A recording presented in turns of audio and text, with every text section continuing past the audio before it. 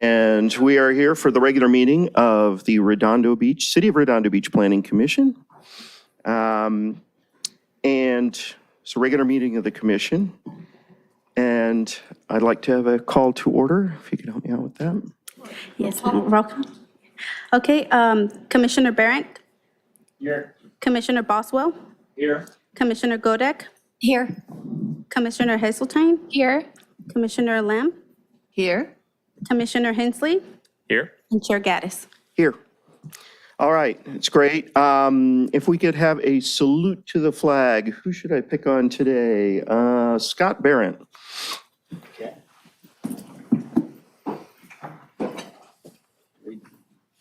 Pledge of allegiance to the flag of the United States of America and to the republic for which it stands, one nation, under God, indivisible, with liberty and justice for all.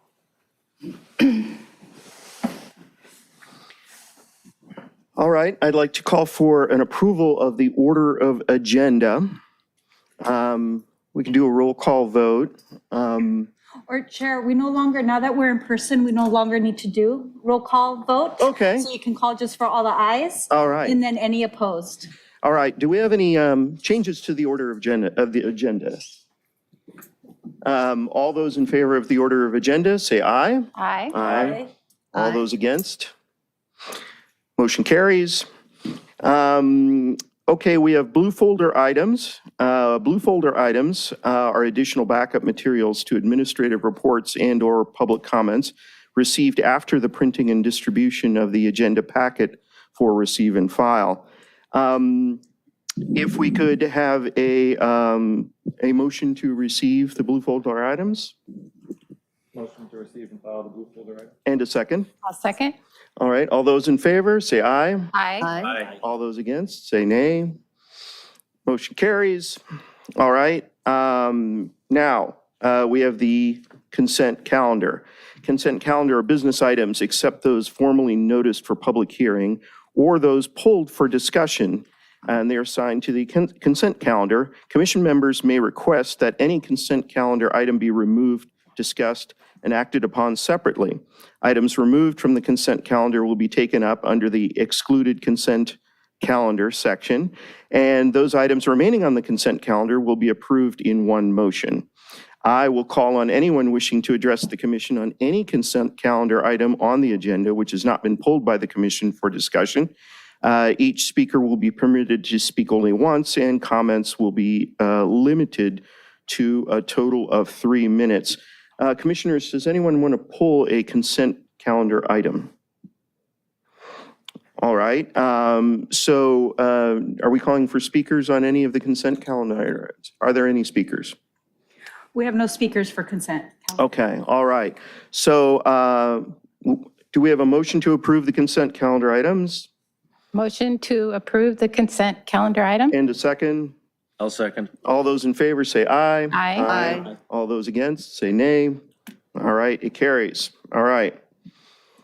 So our next section is the public participation on non-agenda items. This section is intended to provide members of the public with the opportunity to comment on any subject that does not appear on this agenda for action. This section is limited to 30 minutes. Each speaker will be afforded 3 minutes to address the commission. Each speaker will be permitted to speak only once. Written requests, if any, will be considered first under the public participation section. I assume we probably do have some written public participation items. We do have one person on Zoom that has also signed to speak on non-agenda items. Holly Osborne. Holly, if you can unmute. You're too quick. I need 2 seconds to get my file up. Give me 2 seconds. Okay, I'm up. Okay, you hear me? Okay. Yes.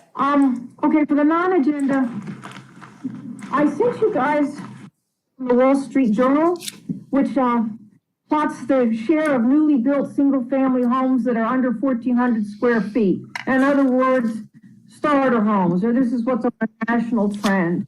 And it shows it's gone down. And at the same time, Biden is addressing this U.S. shortage of entry-level homes and trying to figure out some federally backed legislation to deal with this so that people can get into starter homes. Well, our Senator Hertzberg, well, he's not our senator, ours is Ben Allen, but State Senator Hertzberg has his own bill to try to do that on his level. And his bill only applies, it's SB 1457, and it's supposed to aid first-time buyers for newly constructed homes. So he wants to create as many homeowners as possible because home is where the wealth is. And so I believe you should be practicing zoning policies that will further that goal.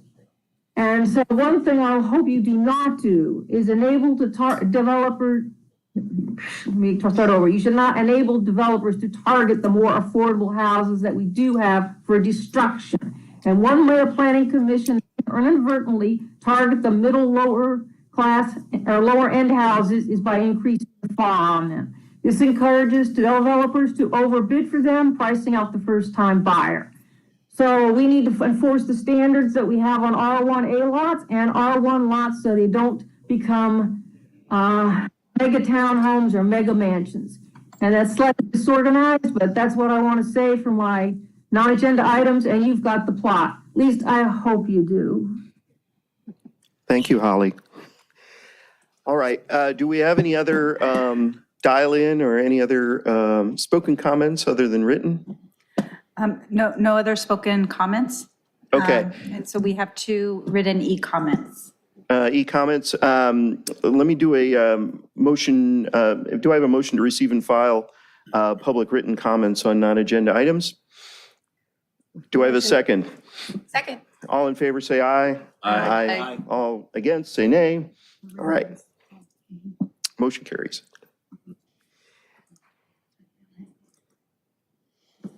Okay, so this is first e-comment on non-agenda items from Mark Nelson. This is a non-agenda comment that is of interest to the public and specifically enumerated right under the Brown Act as an experienced developer of projects at Southern California Edison, Mid-American Energy, and Mountain View LLC. I'm very concerned that BCHD is not being provided appropriate guidance by the city on an informational basis throughout BCHD's development process.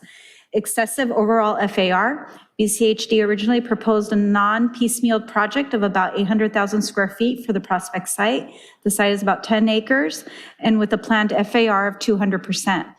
PCF is case-by-case FAR, but PCIV has a FAR of 125%, and I found no instance of a FAR of 200% in RBMC. BCHD should have counseled by planning staff to reduce the FAR or face stiff public opposition based on precedent. BCHD's proposed project is larger than the entire Barrel Heights neighborhood in terms of square feet. Number 1, BCHD FEIR was certified based on a 50% FAR for the C2 site. BCHD has proposed no specific compliance path in its pre-CUP, and I see no deficiency declared by planning staff.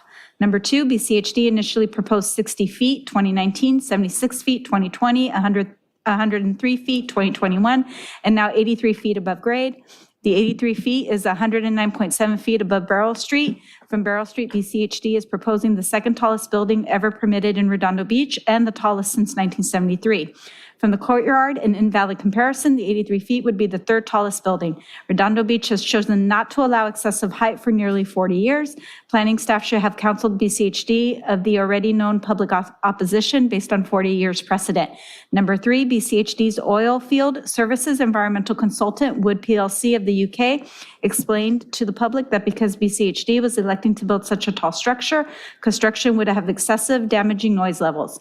Wood PLC also explained that a shorter structure to be fully mitigated. BCHD's excessive height is a direct cause of non-mitigated noise and should have been clear to planning staff even without Wood PLC guidance.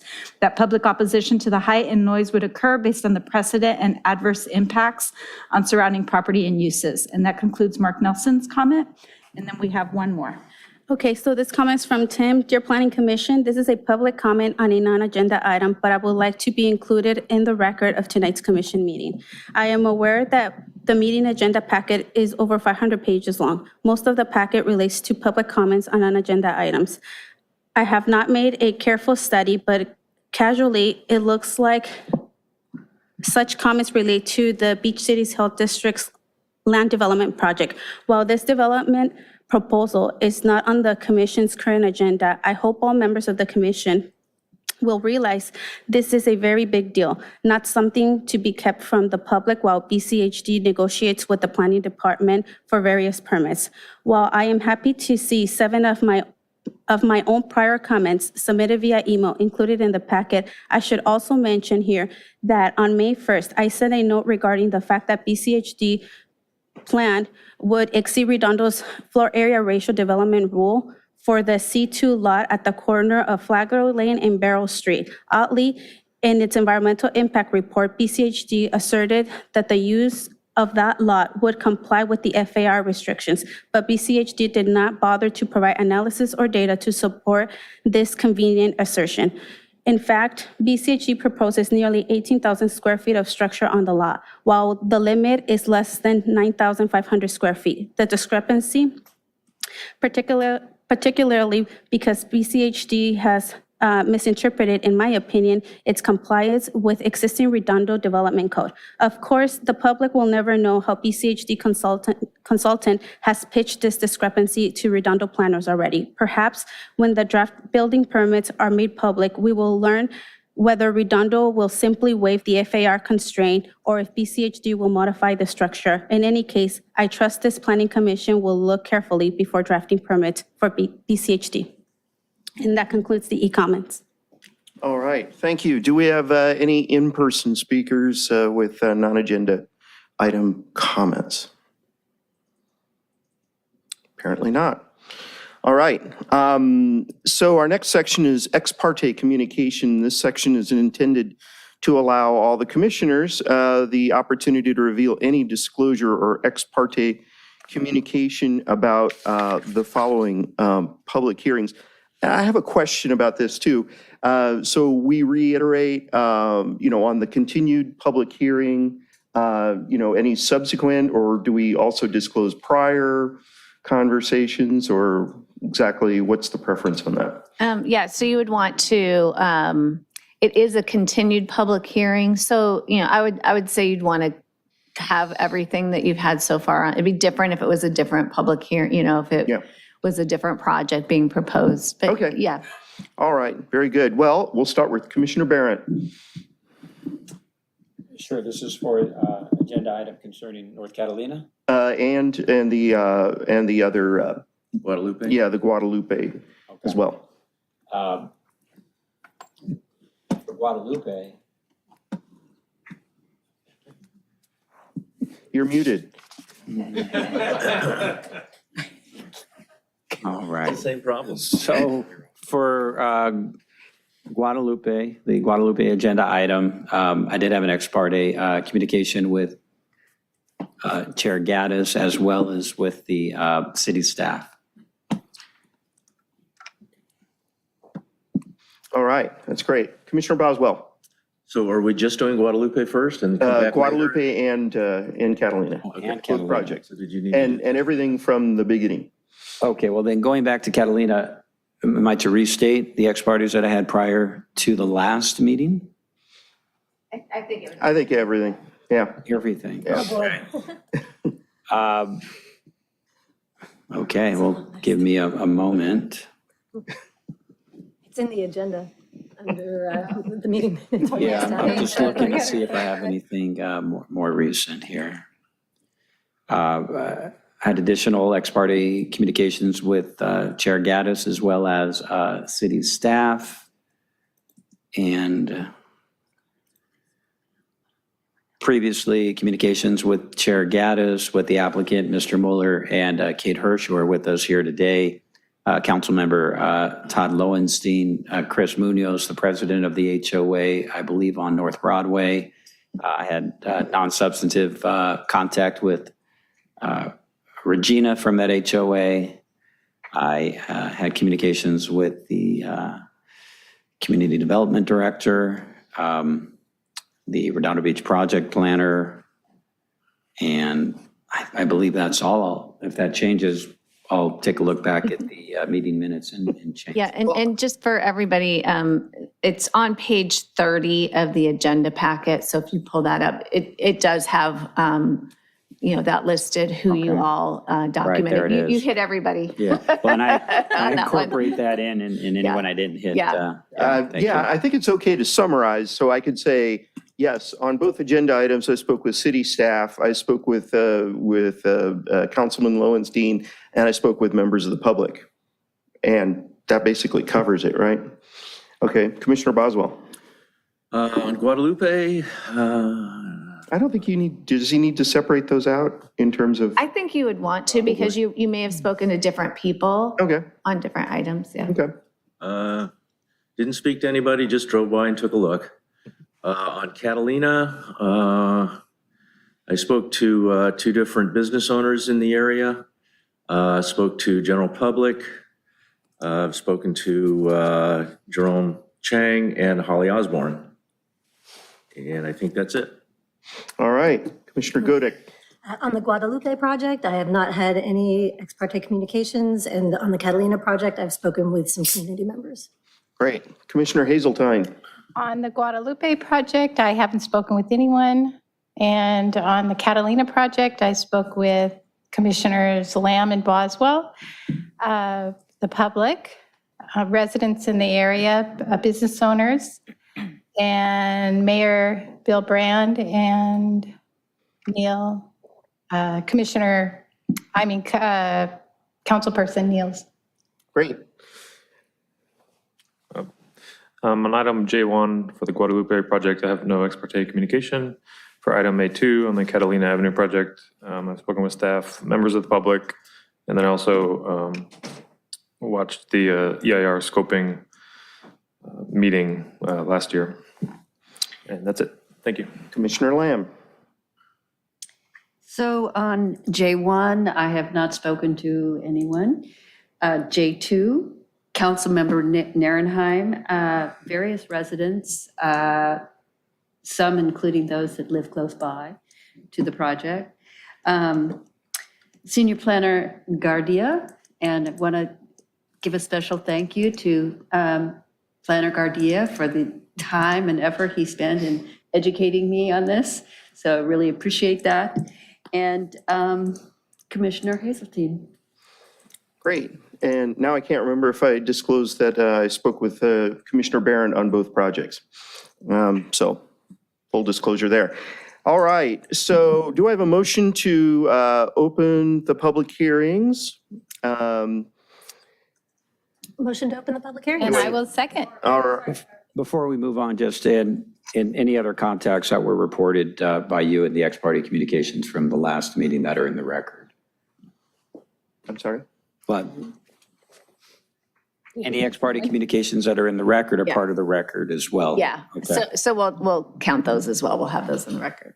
Okay. I think you want to do the oath for the audience members, right, for the first public hearing. Before So- opening the public Yeah. hearings. Okay. Yes, so Great. you'll want to open the public hearings individually, so you'll open J1 Right. first, but you'll do the oath first and then open the public hearing. Okay. So, and the oath just for J1 first? Yeah, correct. Okay. Do we have anyone the applicant and whoever's speaking on behalf of the applicant or anyone speaking on that agenda item here in the room? And can they stand and take an oath?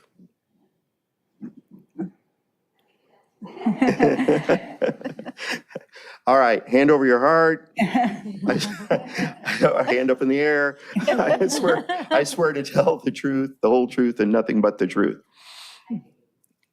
Thank you.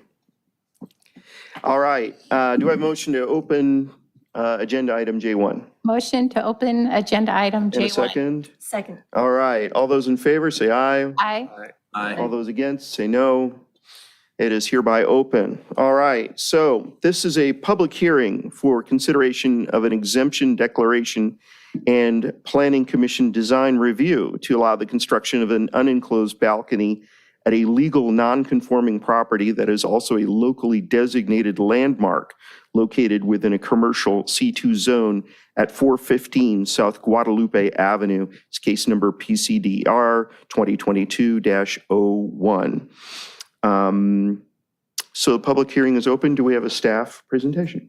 We do. Good evening. The project site is located on the west side of South Guadalupe, just east of PCH.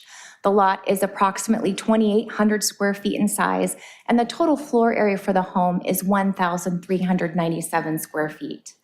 This California bungalow home was built per the assessor's records in 1923. The zone is C2 commercial, meaning that this residence is legal when it was built, but non-conforming per current zoning. They are proposing a new balcony located along the north elevation. Per the municipal code, minor additions to non-conforming uses require Planning Commission design review. Here's the zoning map. You can see the location of the property right here. You can see the C2 zoning along South PCH and a little bit of that along South Guadalupe Avenue, but you can see the remainder of this neighborhood is R1 single-family residential. Here's the front of the property. Even though it's a two-story home, it is one story as seen from Guadalupe Avenue. Here's the side view of that front elevation. And then here's the split view of that north elevation where the balcony is proposed. And you can see on the left-hand side here, those are the stairs going from the front yard and the front porch area into the lower yard area. This property has classic design features of craftsman homes.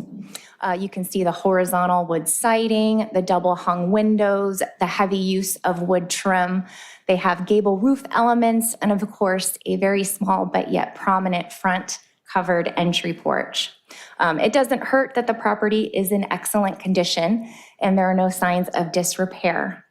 The minor alteration subcommittee did review window revisions back in January. This is considered phase 1 of the project, and it's the result of interior remodeling for the kitchen on that upper floor, as well as a new stacked laundry space. And then the Preservation Commission reviewed the item in March.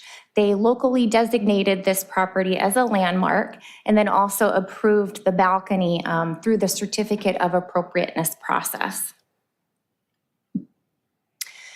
I wanted to show you the elevation drawings that the minor alteration subcommittee had seen back in January. It's just the window revisions on that upper floor here on the right-hand side. This is the rear elevation facing west. This is the removal of one window for a stacked washer dryer in that little nook. And then the right elevation, which is the north elevation, these two windows were shortened so that they could have a new kitchen counter. If for some reason this group did not feel that the balcony was appropriate, this is what the project would end up being. It would be phase 1. So it's a balcony addition along the north elevation. It's 158 square feet. They will have to remove one window. It's the center window on the north elevation in order to add wood French doors for access to that balcony. They will have to remove two little roof overhangs that are located on the lower level. And then, of course, because of the topography of the lot, the downsloping nature of the lot, and then the front yard fencing that exists, only about 8 inches of the balcony and its railing would be visible from the street view. As it relates to outdoor living space, that lower yard does count as outdoor living space. It is approximately 734 square feet. If this were an R1 single family lot, they would be required to have 800 square feet of outdoor living space. This balcony, if it were R1, would help contribute to the property's outdoor living space and bring it into compliance in that manner. No new square footage, so the main building envelope would remain unchanged. And then all of the materials would be wood to be compatible with the bungalow. Here you can see the site plan. Right now they have a vacant commercial lot to the north that will be developed. And if the balcony is approved, they'll be looking at a 2-story commercial structure. As you go west, this is actually a non-conforming property because it has a house as well as a commercial front office. I think it's a retail space facing PCH. And then to the south is another legal non-conforming house. Here's the floor plan. You can see the proposed balcony on the left-hand side. You can also see the new remodeled kitchen on the inside. And then this little corner nook on the right-hand side is the washer dryer space. Here's the right and rear elevation, so essentially the north and the west elevation. You can also see the change in topography, that grade change. You've got a retaining wall that's about 7 feet in height, and then you also have the front yard fencing, safety railing as such. You've got the wood balcony proposed along here, and then those French doors for access. And then along the rear elevation, you can see again that tall retaining wall and the front yard fence that exists. These are the 6 criteria for minor additions to non-conforming uses. They're further detailed within the staff report, but I do want to note that this site does not have any off-street parking. The balcony itself would not decrease the ability for parking to be placed on the site, nor does it increase the deficiency in the parking on the site. As it relates to the useful life of the structure, because it's been designated as a local historic landmark, it will remain at the site for years to come with or without a balcony. And then we consider this consistent with the general plan in that we are maintaining our current housing stock as well as maintaining and restoring our historic structures. These are the 8 criteria for approval of Planning Commission design review. The balcony, the wood balcony, would be consistent with the current architectural style of the building.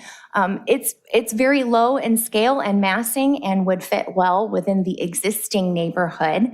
And we consider it to meet the residential design guidelines for those reasons.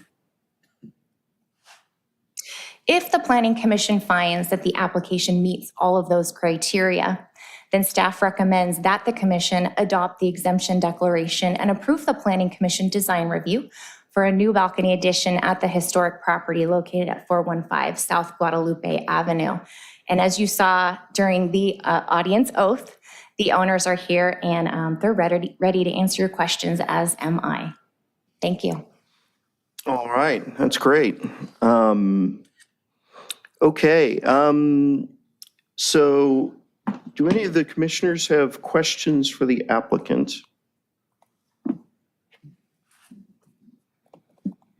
Chair Gaddis, I have a question for staff, if I may. Okay.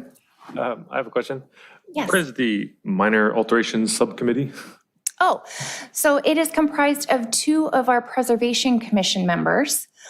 Within Title 10, Chapter 4 of the Preservation Ordinance, they review all of the little minor alterations to the sites. Usually it's windows and doors, windows that are in disrepair and need to be replaced. Per the Secretary of Interior standards, we prefer like-for-like replacement of exterior materials, but in some cases that's not possible. So we have the minor alteration subcommittee. Right now, I believe it's Vice Chair Matsuno and Commissioner Galassi. We coordinate with them as these small projects arise.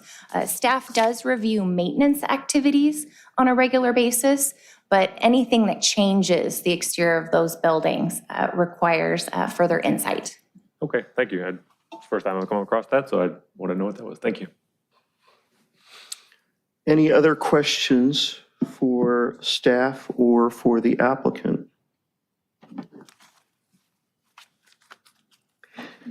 Do I have a motion to approve this project? You have a motion to approve this project. Do I have a second? Was there any public? Oh, public comment. You do have two then- public, Oh my, I forgot. two public My e-comments apologies. on this item. Okay, yes. I couldn't unmute fast enough. Yeah, these things are really slow. That's why I leave them open. But are these the written comments we received in blue folder? These are actually e-comments, so these are in addition to the Okay, written all comments in right. blue folder. Okay, so the first one's from Barbara. It says, "We live on the 400 block of South Francisco Avenue. We are writing in support of the exterior modifications proposed by our neighbors, the Hardys. We are in favor of your approval of the exemption for the proposed balcony. Thank you." And then the second one's from Maggie. We have lived on the 400 block of South Guadalupe for more than 30 years. We are writing to support of the exterior modifications proposed by our neighbors for the property at 415 South Guadalupe Avenue. We value the historic nature of our block, and we know that the Hardys do so well. They have designated something that will enhance their home beautifully and is in keeping with historic style of their home. We urge you to approve the exemption for the proposed balcony. Thank you. Maggie and Pat. And just want to ask, is there anyone from the public wishing to speak on J1? And we did have two blue folder items, but those were not them, right? So we actually have 4 comments in favor of this project from the public. Okay, very good. So we have a motion and a second on the floor. We'll take a vote for the approval of this Well, project. Got to close the public hearing Oh, first. sorry. Okay, a motion, do I have a I have a question for staff. Okay. So this building is considered a landmark or a historical landmark? Is there a difference?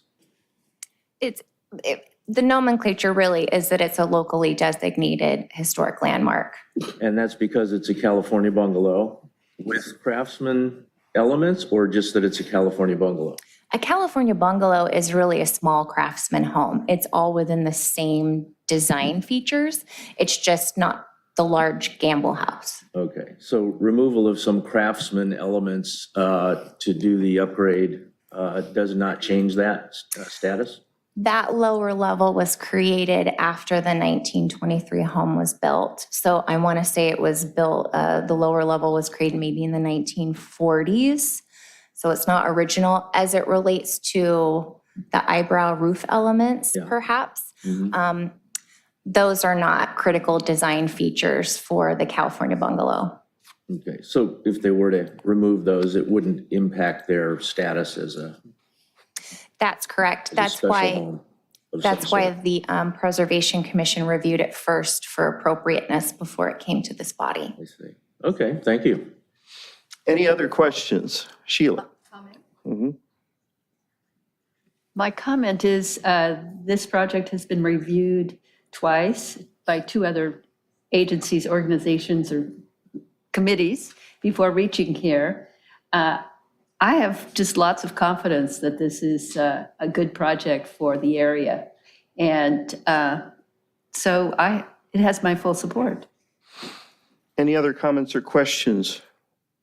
Do I have a motion to close the public hearing? Motion to close the public hearing. I'll second. All those in favor say aye. Aye. All those against say no. Public hearing is closed. We have a motion and a second to approve the project. All those in favor say aye. Aye. All those not in favor say no. Motion carries. Your project is approved. Thank you. And good luck with it. I'll get over to Home Depot. All right. So we're moving on to J2. Do I have to swear in the applicant and all? Okay, so we're going to have a re-swearing in of the applicant and all those who are going to speak on item J2. J2 is a public hearing for the consideration of an environmental assessment, environmental impact report, statement of overriding considerations and mitigation monitoring and reporting program, variance, coastal development permit, conditional use permit, density bonus, planning commission design review, and vesting tentative map number 82561 to permit construction of a proposed 30-unit residential project with adaptive reuse of existing non-residential buildings for commercial purposes on a property located within a low-density, multiple-family residential R3A zone in the coastal zone at 100 to 132 North Catalina Avenue. If all those who wish to speak on this item could stand and be sworn in. I swear to tell the truth, the whole truth, and nothing but the truth. Yes. Thank you. You may be seated. All right. Do I have a motion to open the public hearing? I know it's already open. So to continue the public hearing, do I have to have a motion for that? Or do we just slide into it? Hey, just go ahead and make a motion to reopen. the Motion to vote. reopen, Just to be safe. item J2. Motion to reopen, item J2. Second. All those in favor say aye. Aye. Aye. All those against say no. It is now an open public hearing. All right, staff report. Thank you, Chair Gaddis. Again, this is the continued public hearing for the consideration of the 30-unit density bonus project. The staff materials include the Preservation Commission's April 18th agenda item and minutes. They were attached to the report. Just to recap, the Preservation Commission approved the local historic district designation, as well as multiple certificates of appropriateness for this project, which included the demolition of one of the buildings here, which is at 116 North Catalina. They also recommended approval of the parking variance by a majority vote. The entitlements, again, that the commission is looking at are the certification of the EIR, the adoption of the CEQA findings and the mitigation and monitoring and reporting program, a statement of overriding considerations for the transportation impact, which cannot be mitigated. And along with that, the project entitlements are for the density bonus, the historic variance in terms of parking, for the anticipated intensification of the non-residential uses, the conditional use permits, coastal development permit, design review, and tentative map, which was included in your blue folder items. The CUP does have, there's a couple of components to that. One is for the bar lounge, the tasting room, and the other is for the outdoor dining area, as well as the multiple units and the airspace subdivision. So there's a bunch of different components that go along with the conditional use permit. So this is the ground floor as was revised by the applicant, and this was in response to the commissioner's comments. The revised site plan and floor plans eliminate the units that have more than 5 bedrooms. They reduce the building area by approximately 5,000 square feet and increase the number of parking spaces. They have 7 more spaces, or 3 more parking spaces for the commercial uses, and 4 tandem spaces for the residences, which is 7 net gains parking spaces. There's a total of 79 provided now. There's a reduction of the outdoor seating, which helped reduce the number of parking spaces that were required. And then there's elevations and renderings which were provided, which were also updated. And I'll show you the elevations and renderings here in some upcoming slides.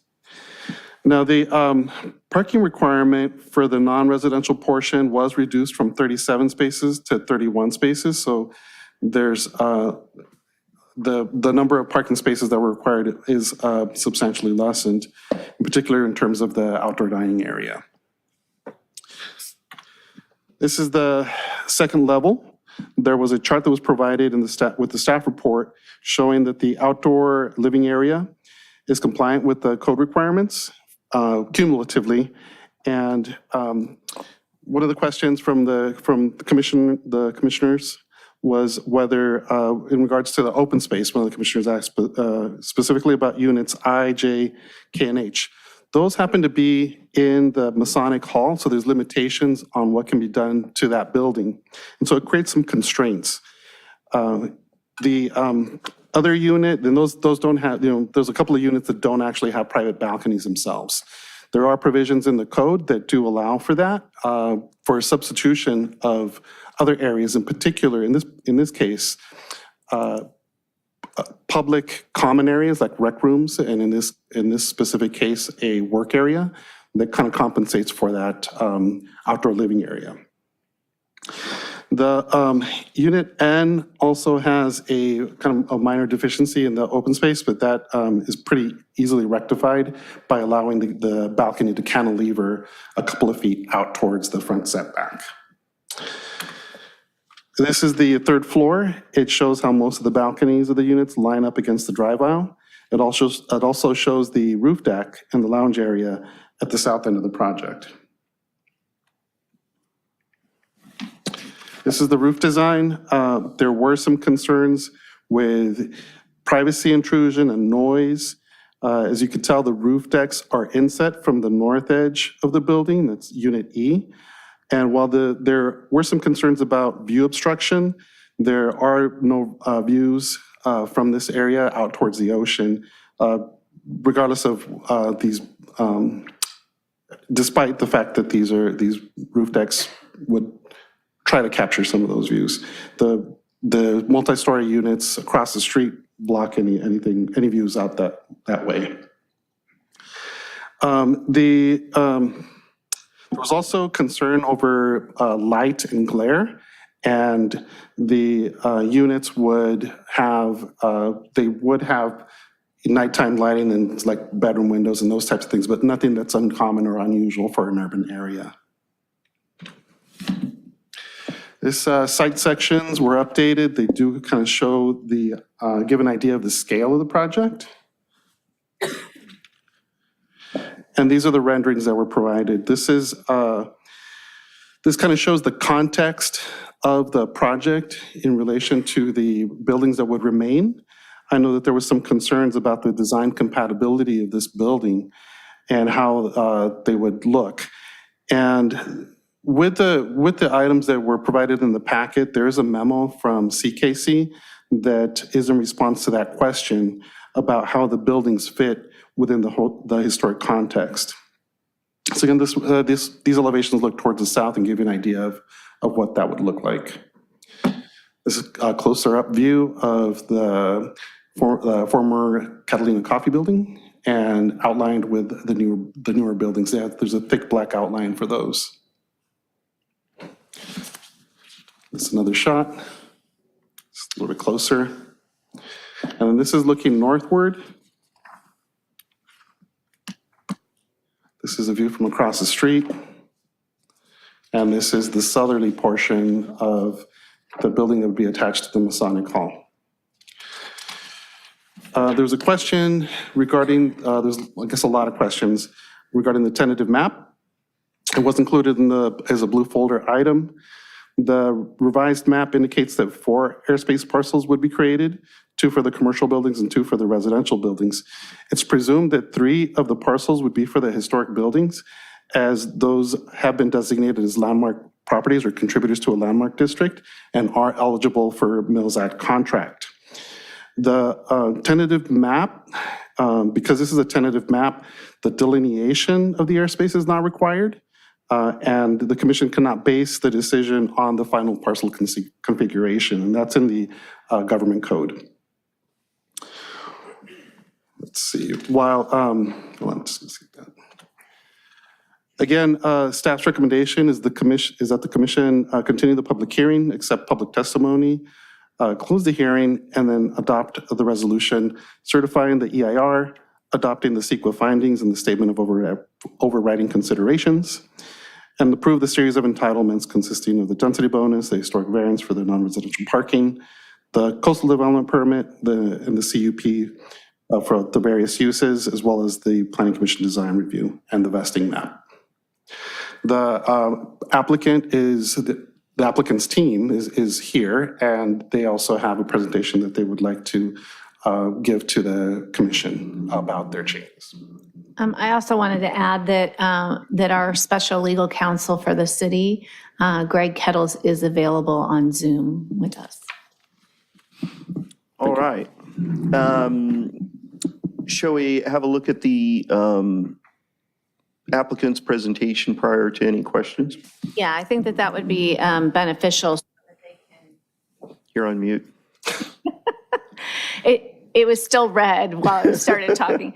I think it would be beneficial for you to understand the different revisions that the applicant has made so that they can describe to you, how that was addressing, or they feel that was addressing the concerns that were raised at the last public hearing. All right. I'd like to ask the applicant to go ahead and deliver their presentation.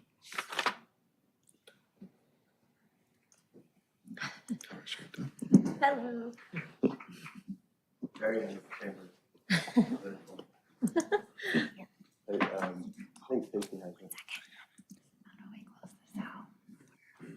probably want to pull your microphone a little closer to you too, or at least point it at you, yeah. Looks like it's highly directional. It's pretty cool.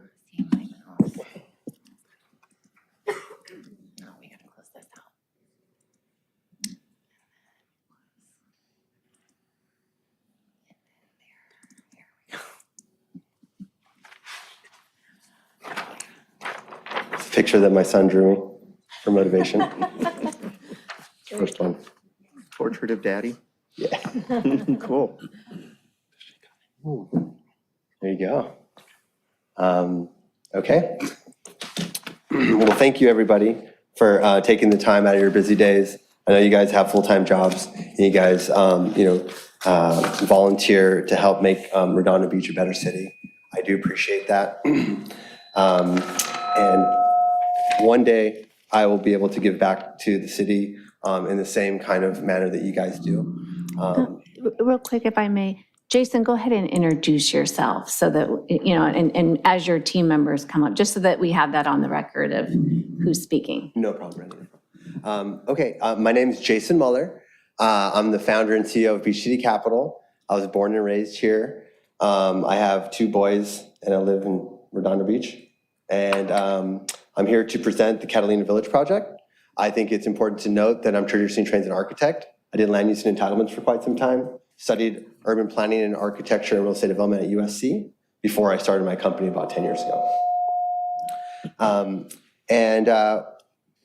wanted to give a quick recap of the project and represent the project, but specifically to responses to the challenges that we heard and the concerns that we heard about. So this is a 1.2 acre site.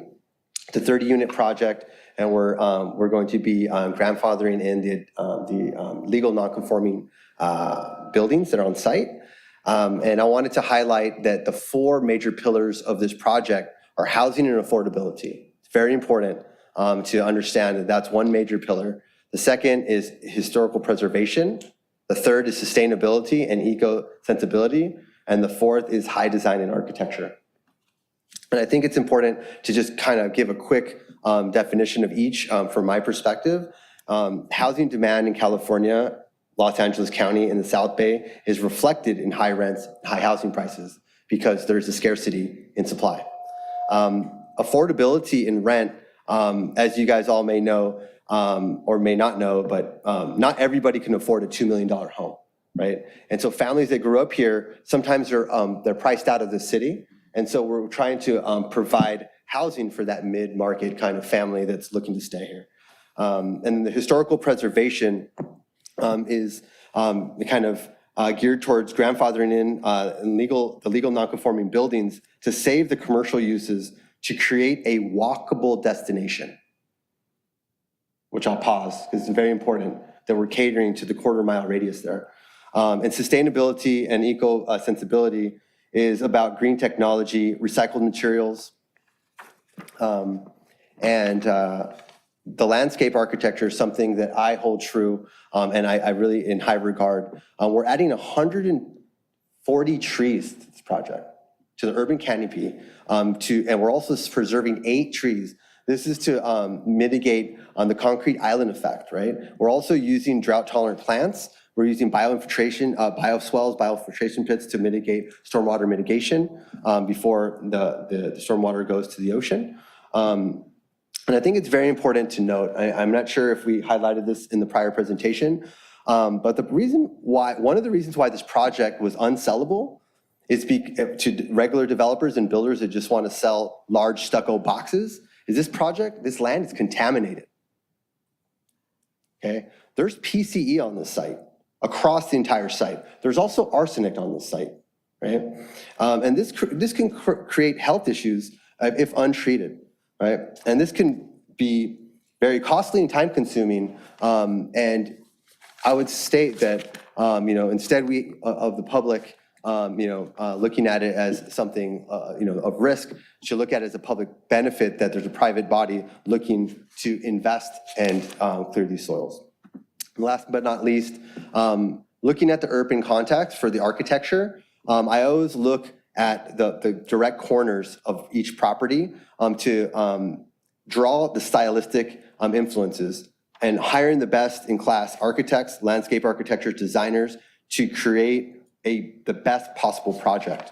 So that's kind of the four main pillars of the project.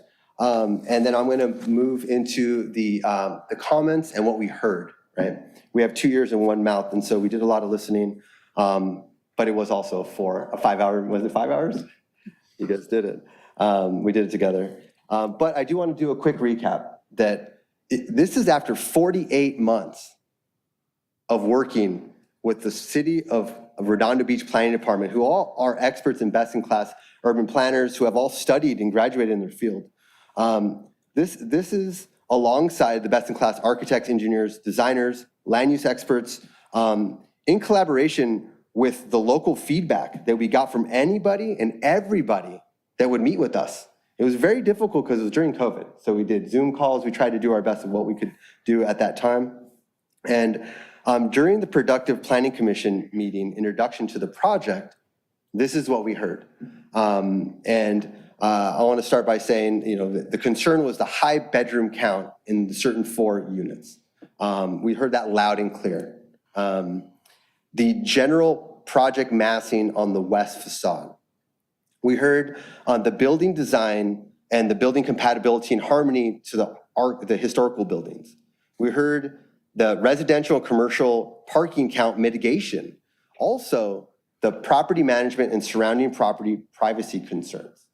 Those are the major points. There's others that we've also included into the redesign of our project, but those are the 5 major ones that we're going to address today.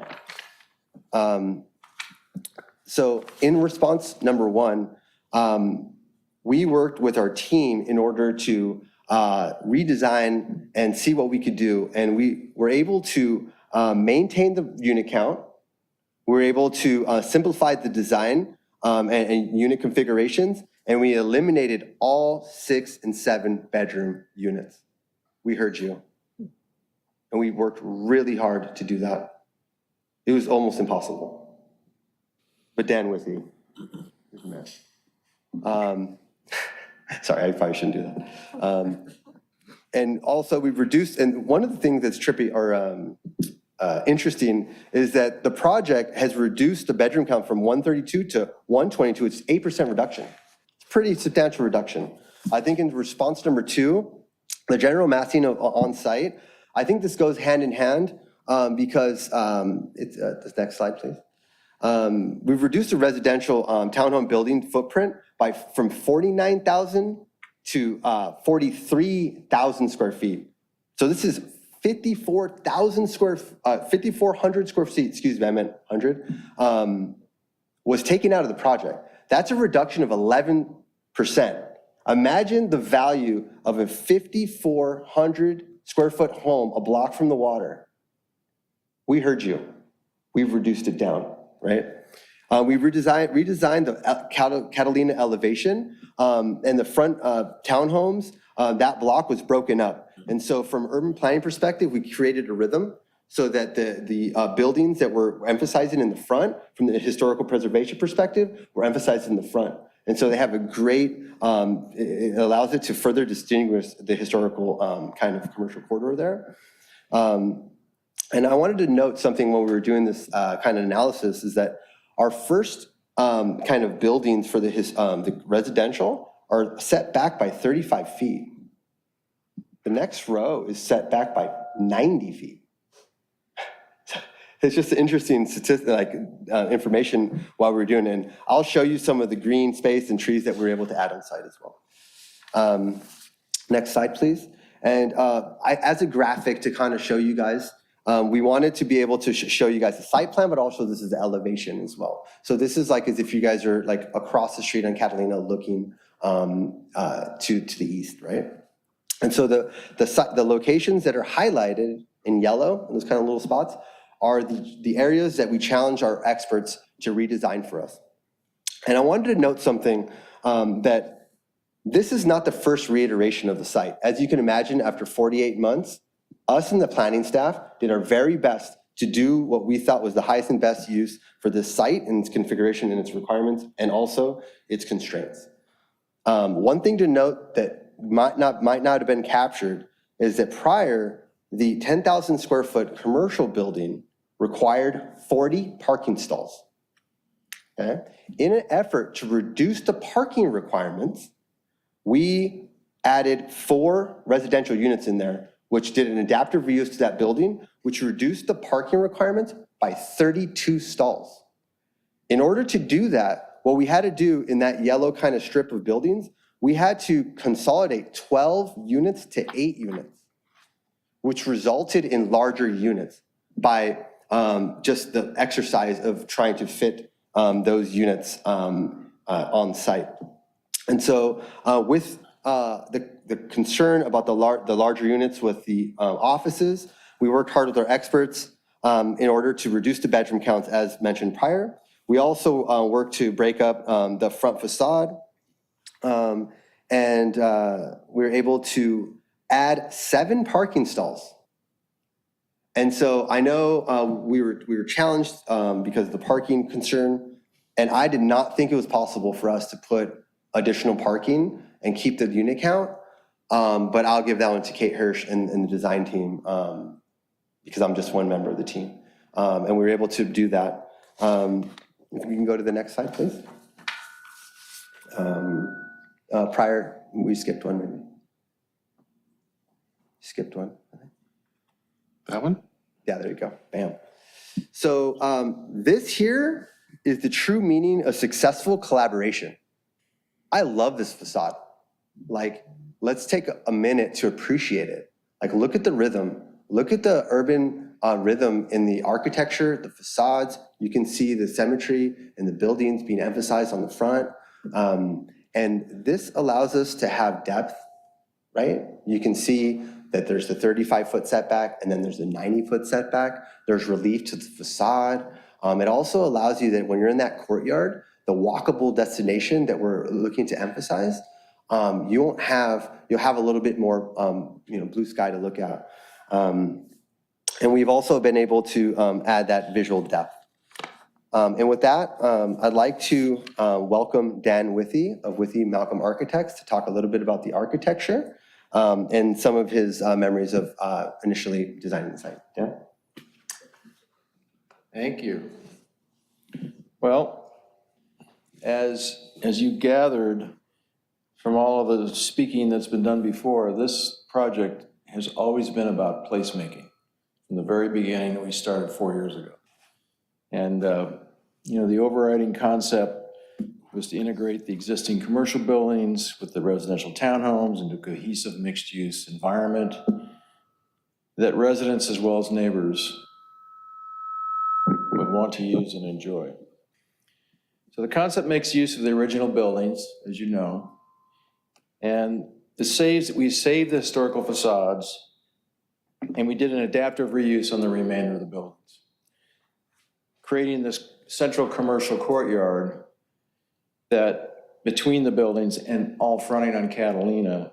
And so it made a welcoming space for not only the residents, but for the neighborhood. And the scale of the massing of the project really starts at the street. By the separation now because of the courtyard and the drives, you really have this rhythm, this visual rhythm going down the street now of voids and solids of 1- and 2-story building masses. And the townhomes behind being very highly articulated buildings with siding and awnings and trim in a coastal plantation style that really evokes the eclectic beach architecture that's always been in this area, and especially in Redondo Beach. I can remember, this is just an aside, I've been here a long time, and when Paul Connolly was planning director for 20, 30 years, whatever it was, at the end of last century, we couldn't do a building in Redondo without siding on it. Flat out, you couldn't do a stucco building. He would force you to. So this place was all about siding. So the reason we're using plantation coastal sort of architecture is because it has a big emphasis on siding and trim and articulation. You can go to the next slide. The other thing we did was we provided huge decks for every unit. And I think that was just basically to take advantage of the Southern California temperate climate, emphasizing the indoor-outdoor quality of life that we at the South Bay have all learned to appreciate and love. Even the roofs have a variety of materials and forms to give the project visual interest. The windows or treatments vary as well as use of divided lights, of awnings, and extensive window trim. And then the handrails, if you look at the handrails, they're all detailed to incorporate this, articulated wood details that really evoke sort of the beach bungalows of the past. So in order to keep the village scale, we opted not to do structured parking and complex systems. We voted to do directly on grade, conventional residential construction, wood construction, which kept the scale of the buildings down as well. You go on the next slide.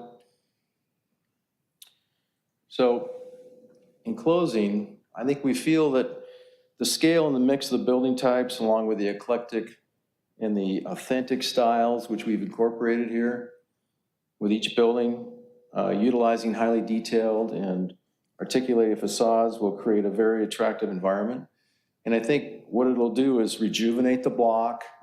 It'll bring back commercial uses that are actually neighborhood serving, and it'll provide high quality housing, all in a really creative project type. And that's it. Thank you. Thank you very much, Dan. And with that, I'd like to introduce Pam, our historical expert.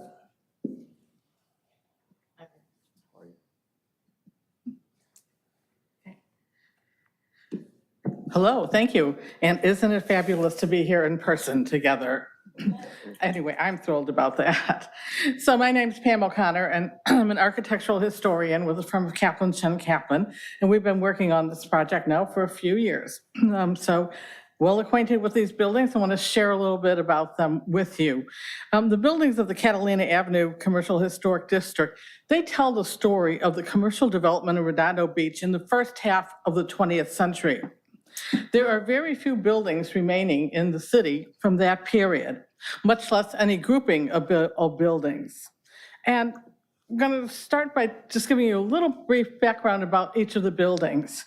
The Masonic Building, which is at 112 North Catalina, was very important to supporting civic engagement in early Redondo Beach. Redondo Beach residents have a long history of active lodge and philanthropic organization involvement. City directories show that by 1917, there were 16 lodges and societies active in Redondo Beach. Most of them did not have the resources to have their own clubhouse or building. But in 1904, the Masons did. They were able to build a two-story building, a building that had the style and structure of the building in that period. There was a real statement about the aspirational hopes for the future of Redondo Beach. Now, the Masons owned the building and they operated out of it, but they opened their doors to the community. They let many other fraternal organizations, women's groups, philanthropic and social organizations use the building, building second floor assembly hall. And even after the Masons left, they moved to another building that they built around 1927.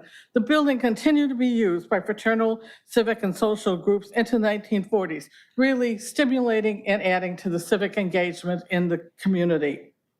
The building at the other end, the other early building at 132 North Catalina, was built in 1905, and it served as a blacksmith shop, an ironworks, and woodworking shop over the decades.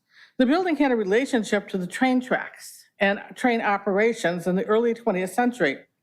And when the area, part of that parcel and the area next to it and the east of the building was used for the narrow gauge Redondo Railway and as a freight railroad yard.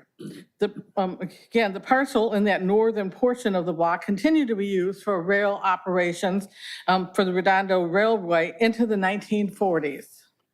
So the other two buildings that are part of the district are between those two, and that's the buildings at 124 and 126 Catalina Avenue. And they were both constructed in the late 1940s. The storefronts of these buildings were the retail operations for dry cleaning plants that operated at the rear.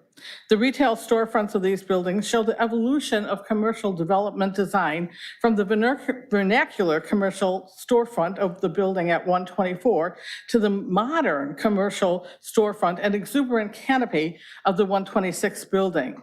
So the significance of these buildings are in their retail storefronts.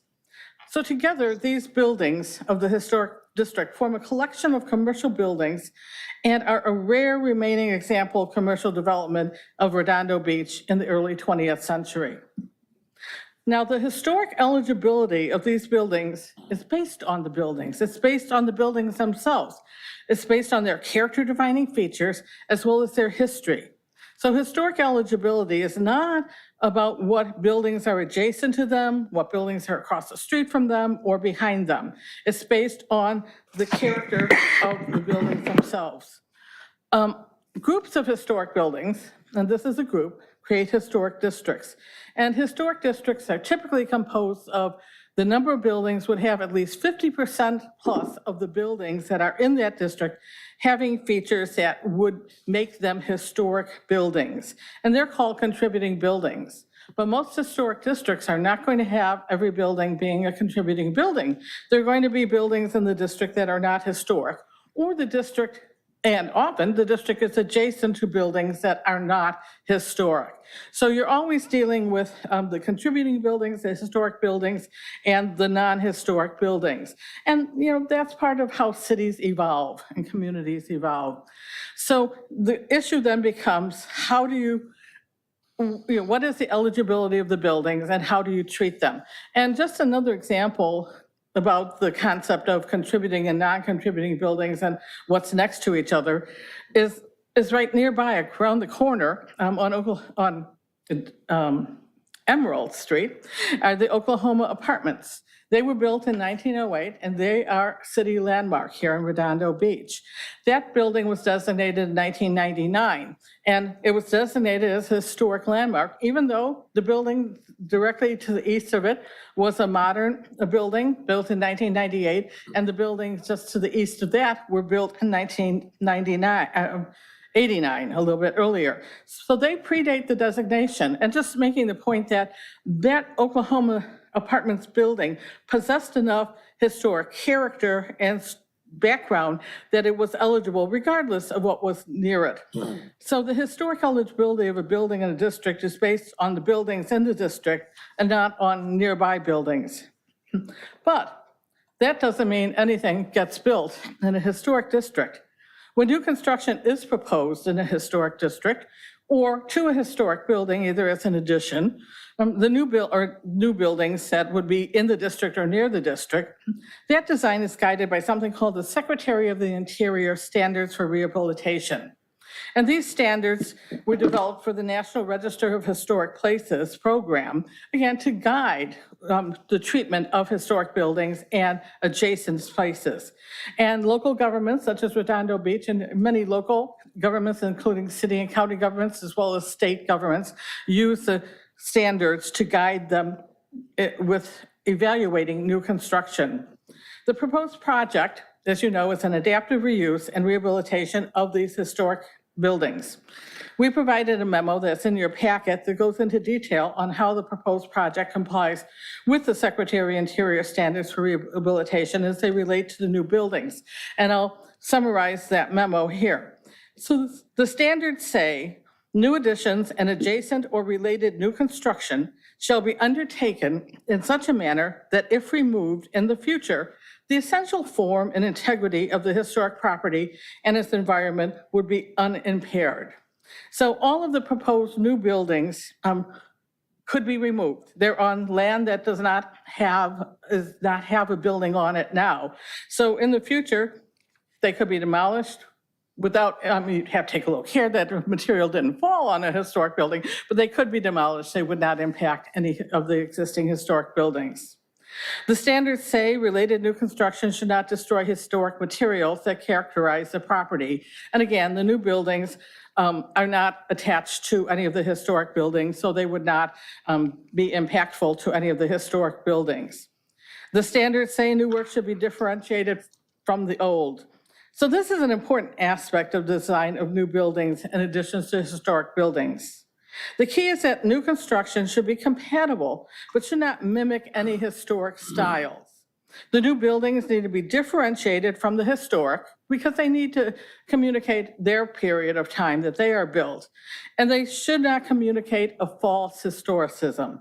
So again, they're not a replica of any historic style. And these buildings, again, are not replicas of any historic style. And the standards say new work shall be compatible with the massing, size, scale, and architectural features to protect the historic integrity of the property and its environment. So the proposed buildings are designed in a contemporary, what I call contemporary coastal architectural style. It's inspired by the traditional historic residential building styles we see around Redondo Beach, but it doesn't mimic or replicate any historic style. So it's not communicating any false historicism. The buildings are similar in height, massing, design, and materials. The subtle colors create a neutral backdrop behind the historic buildings. And there probably were always going to be and are buildings on Broadway that are visible behind the historic buildings. So again, frankly, that backdrop provides a little bit more of a continuum that's cohesive as opposed to the variety of backs of buildings that are visible from Broadway. The materials proposed are modern materials that emulate the look of wood lap siding with similar dimensionality. The windows are articulated, the height of the building creates a rhythm across the project that is uniform. It's a uniform roof line, and it conforms to the height of the two-story building, the Masonic Hall. So in conclusion, the proposed buildings are compatible. They meet and conform with the Secretary of the Interior standards for rehabilitation, both in the placement of the buildings and as well as their design. So thank you. And again, I'm happy to be here in person with you.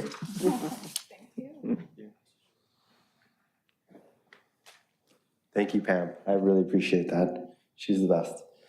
I learned a lot from her. So with that being said, I'm going to continue the presentation here.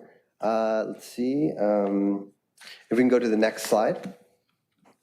And just to kind of highlight and reiterate that it's always important to understand the urban context, architectural styles, as well as the by right zoning. So what we did is we looked around in the immediate corners, what projects, how they were designed behind us, in front of us, to each south and north side, as well as the urban context. And with that, we also looked at the by right zoning, what was voted on the general plan. So if you can go to the next slide here. And so one thing, I like this kind of part T, if you will, is this is a 1.2 acre site, right? So there's 22 units that you can build on the site. And you can build 22 4,000 square foot stucco boxes and sell them. Yes, you can do that.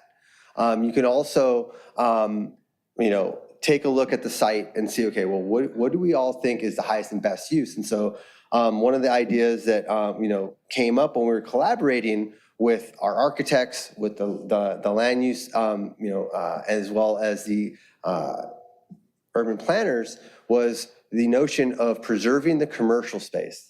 As well as every time I was at the site, people would walk by and say, when is the coffee shop coming back? Could we get a restaurant here? And so, for rent commercial does not rent for more than for rent residential, right? So it wasn't an economic decision. It was a decision to preserve this nostalgic, architecture.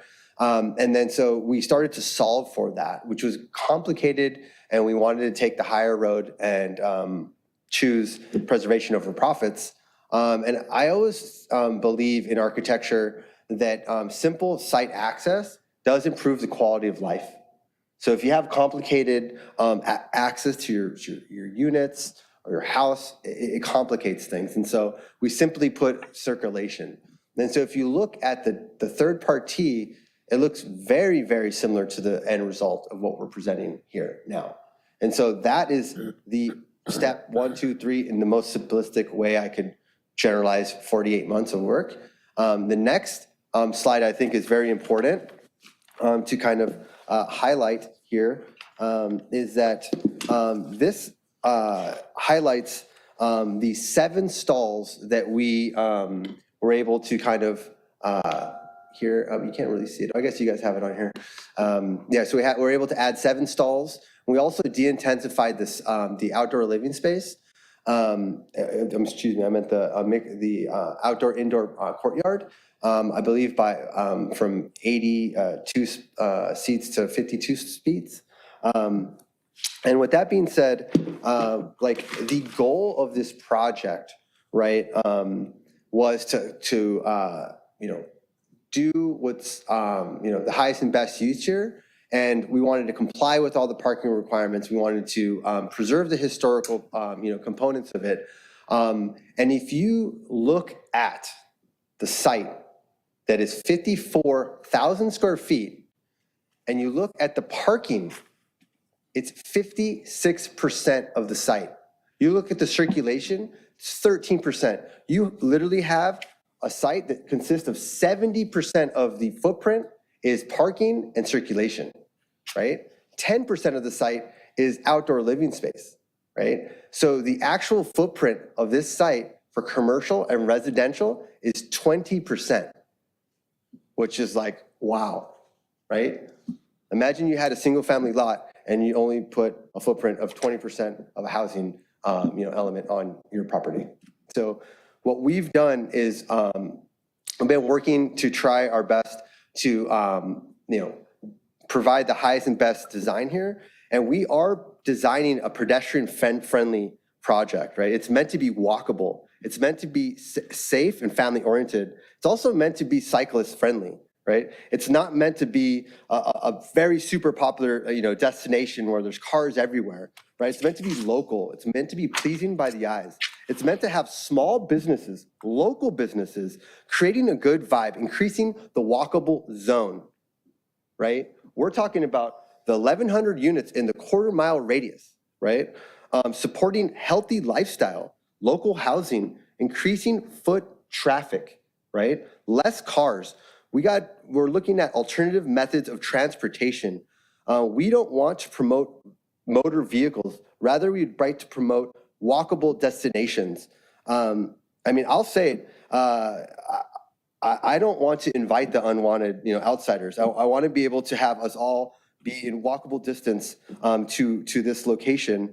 It's not sustainable to have a lot of parking on such a small site. Like I can't squeeze, you know, this site to be 80% of the footprint to be parking. It's virtually impossible. With that being said, if you can go to the next slide, please. And so these are kind of the way that we were able to kind of, if you want to look at the quick, the red, the site, the parking that we're able to provide on site went from 72 to 79 stalls, right? This is not including the 8 off-site parking that's right in front on Catalina Avenue. So the parking, you know, incentive for grandfathering in the legal non-conforming historical buildings got reduced down from 32 to 23 with our best efforts, with our entire team. And the next slide, please.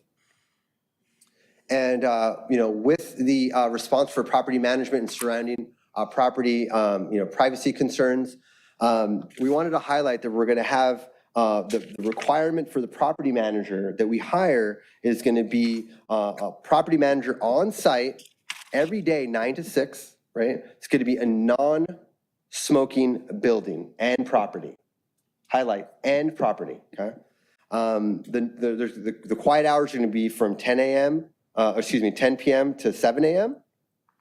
And then there'll also be fines, you know, allocated for any kind of rubbish that's, you know, in the common areas for any of the tenants. There'll be no pets.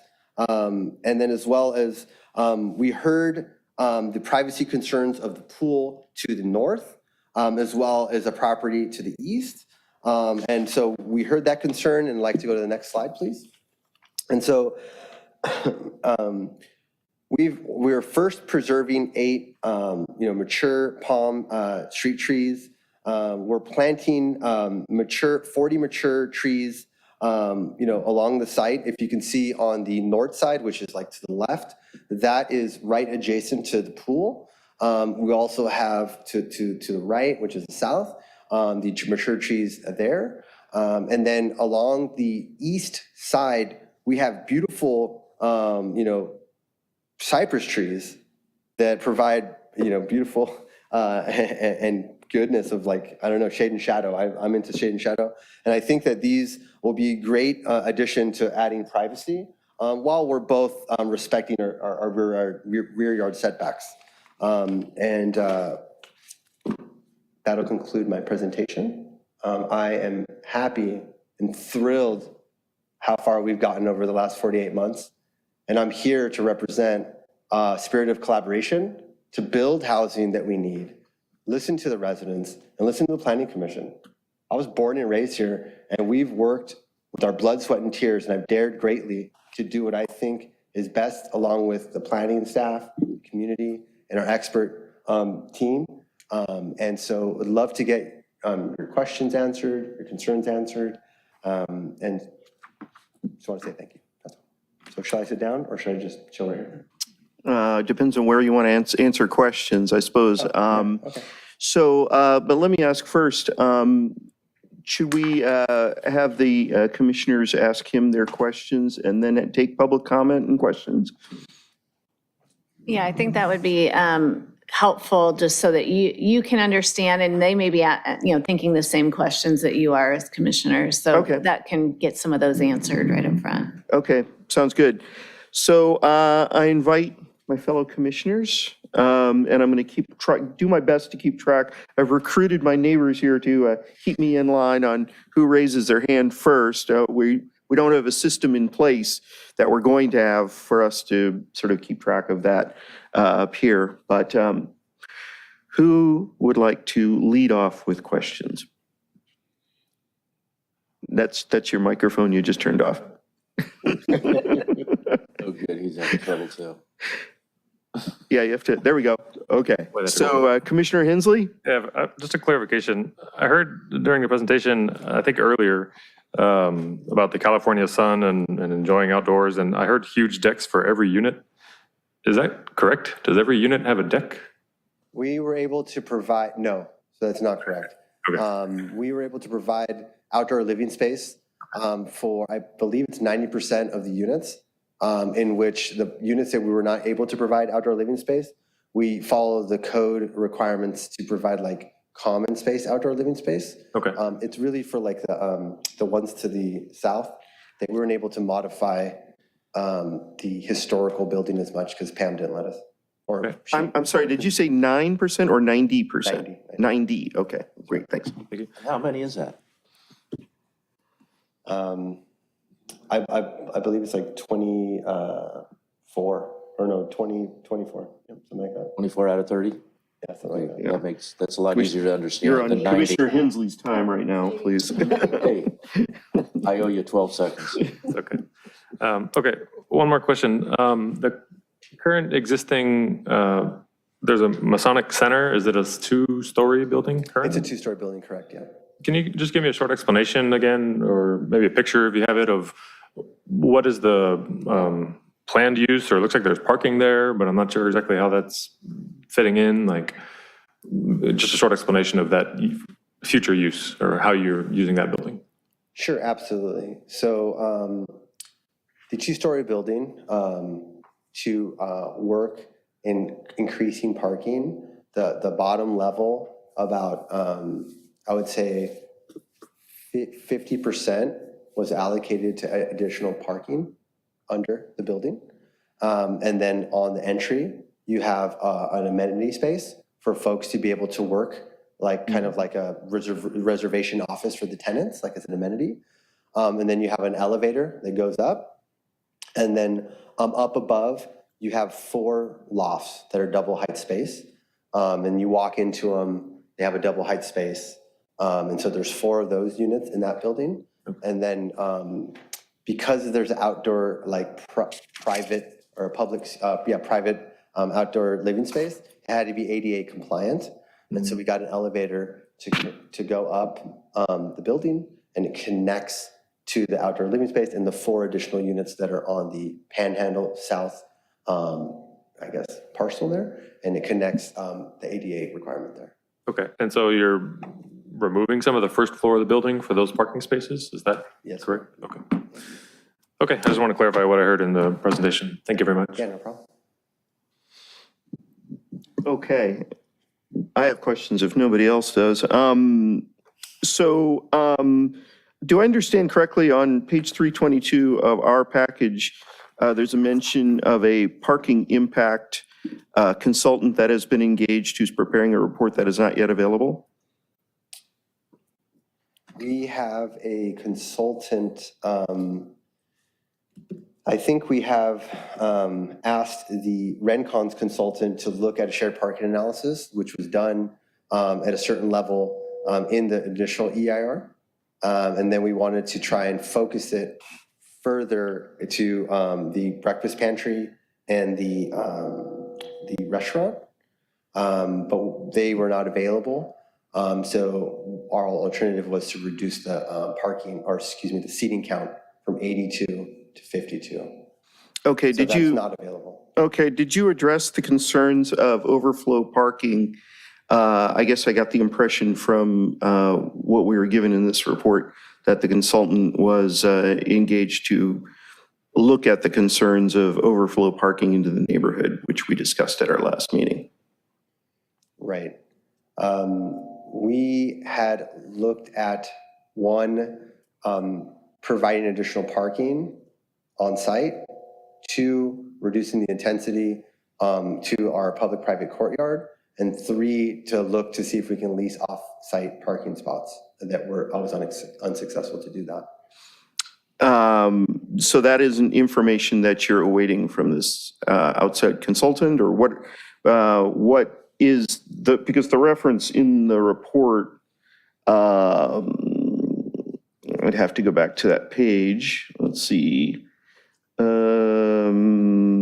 Applicant has been working with a traffic consultant to analyze the share parking demand of uses which may further justify the variance request, but that analysis is not ready for review. So this has nothing to do with overflow parking into the neighborhood, or does it? Or is that something that's... The parking variance that we're applying for. But there's nothing in motion to consider solutions to, I mean, we have 132 bedrooms, or 122 or 122 or 132 bedrooms? 122. 122 bedrooms and 71 parking stalls. And so, and the commercial, you're looking for a variance on the number of spaces there, and there isn't anything in motion to look at mitigating the parking overflow that's going to result from this. I mean, that was done in detail when the EIR was commissioned by Rencon and the city's consultants. And they had suggested providing parking, bus passes for all our tenants, providing also, ride share. It provided a lot of recommendations for us to mitigate the parking demand. And what the final result was is that we needed to request a variance for the parking lot of, now it's 23 spots. Chair Gaddis, if I could just kind of interject here real quick. I want to make clear that the EIR and the initial study does not look at parking as a potential impact. We look very specifically at vehicles miles traveled. The applicant is describing the TDM measures to mitigate for that impact. But those are not related. Those are related to vehicles miles traveled, not a parking impact. So I just wanted to make that clear. Well, thank you for putting that on the record. but we do have, we are anticipating overflow parking into the neighborhood there based on, the number of people who are going to be living there, the number of parking spots that are there, the number of people who are going to be going to these businesses and such. And I know in the last meeting, I personally requested that mitigation alternatives be examined, and I guess I misinterpreted this to say they were being examined. Chair Gaddis, maybe I can shed a little light. This is Michael Schonefelt, Land Use Counsel for the applicant. I think I heard two things. We did listen to your concern. We went back, we listened to all of your concerns. We did our best to get a list of your concerns, and we all ran around the dais and we wrote them down. So on the residential parking, that's off the table for consideration of overflow impacts because it's parked to the state density bonus law. It's by right. So even though there might be some reasons that we would want to look at, ameliorating situations, that is not one that can serve as a basis for denial or for a reduction in density. It's per state law, okay? And I know that Antonio had mentioned that last time. So in any sort of discussion of this, I think that the residential parking needs to be taken off, and we focused on the commercial, which we could do, even though we did add 4 new residential spots that are in tandem in the back. Our job was to try to take the Rubik's Cube and reduce, and we did cut to the quick to try to find new on-site parking spots, which of course would mitigate overflow parking for the commercial uses. We did the best we could with the constraints we had, and Jason described to you how we were able to secure more spots on site by cutting down the size of some of the bedrooms and by reducing also what our seating would be on the outside venue. We did that for your concern. We were focused specifically on you when we did that, and for ameliorating to the extent possible. But I think we need to focus on the commercial uses. The legislature, your legislature, has already baked into the state density bonus law that all impacts from residential parking are addressed in the statute as a matter of law. So I just want to mention that. Thank you. I believe my time is up. All right, Commissioner Godek. So it says that there's going to be noise, like quiet time from 10 p.m. to 7 a.m. and that the property manager leaves at 6. So I'm wondering how that gets enforced. I would state that it would get enforced by complaints given by the adjacent residents that live there. And that would be forwarded over to a 24-hour kind of operator that manages the property. There'll be security at the property as well. So if there has to be somebody that comes back to mitigate the noise complaints, that'll be something that can always be available.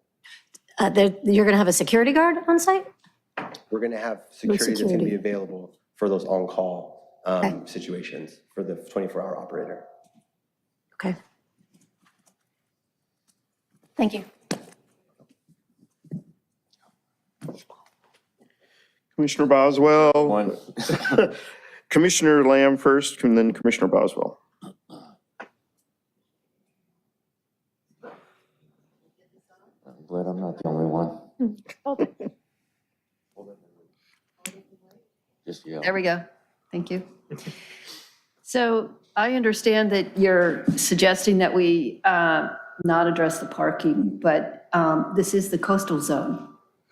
And so just some fact finding first.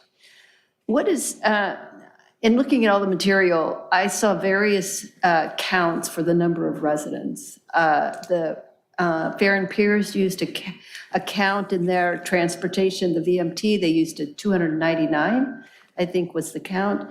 I think you told us last time, I think it was 122 residents that you were, on average, you were looking at, is that correct? Right, one resident per bedroom. Okay, so if you have one resident per bedroom and you have 71 spaces, you have you have 51 overflows to the neighborhood. Are you aware of how many spaces in the neighborhood are available on that block? I would not categorize it as that many overflow parking spots because some of those residents are adolescent children, they're infants, some people are seniors. And so we're parking to the code that was been analyzed for each unit and the requirements for each unit. Okay, but that doesn't mean, so the average is about, for children is about 20%. So that would take it down to, I think it's about 54. So here's what's happening on the street. Okay, there are 74 stalls around the adjacent, on Emerald, Diamond, Broadway, and Catalina. There's 74 stalls. And there are, on peak days, there's no stalls available, none. And on non-peak days, there's 38 stalls available. And you have an overflow greater than that 38. Okay, and remember, this is the coastal zone. This is the coastal zone. So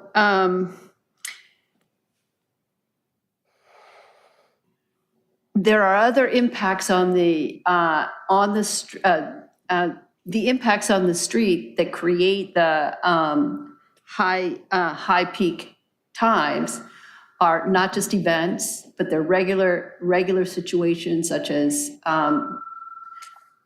overflow parking from the church.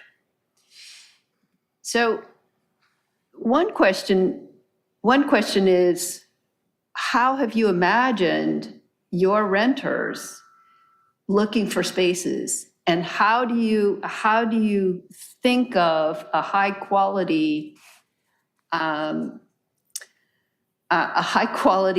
facility residence where your residents seems like 20% or more are looking for parking? And two, every space that you take, it's in the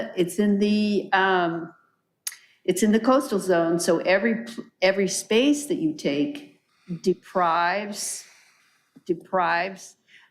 visitors of a space. It's a net loss of spaces. So I'm wondering what your consideration has been in regards to this type of impact on the surrounding communities. Right, thank you, Commissioner Lam. I base the requirements of parking on the data that's been provided to me and the law from state and city, because they've done the analysis and they've done the general plan and they've done the EIRs. And so I follow what they're requesting of me. And so they've requested me 2 parking stalls per unit, and that's what we've complied with. And, and there's a rhyme and reason. I didn't write the law. And so if there were 3 parking stalls that was in the legal code, I would provide 3. If there were 4, I would provide 4. But there's literally 2 that's required, and so that's what I'm providing. Because there's a rhyme and reason for that. Because there's a lot of reasons that people use public transportation. They use alternative means of transportation. Uber is very popular. Electric bikes are very popular. People like to run, walk, ride their bikes. And so there's a lot that's put into that than just, counting the stalls on site or off site. It's really what's the overall analysis? Like every time the city does a general plan and ER that's attached to it, those are all put into consideration. And so when I'm doing my analysis and I'm following the guidelines that are given to me by the land use element and the development standards, I follow those. I'm not a rule breaker, and I'm following when Antonio mentions to me and my land use attorney mentions to me, this is what you need to follow, I follow it. Okay. And so that's what I've been doing. And so that's for the residential parking. So the parking is parked 1 for 1 per the code, right? And the parking that's for the commercial was to preserve these buildings, right? And as Commissioner Hensley had requested is what's happening with the first level of the 2-story building. And we're trying to preserve these buildings, but it's ironic that I have to demo the buildings to put more parking. we also have 70% of the actual site footprint is parking and circulation. Like, I understand, and don't get me wrong, I think the project is innovative, it's attractive, and it's clear that you've done a lot of work, your team has done a lot of work. So let me ask you another question. How many meetings did you have with the neighboring community collectively to hear their concerns prior to the time you developed your plan? Did you have a community meeting with a number of people, and did you record what the responses were? we had a series of Zoom meetings during COVID. We didn't record them. I mean, I didn't ask permission. But we had a series of meetings for the neighboring HOAs. We emailed also all the planning commissioners. You guys got their invitations. We also invited invitations to all the city council folks as well. Was this before you started your development, or was this after the plans were developed? We initially provided a proposal that was in concept form, and we worked with the city staff that is experienced in urban planning and planning. And then after that, we shaped it up, and then it got sent to public comment, right? And then so that was a public comment, opportunity for folks to provide public comment, and that was recorded. And then we responded to those comments, and then we incorporated those comments, the written comments, into the updated design. And this is also like incorporating the one-offs, like the hallway meetings. Like I'm on site and people are like, I would like the coffee shop to be there. Like I would like the standing room to have a bigger spot. Like I would love for there to be some type of breakfast pantry. Me and my wife have to walk all the way down, up or down, or whatever it might be. And so once we did that, we worked together with the planning staff and our staff, and we did the scoping for the EAR, and we got comments back as well. And then once we got public comments back, we addressed those comments. And then furthermore, we then did the one-on-one HOA, invitations, and then all the commissioner invitations. We did not do a public gathering because it was COVID, and typically we would do that, but I just think it was an uncomfortable situation. So the next best was Zoom, so we did that. Right, but nothing prior to any sort of prior to the initial plan. We wanted to have something to provide to the public so that it was comprehensive enough where it wasn't just a conversation of, I think, it was more, this is what the planning staff has said that is feasible, and what do you think? What's your feedback? Mm-hmm. It's like, do you, the general question was, do you think keeping the commercial is worth it? Do you just want us to demo everything and build 22 residential units? And it was unanimous that everybody wanted to keep the commercial uses in one way, shape, or form. So that was kind of the gist of what we got, with fine tuning of the architectural styles. What were some of the other things? They wanted to keep the facade of the middle building. So I can go on and on about the little comments, but generally speaking. Thank you. Commissioner Boswell. Hi. Hello. So who's in control of the presentation? Is it possible to get a picture back up here? I'm looking for the north-facing view of the tasting room. Coolest rendering. So you know what I'm talking about. Yeah, the tasting room. There's a lifeguard tower graphic on the wall. Are you intending to do that? That is a placeholder. So we have 3 canvases that we're going to commission public art. And we're going to do public art on it. And we'd like to commission public artists to do it. I did it on my first project in Redondo Beach. It was so cool. It's like a cool like wave.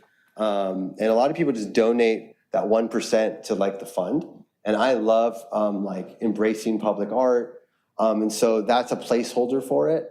I think that came from the influence from the Strand Tasting Room. That's kind of like their brand.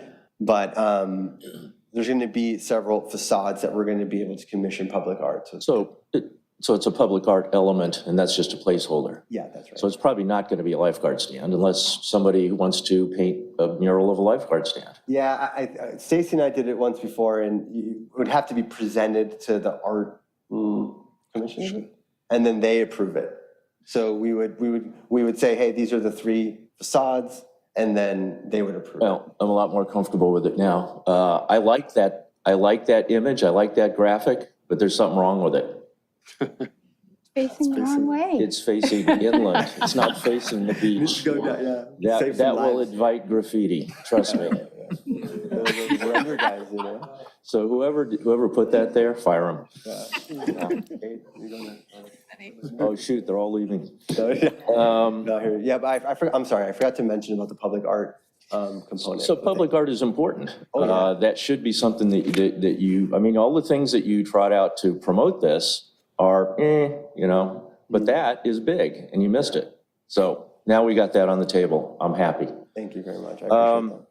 So, and of course we're under oath, so you really are going to do public art, right? Oh yeah, definitely. This has always been our. As if not. The city attorney here? Okay. It's a requirement of the project, and he did reference the 1%. Oh, there's someone back there. So, yes, sorry.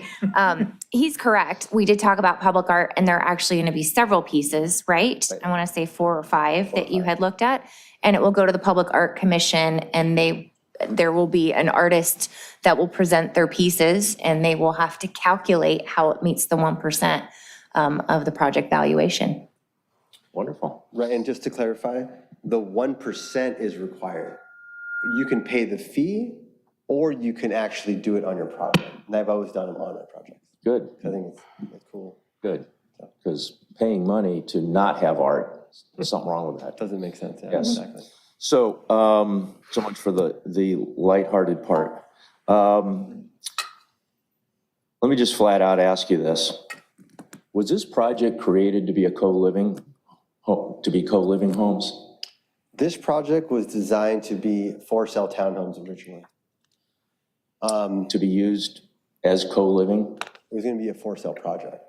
A what? A what? A for-sale project. For sale project. Yeah. It was originally going to be homes for sale. Right. But it's not.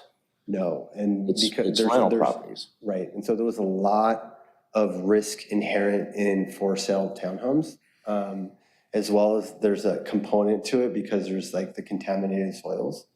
And so there's a lot, and I mean, I can talk to you guys about the layers of it, but there's a lot of risk in the layer of those two. Okay. And so we looked at multifamily as an option, and we started interviewing all the best property managers.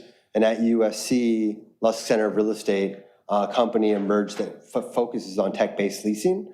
And they allow for people to apply online to qualify and rent the whole apartment unit, or they have a roommate pairing system, right? And so the roommate pairing system is advantageous for the property owners is because it's regulated.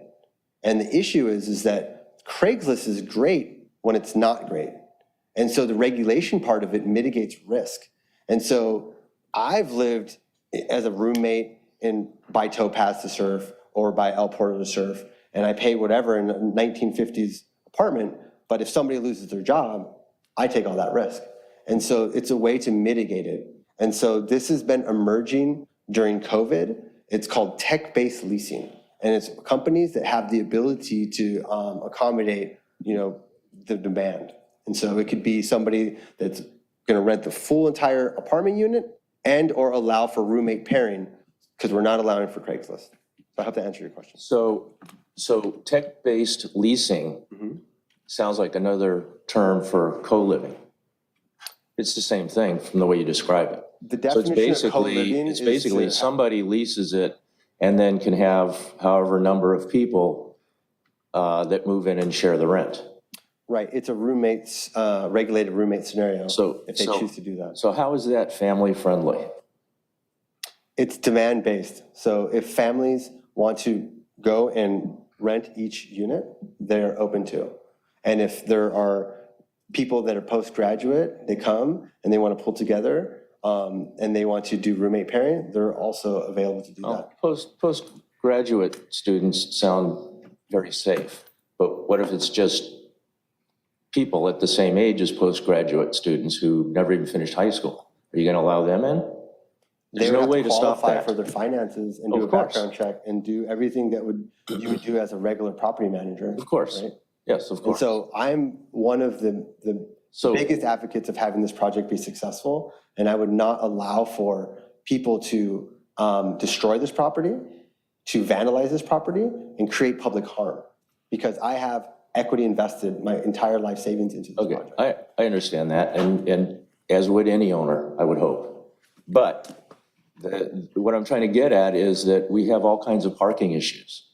And it looks like we have our hands tied as far as what we can ask you to do because of legislation that's come down from Imperial Sacramento. So when you look at it from a standpoint of what's the worst case scenario, that you have 30 units all going to these postgraduate students, and now you have 5 times as many cars as you're expecting. Now, how is that going to impact the neighborhood? And as we've been reminded, this is the coastal zone. We don't just have to say there are X number of people living in the area that are going to take up X number of parking spaces on the street. We have to realize that in the summer, which is from late April to mid-October here, you have half of Los Angeles showing up here at 9 in the morning to go to the beach or to go to the pier, go to the harbor. And now nobody has anywhere to park. So when you are taking an approach of saying, we are willing to lease to someone who will fill up 5 bedrooms with who knows how many people each. I mean, will they put 2 sets of bunk beds in each room? I don't know. I don't see anything in your presentation or in the documentation that disqualifies that kind of a tenant. So that's my biggest concern about this. If you have 30 families with a couple of kids, and they're going to use up 3 bedrooms and make a playroom and an office, hey, that's great. But if you're going to have 30 units with 8 or 9 people, 7 or 8 people living in each one, and half of them have cars, or all of them have cars, now we have an environmental disaster in the coastal zone.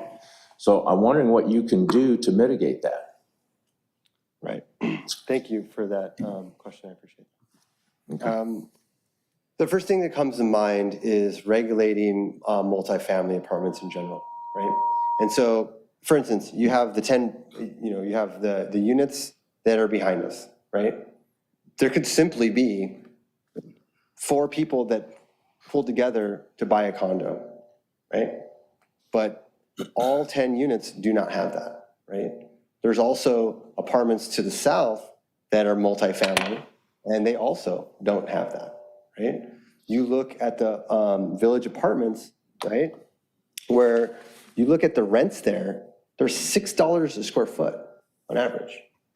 But how many bedrooms do they have? Do they have 5 They have bedrooms? 2 bedrooms. Yeah, so there are no 5-bedroom layouts in the buildings you're referencing, so they're not really comparable.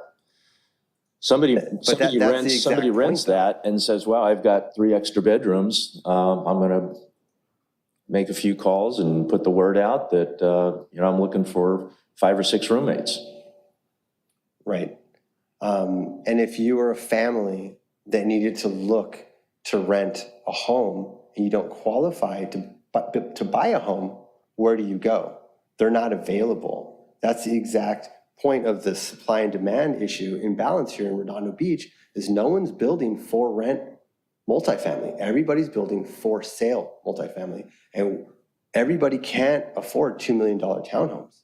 And so these projects are geared toward that middle market in order for people to rent these apartment buildings. And for folks that grew up here, love it here, they want to come back from SC or UCLA or any of the best schools in the area. They want to live here.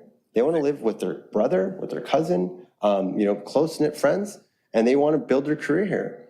They're not going to live there forever, maybe. Maybe they're going to grow their career and save up and buy a little cute home in, Seaside. So we understand all that. What I'm getting at is there's still that what if? What if it goes sideways? What if it goes to worst case scenario? People want to live by the beach, and I can tell you my own experiences as a young person and people that rented Walk Street houses in Manhattan Beach back in the late 70s and early 80s and did this exact thing. And they were basically flop houses. Let me just finish and say, sorry, my bad. What are your thoughts on just renting to these families who really do need a 5-bedroom house, a 5-bedroom home for their one family?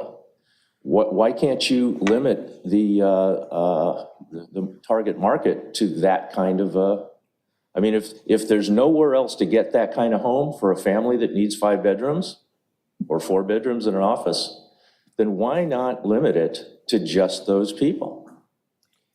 Because apparently there's a lot of demand. You're telling us there's a lot of demand for that because no one else is building this. So those 30 units should go like that, just like everything else in Redondo. When it's on the market, it's gone the next day. So rent, buy, or whatever. So why don't you do that? Because I am catering to more than just that 1% of demand, right? There's different facets of this demand in this housing crisis. It's not just the families, it's also the young professionals that are making $80,000, $90,000 a year, 60, 70, 80. We've also put aside, I hope nobody's forgetting, that we're setting aside 15% very low affordable housing for this project. So we're setting aside 15% very low affordable housing for this project, right? Number two is we're providing for rent multifamily, and we're catering to multi-generational demographic. And so I have a 3-bedroom home with an office. We have 2 cars and 2 kids, right? That's one example. I'm a perfect example, right? I barely qualified to get that home. It took me 10 years to work to where I'm at. Before that, I had to live in bad conditions, but we all got to work towards it.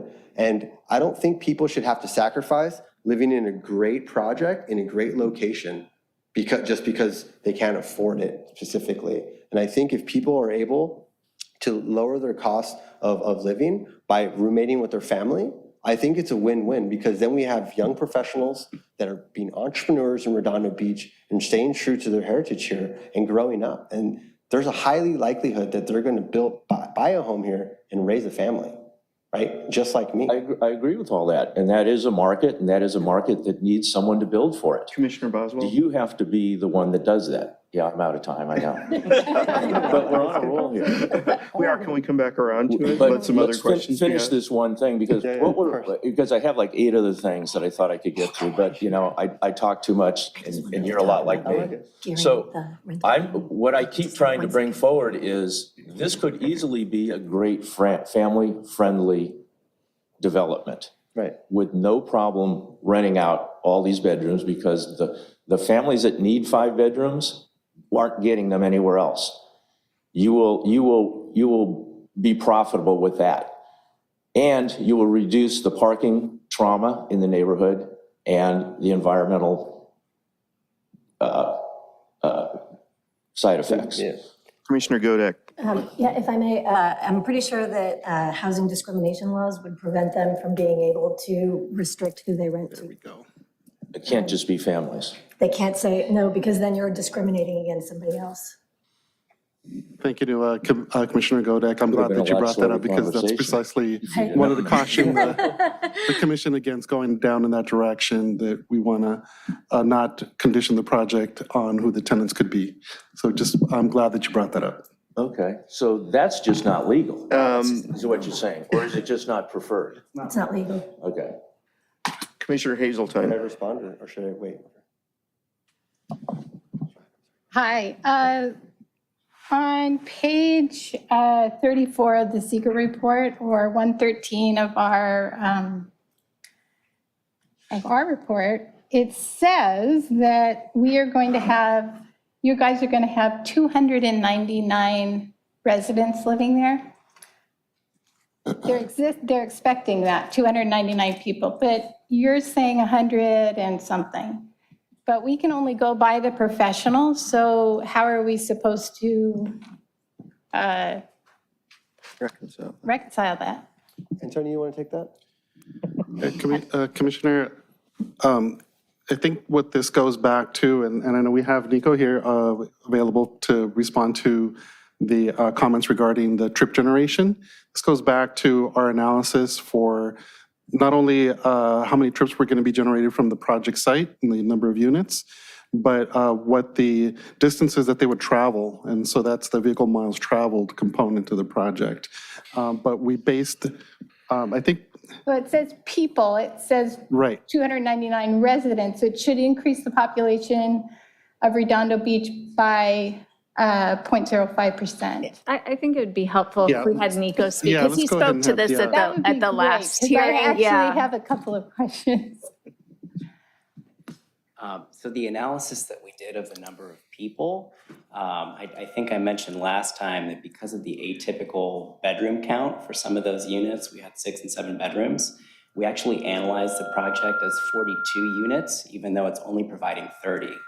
So now that that bedroom count has come down, we would also expect the population to decrease. It would no longer Okay, be so do we have a new number for that then? I don't have one calculated, Okay. but it would decrease, yes.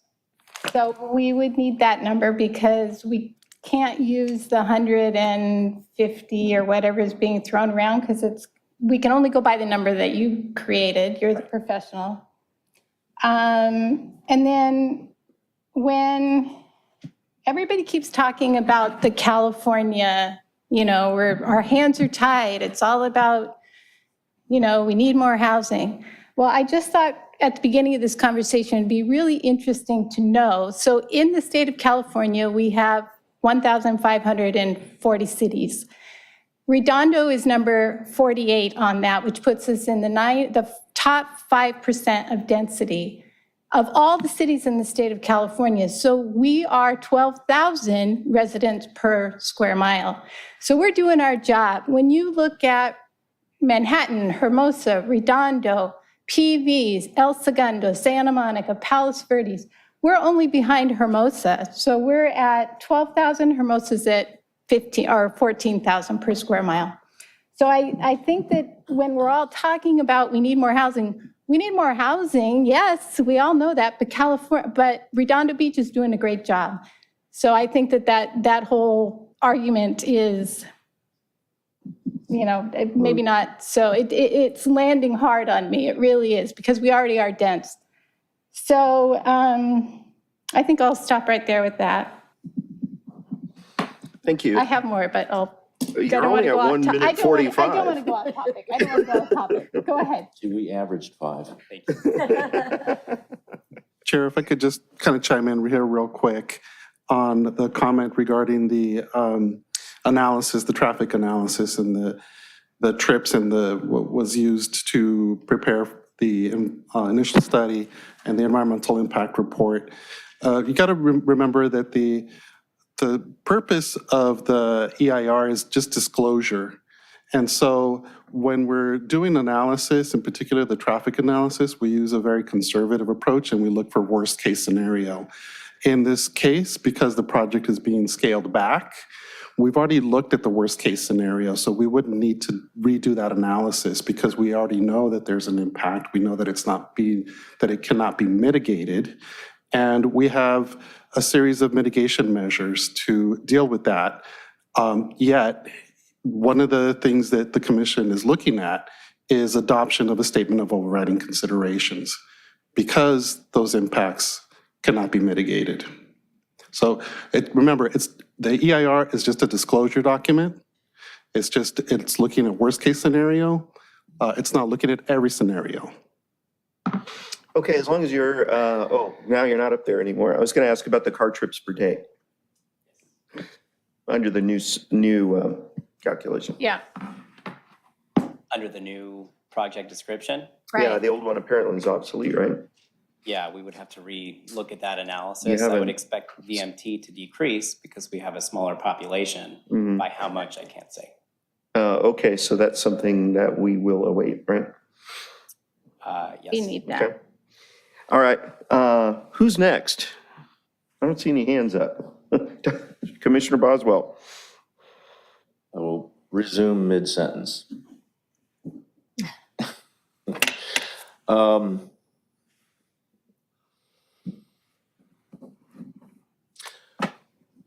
Are there drawings in here that show the dimensions of the rooms in these units?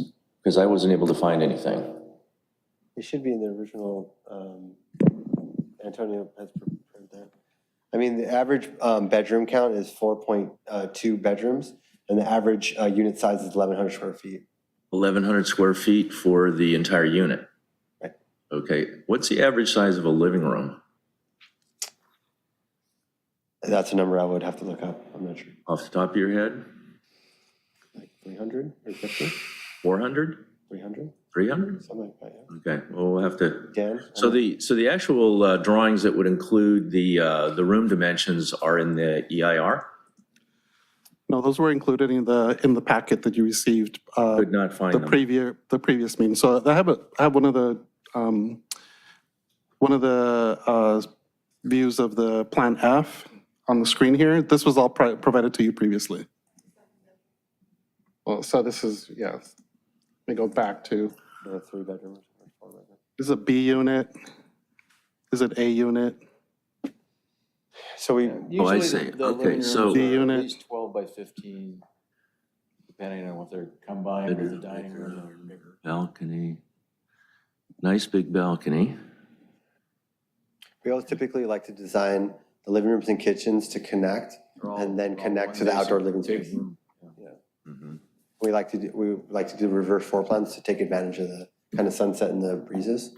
Okay, And then where connect. is this so I could look at it on my own? In which 377 of the document? original Oh, packet? The Is that original correct? packet. So, Page 377 of the Okay, original packet from so- last meeting. so this was not offered in the new packet? There was a link provided to the Just a prior link, okay. packet, but it was included with the original items that you received. Right, which I didn't have time to go through thoroughly, unfortunately, but anyway, a lesson learned. Ground soil contamination. We started talking about this last time and I got cut off, so I'm just gonna go straight past the preliminary stuff about what's in the top 3 feet. When I went out and talked to business owners in the area, one guy in particular was concerned that the boring company had told him there's a tank, an underground tank where the dry cleaner is, and that perhaps that was dry cleaning chemicals storage tank. Did you or did you not find such a tank underground when they drilled down to do soil samples? Not to my knowledge, I do not recall that. I believe that we did 26 borings across the site, and that did not come up in the conversation. The mitigation, I do recall for the PCs and like Allison, but that's. I have no way of knowing whether I got good information or just somebody making something up. But he said that he was told by people doing the boring that that's what they found by the dry cleaner.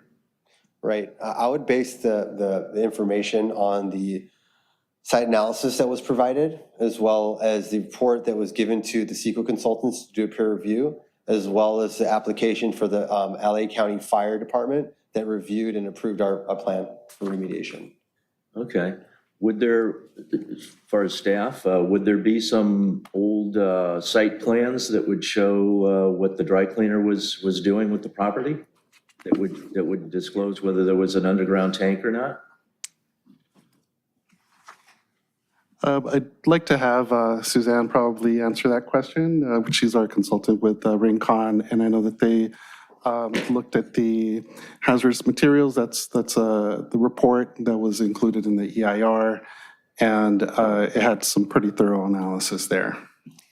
Good evening. My name is Suzanne Huerta with Rincon Consultants.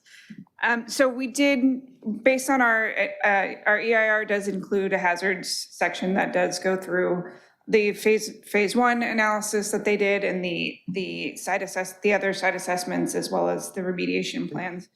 I'm sorry, I don't have those plans on me right now, but we do, based on our hazards sections, there isn't any mention of a tank. And if there would, it would have been mentioned in that. So I don't believe that there is a tank that's part of. Being told that, I wanted to bring it up and see what your response is. And since we're all under oath, I'm sure you're being honest with us. Yes. Okay, wonderful. So where did the dry cleaner store their chemicals? On the roof? Was the old style rooftop deck.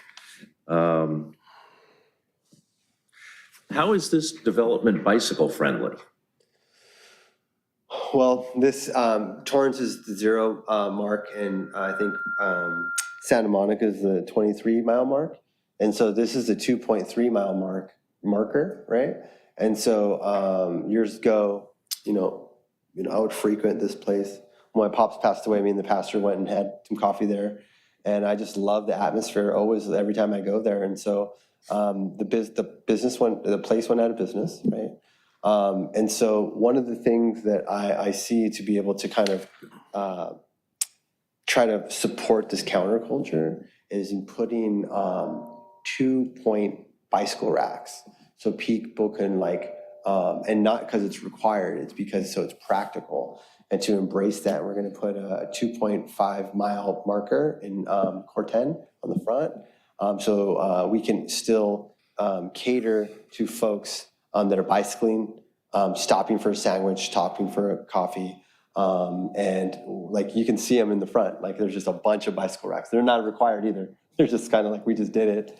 We're hoping to be able to kind of embrace that culture. And so that's kind of what we're doing. We're also going to provide, I know you guys probably see it's trending, but the electrical bicycle kind of plugins. I think kids under 13 should not be able to ride those, but that's my opinion. But I think that generally speaking, that's something that people are using often, and it's pretty convenient for coastal living.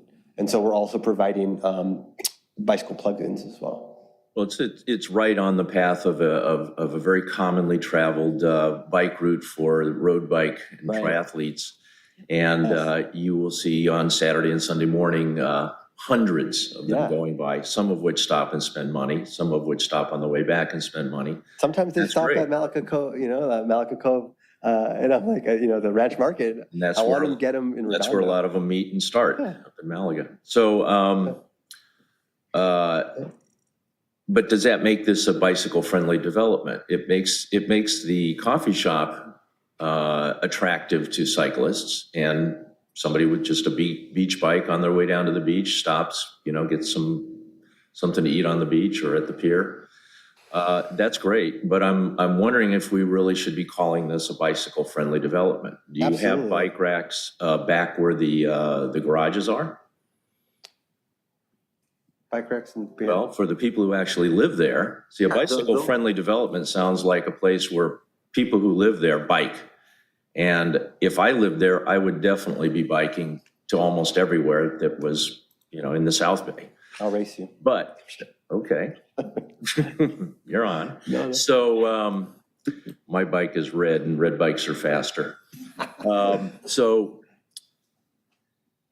what cycling amenities would you have for people that who actually live there? Are you have a lift-up bike rack in the garage where they can put it, elevated over the car? Are you considering anything like that? Right. Well, in the garages, sorry I didn't mention it, but there will be the hook kind of things on the right side of each garage. Also in the front, the bike racks that I told you about. And I would highlight that this is a cyclist-friendly destination for the Catalina station component of it. And then also we'll have, similar to like, Hermosa Cycle, where you kind of can pump up your tires and they give you a little Allen wrench and stuff. So we'll have that in the public-private kind of space as well. Okay. And that's the extent of it. I was going to actually do one of the arts that I was going to try to commission. I don't know if I can influence that much, but I wanted to do like a beautiful kind of Core 10 like fence that had cyclists on the fence. Just kind of embrace that culture, but I don't know if I can influence it that much, but I can like try. How am I doing on time? You're out. Have I It's taken up the next Commissioner person's Hazeltine's also? turn. All right, thank you. Hi. How many units would we have to have, or would we decrease in order to get the VMT into compliance? I am not sure. I don't have that information. With Commissioner Hazeltine, that's something that we took a look at, and Nico could probably provide a response to that. Hi. So we did analyze one alternative where more than 50% of the units would be affordable, and that got us to the level where VMT would be mitigated. Okay, we heard that last time, and then what if you were to decrease the units? Wouldn't that actually also put it into compliance? Potentially. When we look at it on a per capita basis, which is the way that we analyze VMT, At sometimes $2.99? it doesn't matter. If you're adding more units, subtracting units, the ratio stays the same. Because of the bedrooms? Yeah, and just basically the ratio of the number of trips to the population, that division stays the same. Okay, but let's say that we were going, let's say we were just going to have 15 units. Mhm. Okay, so you must be able to make that calculation if they were going to be 1 through 5 bedrooms. Yeah, And there's a way to reverse it, right? sure. I don't know what the number is offhand, Yes. but we can So figure that you out. were going to work out the new numbers with the decrease in 8%. Could you also look at what the number would have to be? How many units in order for it to be compliant and acceptable? Sure, yeah. Thank you. We can evaluate that. Thank you. Can you respond to that? Anything else? Commissioner Hensley. Thank you. I have a couple questions, if I Questions for could. me? Yeah, please. The currently the number of people living there is 299, and now that they've reduced the bedrooms, it's something less than 299. Is there a chance that that reduction in bedrooms could be enough to make the impact not significant? Potentially, yeah. We would need to actually do the calculation to determine that, but it is possible. Was it provided to you before this meeting or discussed with you about the I changes? just learned about it tonight myself. Okay. Okay. And in the whole EIR process, the one impact that could not be mitigated was vehicle miles traveled. Is that correct? Right, for the residential component of the project, we were able to mitigate the employment VMT. Okay. And I have a question on the vehicle miles traveled, or VMT, and greenhouse gas emissions. Like, in my mind, and I work in automotive space, like those things are connected. Like vehicle miles traveled equates to greenhouse gas emissions. Right. But in the EIR GHG, it says basically it was like looked at, but not even studied because it wasn't impactful in the initial study. Is that a different GHG or not from the automobile or different from VMT? Or maybe can you connect those? Right, yeah, so Points for me. automobile greenhouse gas emissions is a component of the air quality analysis. Okay. I was not personally involved in the air quality analysis, just the VMT, but there is absolutely a relationship there. Commissioner Hensley, Suzanne could probably answer that question for you if you want to respond. Yeah, just I'm trying to understand how something can have a VMT impact, but not have a GHG impact if those two are related. So when we're looking at the GHG analysis, it's like Nico said, it's part of the air quality emissions. So we run a model, and as part of that model, we look at both construction and operation. And when we ran the calculations for the proposed project, they didn't exceed the thresholds. So there are specific thresholds for GHG. That's thresholds of significance for EIR? Yes. Yes. Okay. Yeah. And that's like a, not global, but a regional, or has to affect the whole basin, or like Right. not It's, Redondo yeah, Beach? regional standards that are set forth by the SCAQMD, the Air Quality Management District. Okay. And then the vehicle miles traveled is a local Redondo requirement? It's a state requirement. State requirement for Redondo, but we adopted something that chose the level of significance, level of threshold. Right, Apologize if I used the exactly. wrong. So each jurisdiction selects its own significance threshold and criteria, and then also the methodology for how VMT is analyzed. It's a state requirement, but you do have leeway in how you do the analysis. If I may, when we were selecting our criteria as a city, we were very conservative on the VMT, especially for residential. So if we had chosen other criteria, this project may not have triggered that, even the need for an EIR. But because we use more conservative criteria for VMT, it did require the EIR, and it was, something that could not be mitigated. Okay.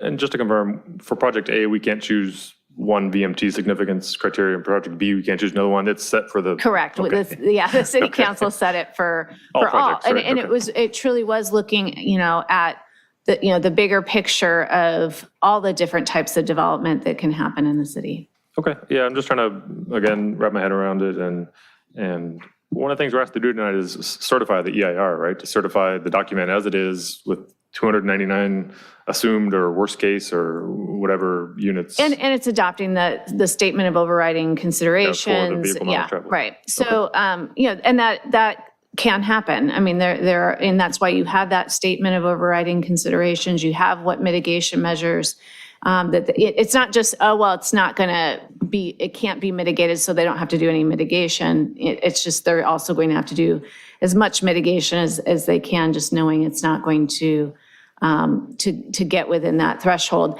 And we recognize that there are going to be a lot of residential or mixed-use projects that may end up being in this situation, and the city council can evaluate it at that time if it's something they want to adjust. Just, to be clear, the commercial aspect of this project actually was not the thing that triggered it, but that was another thing that city council said is, just because one portion of the mixed use, whether it's the commercial or the residential, might be able to be not require that, and it needed both. So both, it had to evaluate both the residential and the commercial aspects. Okay. I think that's clear. Thank you very much. I appreciate it, both of you. Thank you. Okay, before I see Commissioner Lamb would like to ask him some questions, I'd like to ask a couple before you do. I see Commissioner Hensley has this very schedule open in front of him. I'm surprised you didn't ask about that. But there's a schedule of the livable open space on page, 322 of our packet. There isn't any context for that, though. And this is probably a staff question. Unit K Unit L, as it's listed on here, 123 square feet of outdoor living space. And some of these are adjusted by bonuses and such. But I don't really have a context. I haven't really memorized the criteria for, what it would be without the bonuses and how much the bonus are adjusting each one of these, et cetera. Is there something available that actually puts this into some sort of context? Yes, Chair Gaddis, the outdoor living space, some of the spaces are penalized, and some of the spaces are granted a bonus, like 1.5 to 2 times bonus. So depending on the square footage, the location, that type of thing. For example, roof decks are penalized. They only count for 15% of the actual area.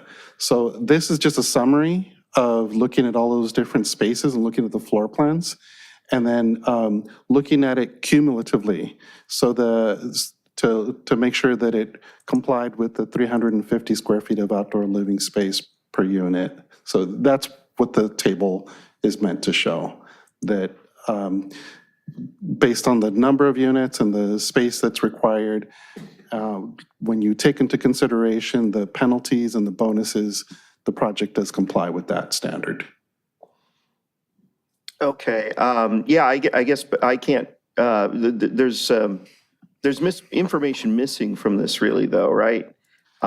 Because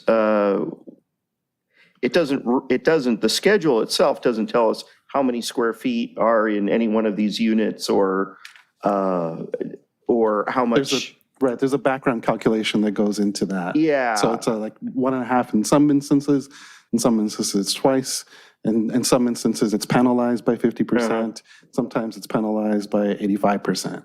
Right, right. So we can't really tell if, it's a 3-bedroom unit that has 123 square feet of outdoor living space, or if it's a 1-bedroom unit. I assume it's a 1-bedroom, but that's an assumption of my own. I don't know. For some reason, I feel interested in that.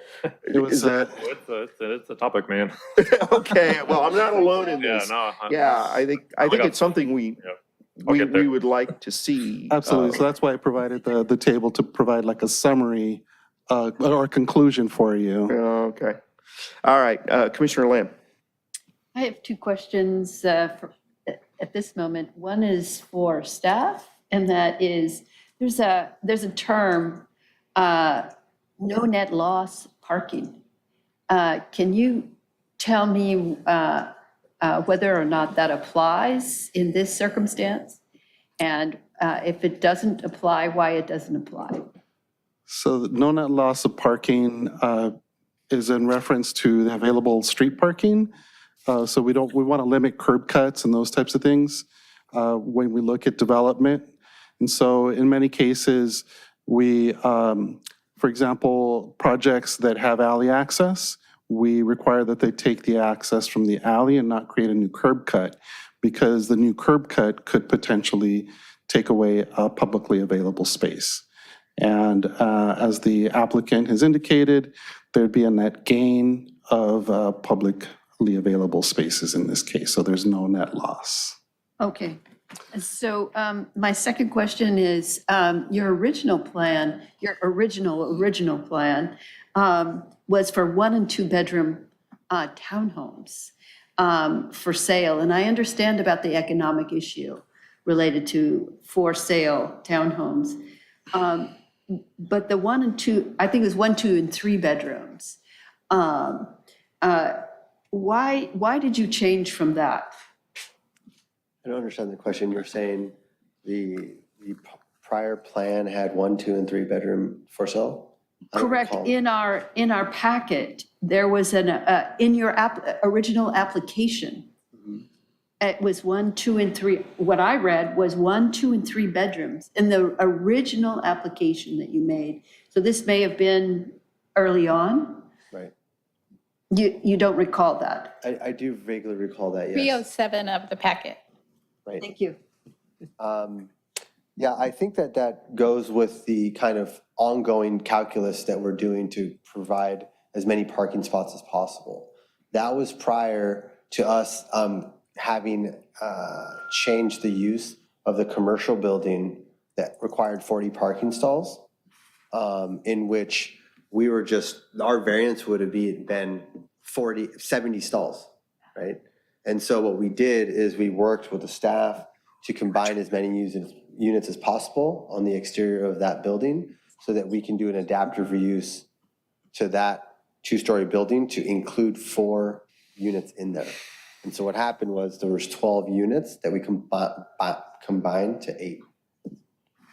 So it seemed like, and I won't belabor this, but it seemed in this original application that your effort was to have all the parking on site, nothing off site, and for the residential.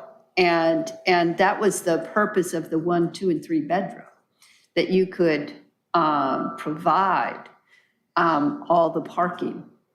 So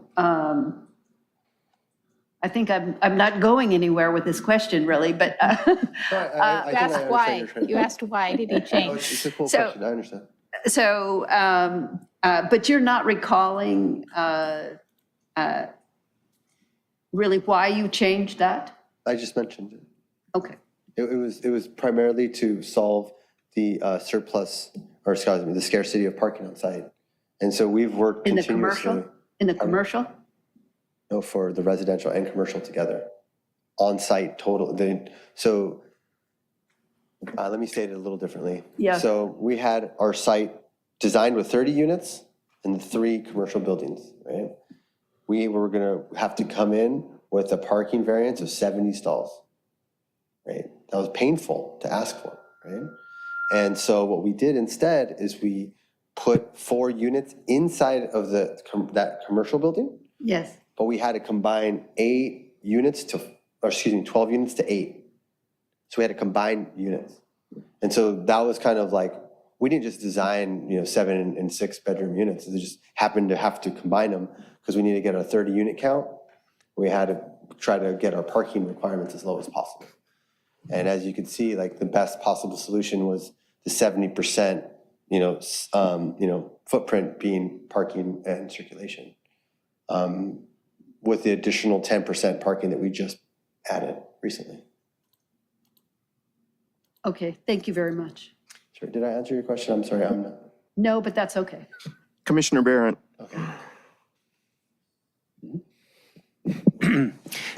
Thank you, Chair Gaddis.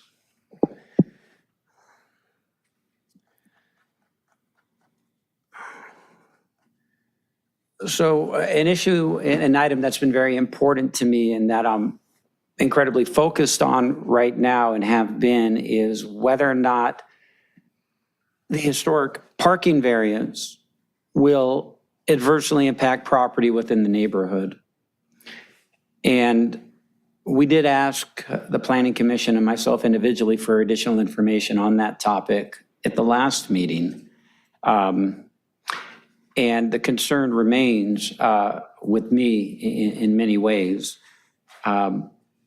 First, the impact to the surrounding properties from the spillover parking that would negatively affect the neighborhood is an example that I'm concerned about.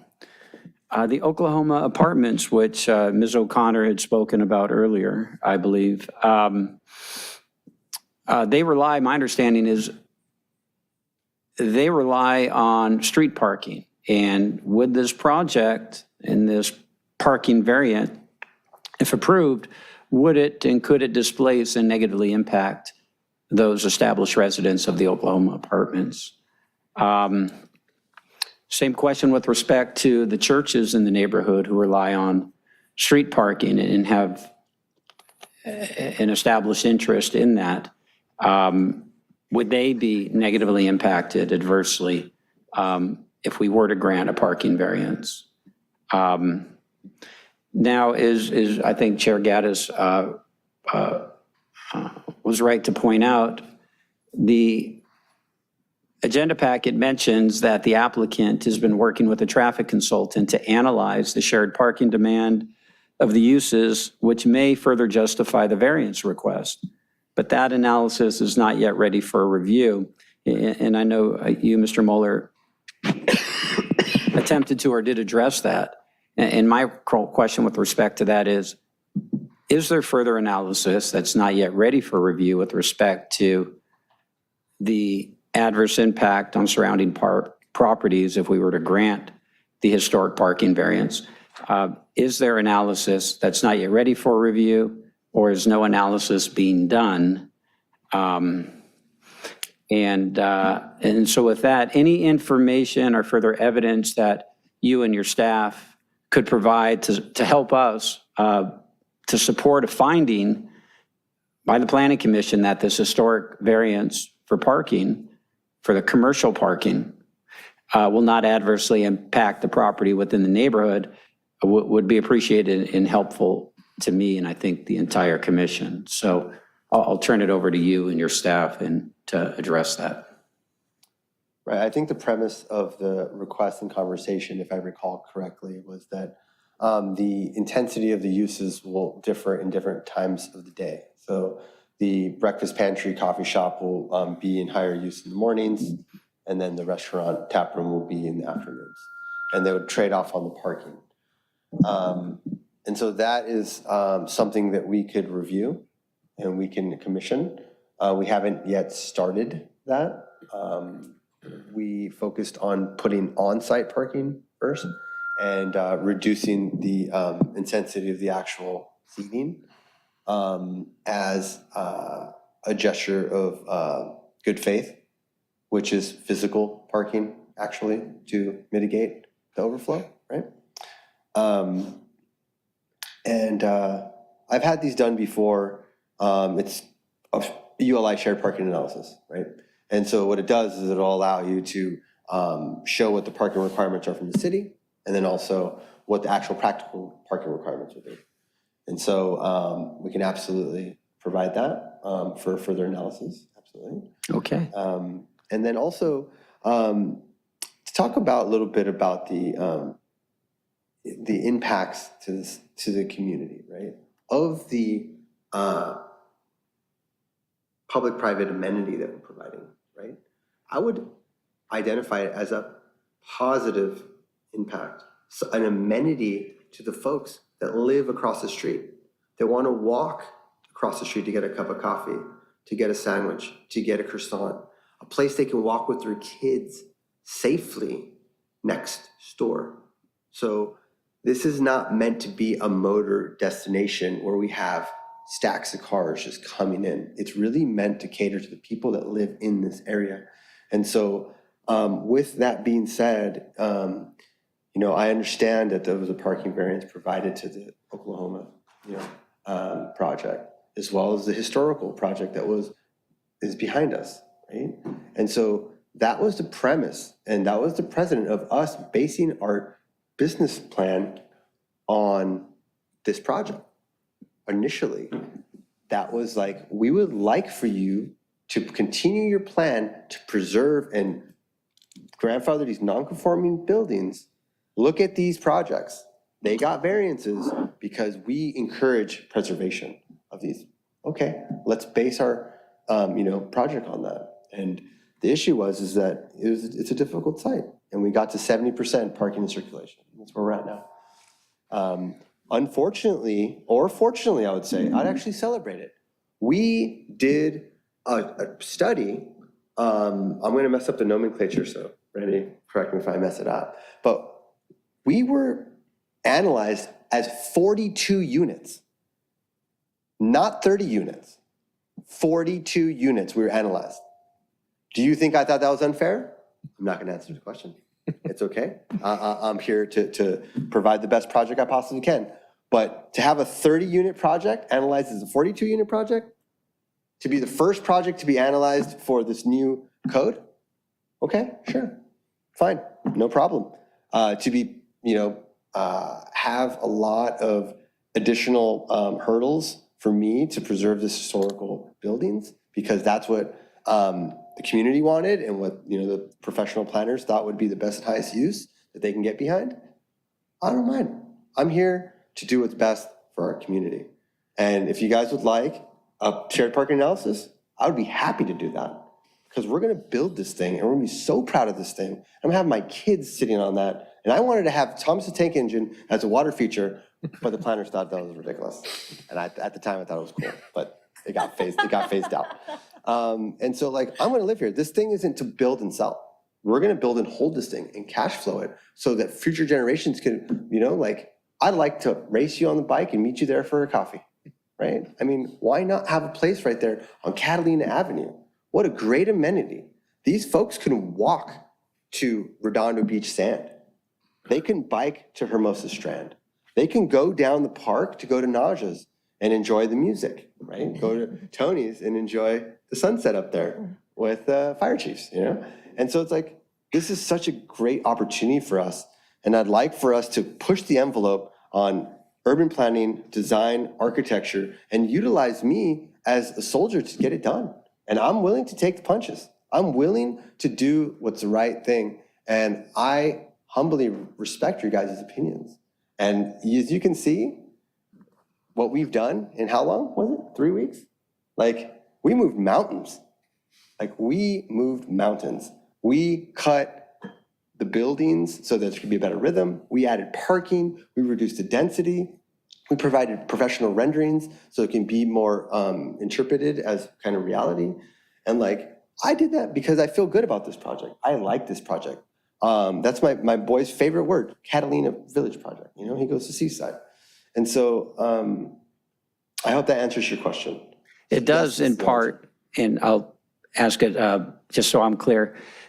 When will you provide the traffic consultant's analysis that could support a finding by the Planning Commission that a historic variance, parking variance, will not adversely impact the property within the neighborhood? When do you think you could provide that to us? I wish I could say if it can be a condition of our approval, but you're probably going to say no. But I don't know. Kate, Kate's my partner, by the way. So we have a proposal from LLG, who did a peer review parking study from Fair and Piers, I believe, in order to do that shared use parking for the commercial space at the front. They weren't able to, we've agreed on the proposal, but they weren't able to actually schedule someone to actually do the analysis before today's meeting. At the time, they said that they could deliver it by the end of this month. But I don't know if that schedule has been delayed, but they gave us about a 4-week turnaround time when we first asked them. Okay. Is there any other information or evidence that you or your staff have that would support a finding that a historic parking variance will not adversely impact property within the neighborhood? Anything at all? Yeah, he probably will sound smarter than me, but I think that if you look at the parking, the commercial was mitigated, right? The commercial, but the residential was not able to be, right? Because it was done with 42 parking stalls. But the parking requirement for the residential has been parked to code. The commercial is what's getting the variance. So it's kind of opposite. So just to note that it's very peculiar. But anyway, Michael, go ahead. Sure. Commissioner Barrett, first off, thanks for your... Good evening. Good evening. Thank you for your very reasonable insights, concerns, requests for information. I can't offer you too much by substantive, evidence about what's going to happen or not happen on overflow parking. Parking consultants do that better than I can, but I do want to frame it because I think it's important for every commissioner here to see it within context. And the context kind of is what Jason alluded to. This is an R3 zone. We could have built to an R3 and been consistent with zoning code and everything else. It is consistent with the sole minuscule exception of that variance, that's all. And why? Well, no good deed goes unpunished. We wanted to keep the commercial. We turned it into an MU to keep the commercial. The previous planning director wanted that commercial. The current planning director has expressed interest. I think all you guys can see the value. So that's the only thing that requires that variance. And I just want to put that in context because if we had built to R3, you can, one of the state laws, and I hate to be the guy that tells what you guys can't do because planning commissions and city councils have police powers that are very much generally honored by the republic system, the system of our republic as sacrosanct. But in the area of housing, the state just recently declared that there's a statewide housing emergency until 2030. And ever since about 1979 or prior, it's always declared a statewide housing crisis. And I heard Commissioner Hazeltine's statements about density, but I don't know that even the city has a certified or consistent housing element yet to the HCD's satisfaction. So point being, on the housing part of this, the only thing that a planning commission or city council can deny or reduce density on is for a specific adverse impact to the health, safety, and welfare. And it has to be supported by a preponderance of the evidence. The legislature said that is so high and lofty a bar that it should seldom ever be satisfied. The legislature actually said that, and I see you nodding, you probably already know that. So we're up against that kind of standard of protection for our housing project, but we love the commercial. You guys love the commercial. Here we got this variance. I'm saying this just to keep that as a backdrop for when you guys are looking at what we might come back with that Jason's offered on that study, just so we can put the frame around it, reward us for keeping that commercial. And then we'll do the best we can on the impacts. Now, another thing I want to say, there was an EIR, and parking wasn't identified as a significant impact, so that's also something to bear in mind. And applicants only need to be really mitigating to those things that are significant. And so I think what we're doing here is a spirit of just wanting to work with you guys to see what we can all come up with and make you guys feel comfortable about a yes vote eventually. So that's all I wanted to add. Thank you. Well, thank you for that. And if I could just quickly ask. Chair Gaddis, Yes. sorry to interrupt here. I just wanted to make a couple of points really quick. One is that, yes, this is a little bit complicated in what the EIR looked at, the transportation impacts. I want to make it clear that the parking is not analyzed in the EIR. It's not considered one of the topics that's looked at in the EIR. There's even case law that talks about that. Parking is, lack of parking is a social inconvenience, not an environmental impact. So we did not look at that. That wasn't in the scope for the subconsultant to look at. But that all being said, yes, this project does have some legal nonconforming buildings on there.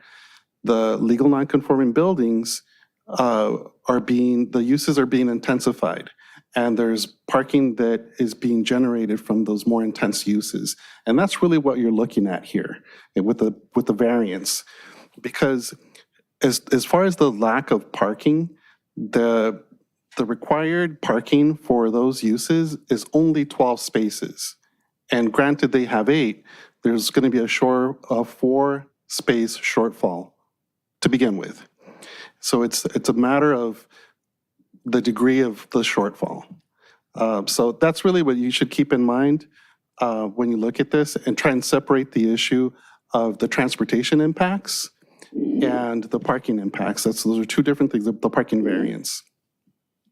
The other thing that I wanted to point out is that there's been a lot of talk about the people and the number of parking spaces or trips that are being generated, and the parking that's required for this project. The parking that's required for the project is spelled out in state law, and they comply with that. And so we have to make that abundantly clear. Their counsel is correct. And it was in my presentation from the prior time that it is a very high bar for denial for the residential portion of the project. So just wanted to point that out. Now, if the commission wants to pull any piece and do something different with that component of the project, you're welcome to do that. But I just wanted to make sure that it was clear as far as what was covered in the EIR and what wasn't. Okay. And when you say that, it's the commission, you are reviewing the CUPs for those uses. And I think when he was saying the 12 spaces, that's just for the uses that are existing now. And that's where there's still a shortfall from the existing uses and that non-conforming allowance. But they are proposing these conditional uses for these new, more intensified uses that is creating that, that larger variance need that's being requested. Right, and thank you for that, Director Forbes. The two uses that are in particular in this case that are spurring that additional parking is the outdoor dining, which is considered under a conditional use permit, and the tasting room, which we classify as a bar cocktail lounge. So those two items, and those two are tied in with the parking variance. In both of those, the commercial parking, the bottom line is we as the commission, we have to find that if we were to grant a parking variance for less parking for commercial, not residential, we'd have to make a finding that it would not adversely impact property within the neighborhood. Absolutely, that's absolutely correct. And, all right, and that's why I asked for, and Mr. Mueller may provide, with Ms. Hirsch, additional information that we can consider to make a determination on whether or not, in fact, the spillover parking that may occur, et cetera, as a result of us perhaps granting the commercial parking variance, would that have a adverse impact on property within the neighborhood? And that's why I asked about it. And just to make one other comment, and you can stop me, Brandy, if you think I shouldn't say this. We did have an item that went pretty recently to the California Coastal Commission, which was the accessory dwelling unit revision to our city ordinance. And in that, we had asked for additional parking spaces to be provided for the conversion of garages and for new accessory dwelling units. And the Coastal Commission staff asked us to justify those additional parking requirements. And so we had to go out and take photos and do empirical research. And the only area where we could make a definitive statement or finding that it was a parking impacted area is the area south of Nob Hill between Catalina and, or along Catalina, both the east and west sides, and seaward from there. It was the only location where we could provide that evidence where the staff agreed and allowed us to impose an additional parking requirement in the coastal zone. Yeah. Okay, well, I had more, but I want to turn it back over to everyone else who's probably got questions. 4 minutes, 22 seconds. One more question. Go ahead. It will go. It'll go too long. Okay, Commissioner Hensley, we'll come back to you, Commissioner Barrett. Okay, thank you. I have a question for staff. In the city of Redondo Beach, have we had any other projects using California's state density bonus laws before? I know we had one in the coastal zone, but that's like a coastal zone requirement. Have we had any using this this California density bonus and other incentives California code? Was Legato one of those? No.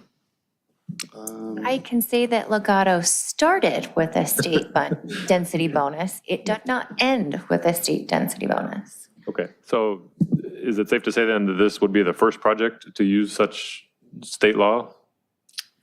Or maybe in the last 10 years? You're talking about a tops 10 years of history here with staff. So, I wouldn't want to just lump it into that and say that there wasn't any before any density bonus law, or we've not all reviewed every single project. So I think that we'd want to evaluate that before just saying, sure, confirming that. So let me limit it then. In the last 5 years, have we had any density bonus projects according to California state law? And the California state law is a little new, or they made some changes to it recently. It's existed for a long time, but what we're dealing with today is possibly recently our passed. Avenue I project, but it's 10 units to 12. But that wasn't that a coastal zone requirement? But one. Yeah, that's true. And I do think that I'm trying to think if there's a project that we've had that may not have had the density itself. Mm-hmm. They didn't increase the density, but they actually had other concessions. So that's why I don't want to just lump it into one thing or not, or a yes or a no. Okay, but I think that's maybe what at least myself as a commissioner is struggling with. This is new, this is unfamiliar, it's dictated, that's clear, right? This is what the state says you have to do, but it's just hard to wrap your head around. And then on top of that, you add this historical parking variance, and it just makes it more difficult. So I'm just trying to clarify that this is not a run-of-the-mill, every day we see 6 of these, like. We haven't seen as many, but as planning manager Scully mentioned, there's, it's really in that range of size of project will trigger it. And again, they don't necessarily have to increase the density. I want to say the Galleria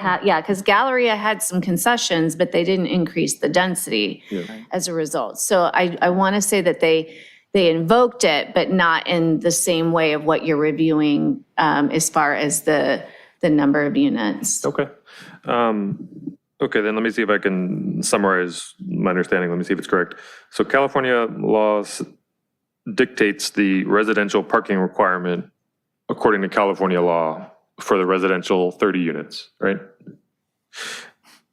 On top of that, they give 3 concessions automatically to the developer because the developer is providing 15% very low income units. There's 3 concessions, is that correct? And the concessions are changing the zoning to mixed use because it's currently R3, lot consolidation, which would not be otherwise allowed on these particular lots to consolidate them. And then the third one is a height and floor increase above what is allowed otherwise. Are those the 3 The concessions? third is the stories, and then they also have what's called a waiver. So there are the 3 concessions, but there are also the additional ability to have waivers. For example, the height, there are certain areas where with the roof decks, it will exceed the height. It's not saying that we're now everything is going up to 45, but they had to demonstrate where there might be a few areas where it would exceed the 30 feet. And then similarly, I know that you had a question earlier this week about the outdoor living space. There are a couple units that didn't have their own individual balconies. That's, looking at the historical context of that can fall under that waiver. Because the project otherwise would not be able to be done without those. Isn't that the purpose of the 3 concessions, is that those concessions are made? The concessions, as I heard them, were changing the zoning to mixed use, combining the lots, and allowing a 3rd floor. And then there are waivers. And the waiver is, okay, so that's 3 concessions, and then the waiver is the height. So this is California's density bonus and other incentives law? This is the California density bonus law. And it's, so it's not just that you get only these 3 concessions, but if they're like, if implementing, specific standards would prohibit that project. So it's not quite the same as, the lot consolidation or the use that they've chosen, but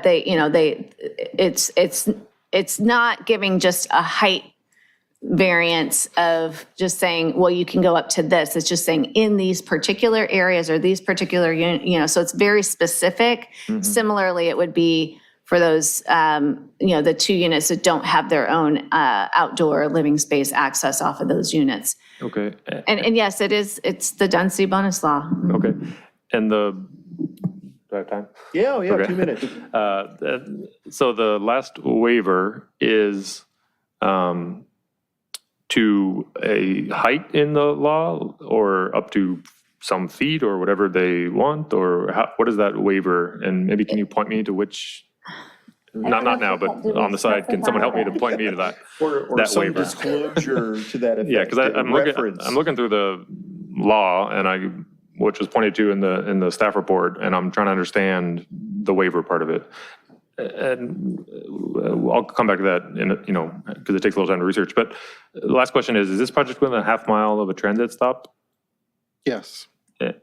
And does that trigger the waiver or another incentive, or is that separate?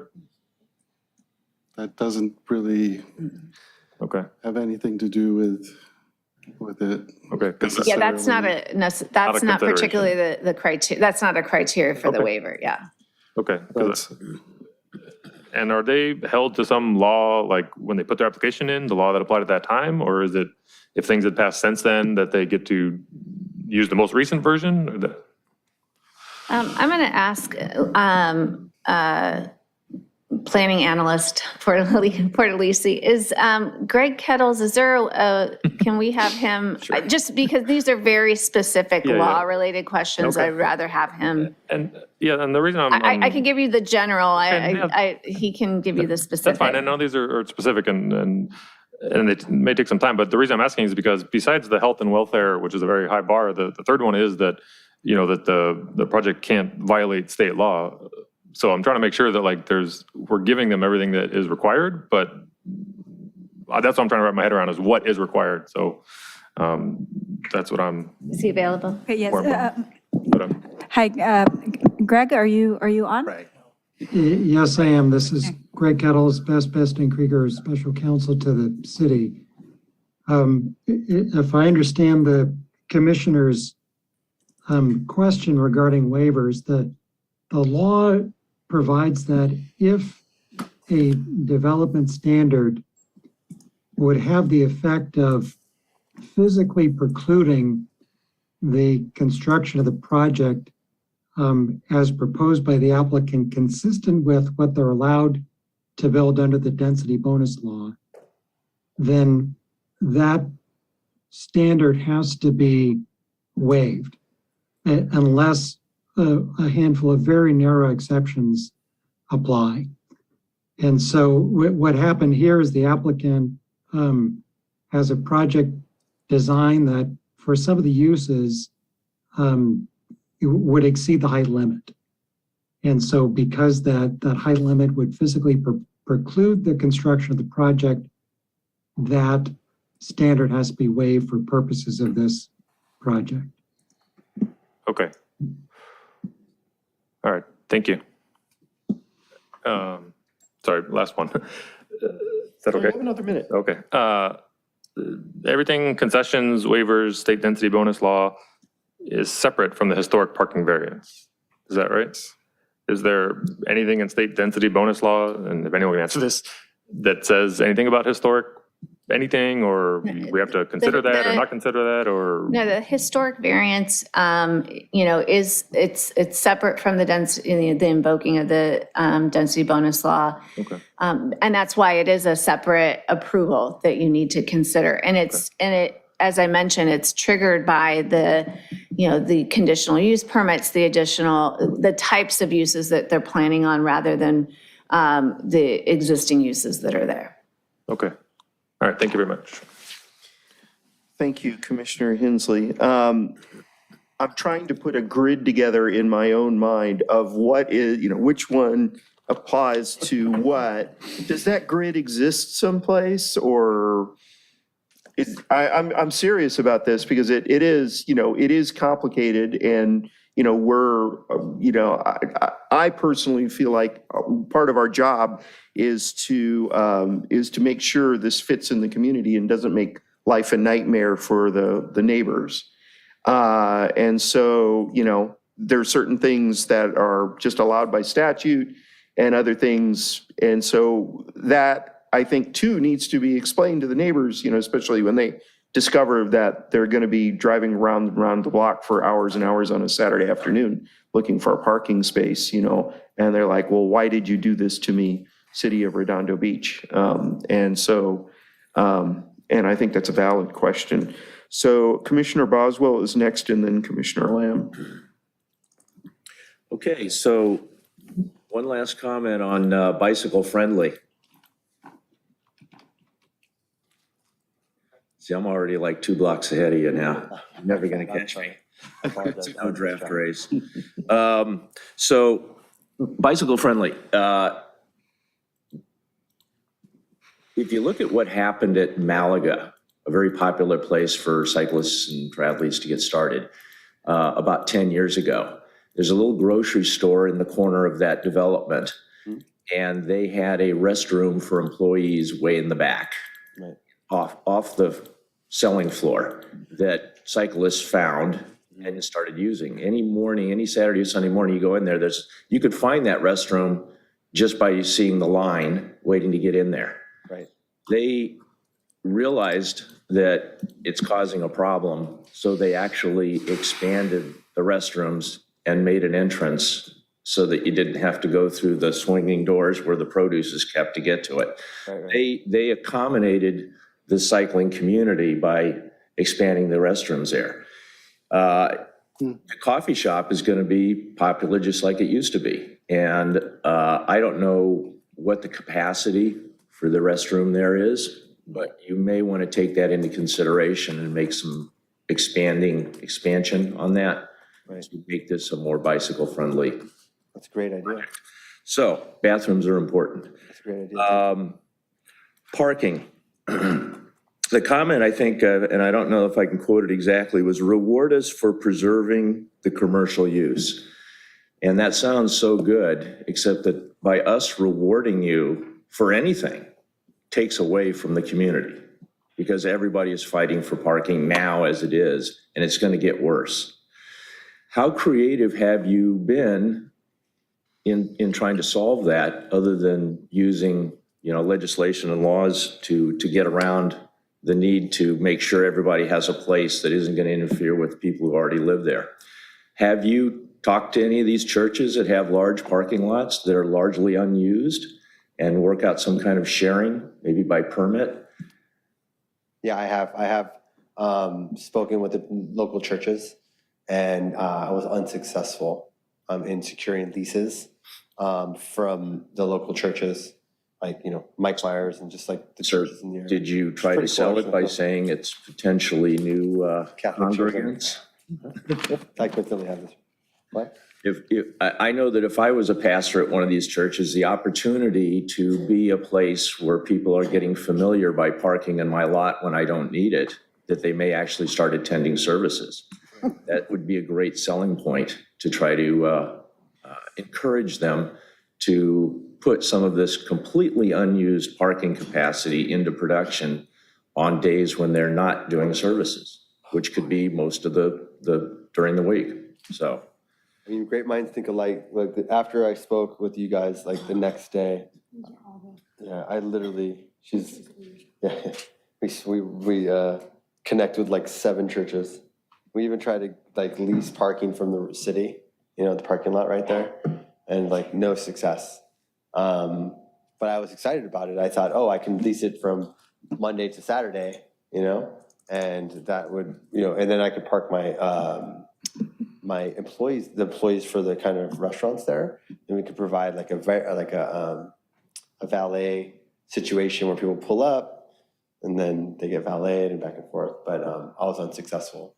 So while I was doing that, Kate was working with our design professionals to actually reduce the square footage on site and actually provide on-site parking. So we did both at the same time. I did try. Okay, well, thank you. Thank you for that. Try again. I don't know. Offer them catering. So that still leaves us with the situation of, how do we approve this by taking away from the people who already live there? I mean, if I were to give you some options, I mean, it would literally for us to be able to just continue the use in the coffee shop and the now kind of retail center, and not have the courtyard, and then come back with the CEP later once we have the parking review. But well, it's like you've got this shoebox and you've got 3 shoes. Right. And only 2 will fit, but you need 3 shoes. I already have one on. I'm a step ahead of you. So, I appreciate the situation that you're in, but I also appreciate the situation that longtime residents are in now. And this does not make it better. No matter how you look at it, it does not make it better. Well, and it doesn't stay the same. And where are the people from the Oklahoma apartments going to park when they can no longer get street parking? I think that's been brought up before. So I don't know that it's solvable with the design that you have now. I like the design. I think this is a nice improvement over what you had last time. I've gotten more comfortable with the way it looks and the layout and the reduction in bedrooms, and I'm a lot more pleased with it. But we still have this sticking point that we allow this project to go in, take X number of spaces away from existing residents, and then a few of these apartments wind up being full of postgraduate students or high school dropouts, since you can't discriminate. USC and now we have, well, USC is the same thing, isn't it? She's from UCLA. It's a little jab at her. So it's, University of Second Choice. So it's a dilemma that does not have a solution, or we would have found it by now, it seems to me. What can you do? I mean, can you expand the on-site parking by going underground? There's one option that I think. And I know that's expensive, but Commissioner Boswell, Kate Hirsch for the record. I just wanted to expound on a suggestion that Jason just made for the site plan. I think something that he suggested and offered was keeping the commercial uses the same as they are today in terms of what the approval is. So the coffee shop would remain a coffee shop. The vintage clothing store wouldn't turn into a bar taster room. It would just maintain as retail. And then the courtyard just wouldn't have any seating, or I guess we could go up to 12 seats without having to have parking for it. And then that would reduce the parking variance from an ask of 23 stalls down to, I think Antonio cited before, as 4 stalls. So what we would be giving up is a substantial amount of outdoor communal courtyard space, as well as a restaurant use and keeping it as retail. But, that's something that I think would substantially mitigate the impact. I'm not sure if that's ultimately what people want to see on the site, but that's something that we're willing to. I think it's a shame that you would have to give up the coolest aspect of the development just so that people want to hang on to their cars and park them within 6 miles of where they live. I have heard of people in District 4 getting home late on a Friday night and finally finding a parking space and then calling Uber to drive them home. Oh, boy. That's what's happening all over the South Bay. It's happening all over LA. Go to West Hollywood, see what that's like. You have, I'm done, I know. But you have a really bad parking situation, and you need to get more creative on solving that, because the next development will then just add to this even more, and the next one after that even more, and I'm done. Mr. Lamb. So here's something to complicate the issue. How does the Redondo Beach coastal land use plan interact with the density bonus law? And I'm referring to the coastal land use plan parking regulations.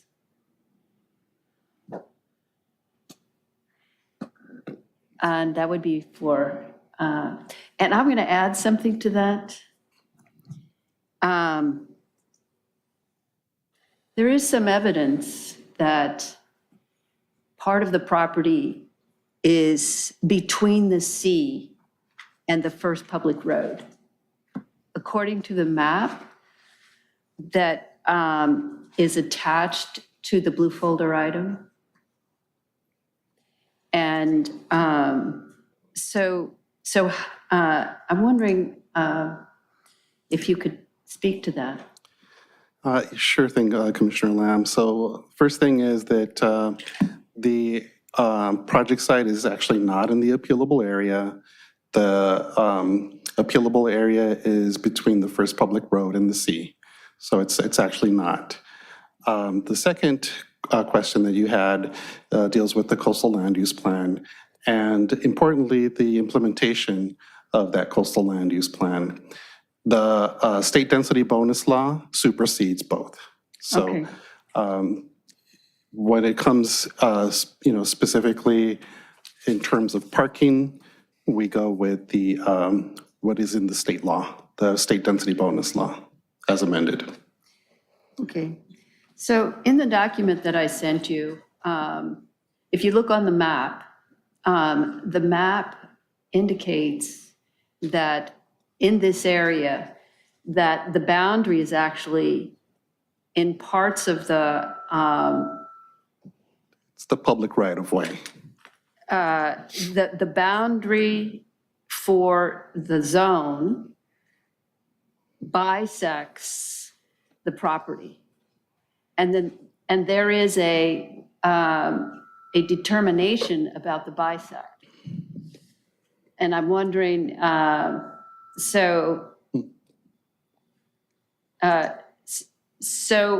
and when a property is bisected by this line, right? Some of the property is on the inside between, right? In that term between, some of that property is between and some of it is out, right?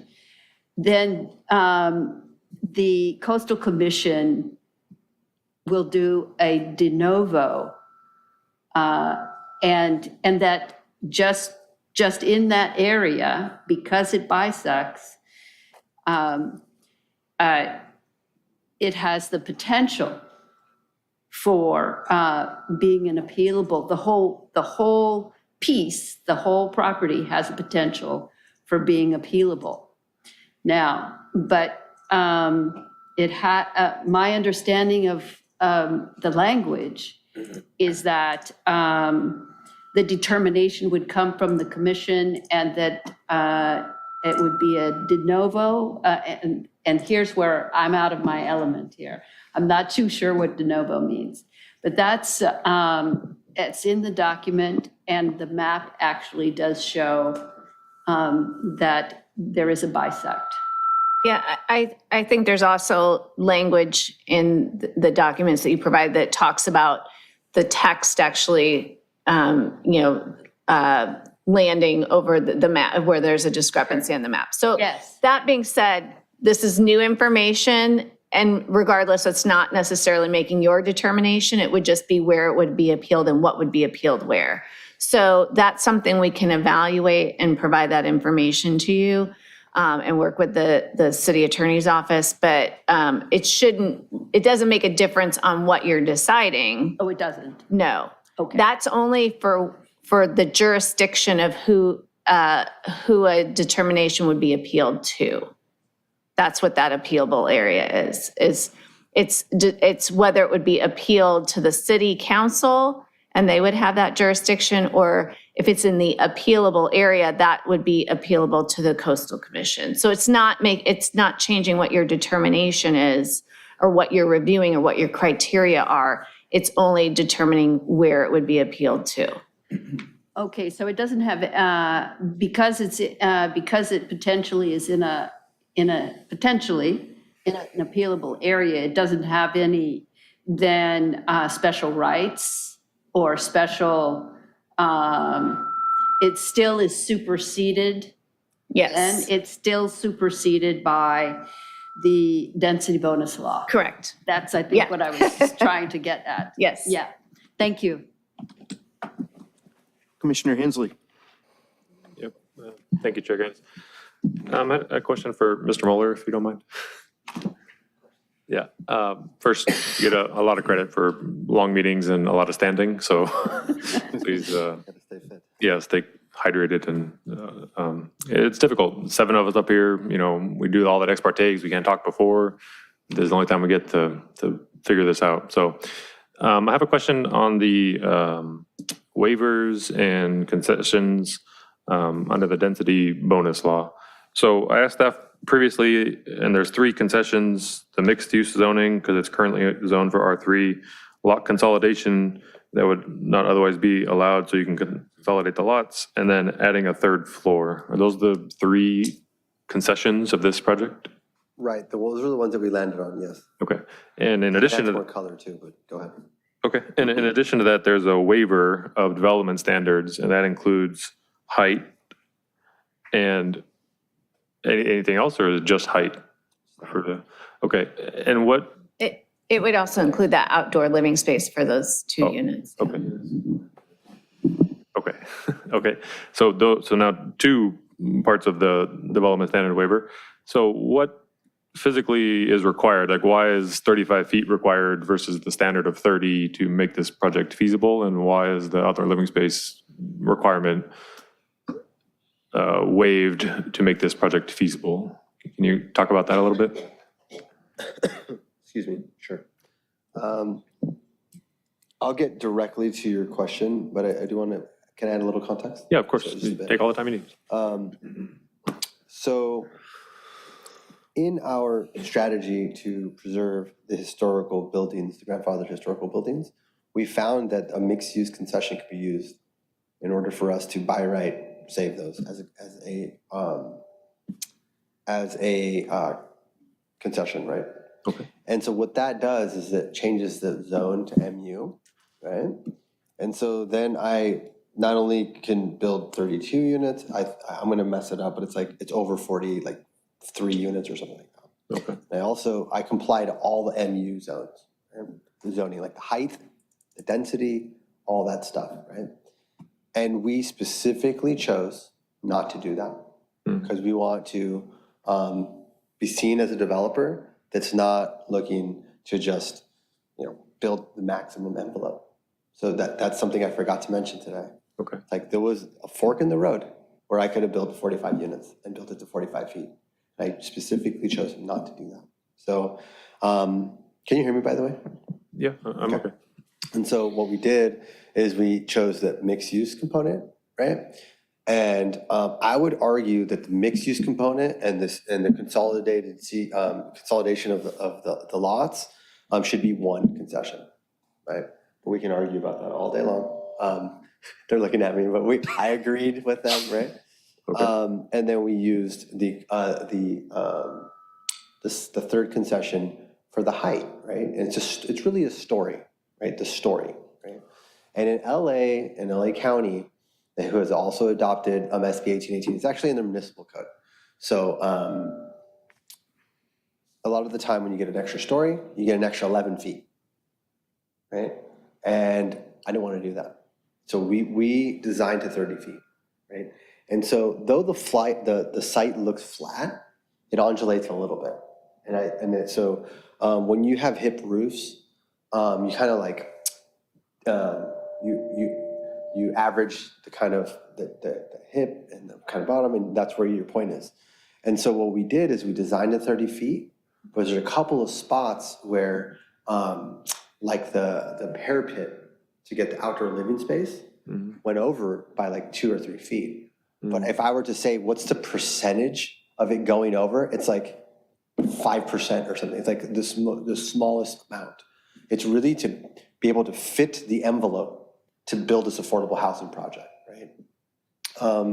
Then number two, I believe, my memory doesn't serve me because it's a very complicated project, but I'll try my best to recall everything.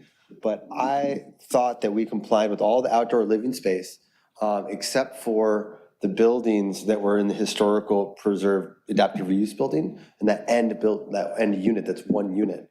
So it's like, again, it's like the use of that common space, as well as that like very small, like outdoor schools. Like I would say 95 to 97% all complies. It's just like this small piece. So it's, Michael Schoenfeld could say it better than I, but it's like, if you have an affordable housing component that fits in a development kind of envelope, and if it's a 3D kind of envelope and it kind of a couple of tips go out of it, you can use a waiver. That's the best way you can explain it. But it's not like, the team saying, oh, cool, you can go to 40 feet and everything go to 4 feet. It's very specific, and we had to call every little bit out. So it's a very specific waiver. Okay. So let me just confirm then, is most of the project at 30 feet and a few places are at 35? Is that a correct understanding? Like 33, 34. Okay. For the red. Commissioner Yes, Hensley? that's correct. You're It's it's correct.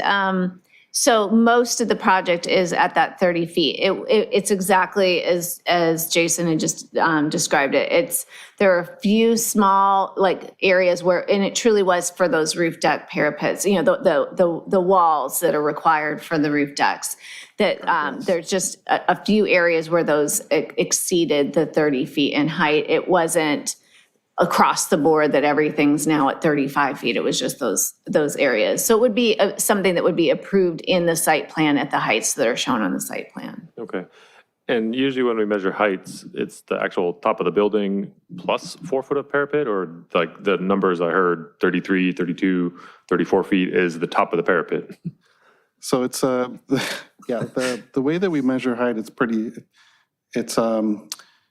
it's difficult, I guess. It's down the center line of the property from existing grade, and you go up. And because of the slope of the property down slopes towards the back, there's areas that exceed that height. At some point, it's, I want to say 3 feet at 8 inches, where another points could be along the same building, it's only like 3 feet 1 inch. but it's because of those guardrails that are required for building and safety purposes on those roof decks that they have to be 42 inches tall, and that's what pushes that height of that parapet or that exterior portion of that roof deck above the height limit. But generally speaking, it's between like 3 feet 1 inch and 3 feet 8 inches or so. Okay. Is there any picture in any of the material that we can? In that section view, there's a diagram that shows that in those areas where it exceeds the height, and it gives you the grade points. We could probably. What page number share, are you describing now? If we could do that. Of the latest package. Okay. If you, can we share on the screen? Of the maybe? PDF. There Oh, it that'd be is. great. So if you take a look at these section views, these are the ones that we asked for to be able to analyze the height on the buildings. And thank you to our bright staff over on the other side there that was able to get us this screen share here. But as you can tell, I don't know if you can see my cursor here. 3 feet 6 inches, 3 feet 6 inches, 3 feet 2 inches. We pan across. It's a little bit, 3 feet 1, 3 feet 1 inch. Specifically requested. So like no, they pinpointed them for us. So those are the areas where it exceeds the height. And like I said, it gives kind of an idea of the scale and where it, kind of goes above the height limit. And this one here, this is the Masonic Hall is right next door. It kind of shows it kind of would be in the same scale. But 34 feet 8 inches is what I'm looking at. right, but because of how we measure from the center line, it's only actually 3 feet 2 inches above the allowable height. Okay. And so I understand the concession, let me make sure I use the right word, waiver or reduction of development standards for the height. Is there a reason that is there some minimum height that each floor has to be? I understand the floor concession, but is there some, what are those 9 foot, 10 foot ceilings, 9 foot garage? Is that minimum? Is that what it? Yeah. Sure. We already reduced the garage, excuse me, stand with me. We reduced the garage from a 10-foot floor to floor to a 9-foot floor to floor, which means there's an 8-foot ceiling in that garage. It's not a lot of storage above the car. We're cramming this thing down, trying to get it down. And the living room is up on the top floor. And so we have a 9-foot ceiling in there. The other issue is that's changed, where long time ago, we used to put 8-foot ceilings in apartments. You can't do it anymore. You can't do it because of the Title 24. You can't run ducts. The filters are so big, they have to hang down, and you have a minimum 7'6". So you're dropping ceilings.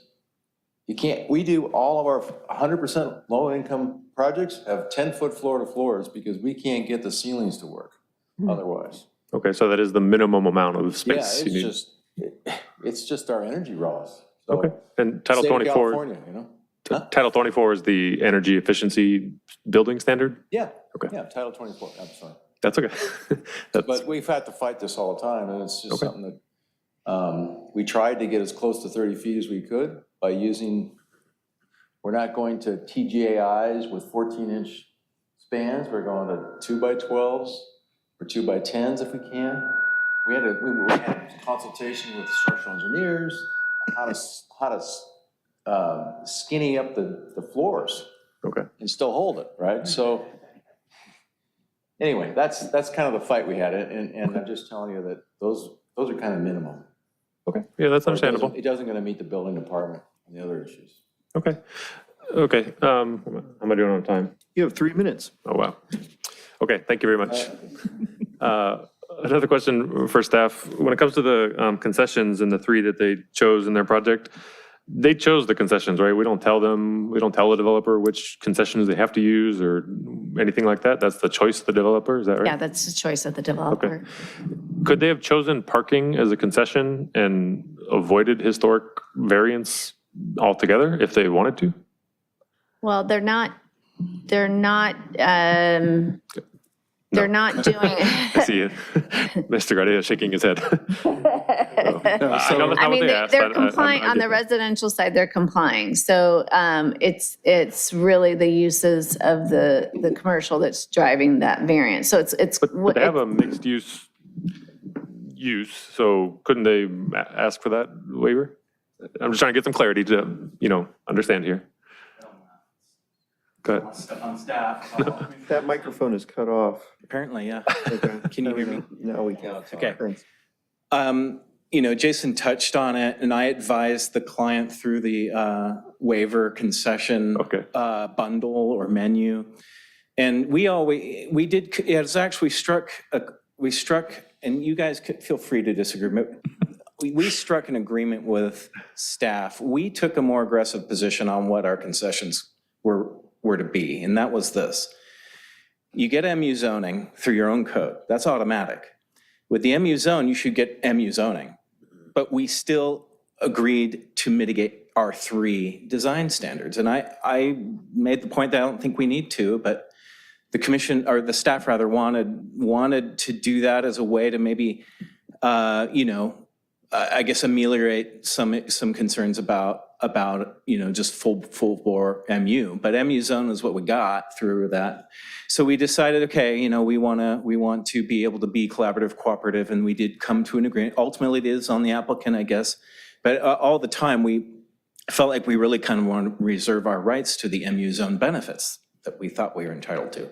So if we were able to prevail on that, the MU would have allowed us to get a parking concession on the commercial. Bingo. Just done like that.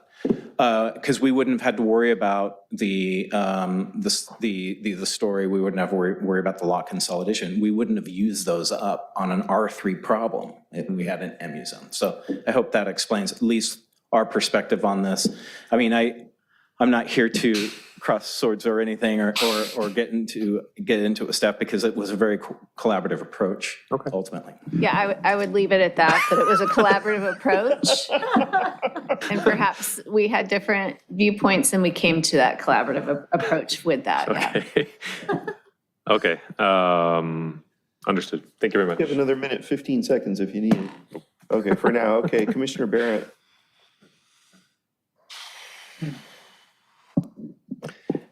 Thank you, Chair Gaddis.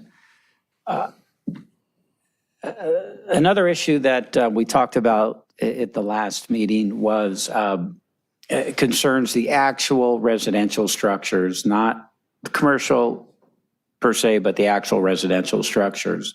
And that was whether or not this development is going to be compatible and in harmony with the historic district. And we asked the applicant and his staff to come back and provide information on that.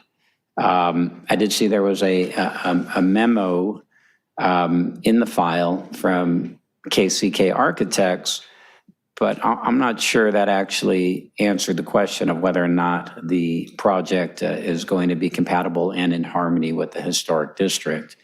Now, I understand the Preservation Commission, as a condition of their approval, requested and as demanded that the exterior materials and finishes would come back to the Preservation Commission for their review. And I don't know if that's happened yet or not. And also, Special Counsel Kettles made clear to us in the last meeting that it is in fact within the jurisdiction of the Planning Commission to make a determination as to whether or not this development is in fact compatible and in harmony with the historic district. So if the applicant can address that, it'd be helpful to me to hear about it.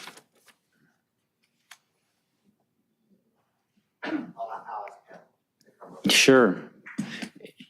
And I did review the memo in the file. Right. Thank you. As I noted, there's a set of standards called the Secretary of the Interior Standards for Rehabilitation.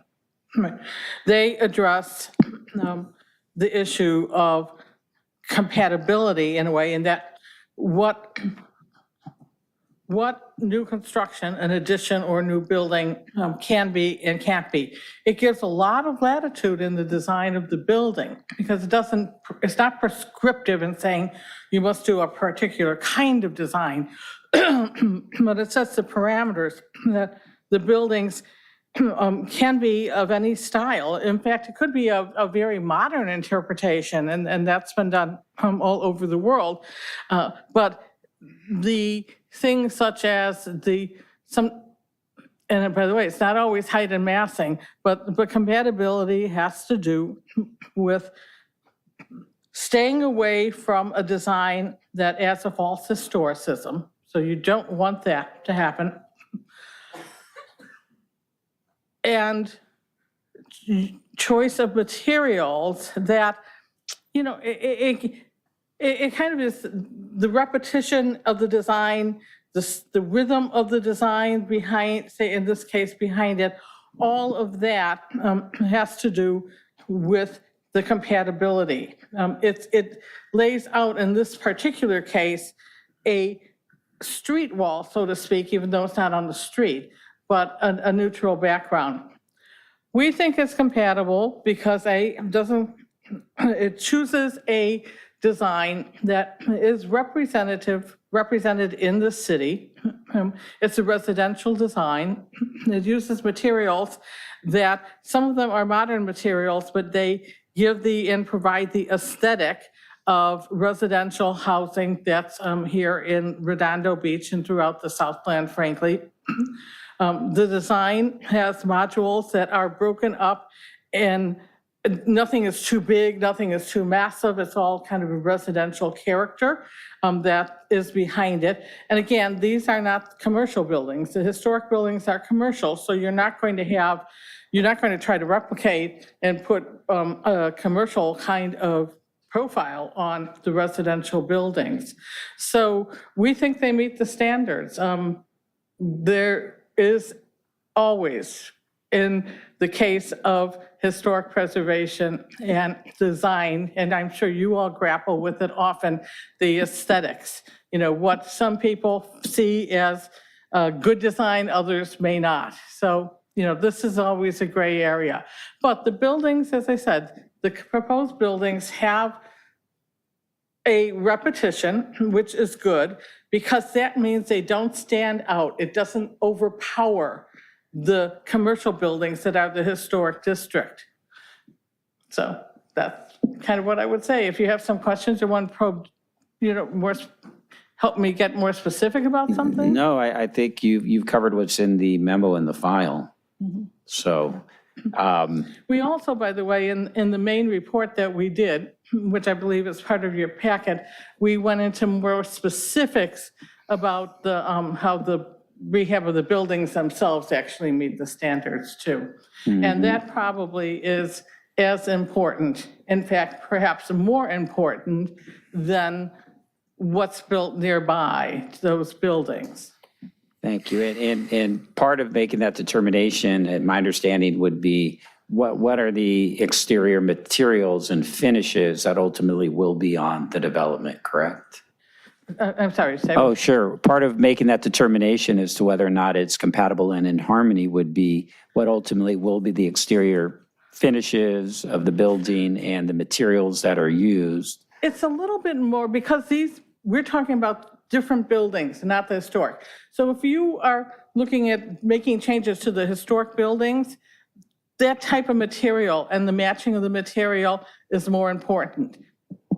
In a new building, it could be that modern materials are used. It has to do with the aesthetic and not necessarily the physical composition of the materials or the type. So say it's the window. The windows would not necessarily have to be wood frame, but the module or the surround around the windows, you'd want to have an aesthetic that is complementary to the historic building. So again, now if you're talking about a changeover on those historic buildings, that's when it's going to be closer to needing to match the physical characteristics of the buildings and the forensics of it.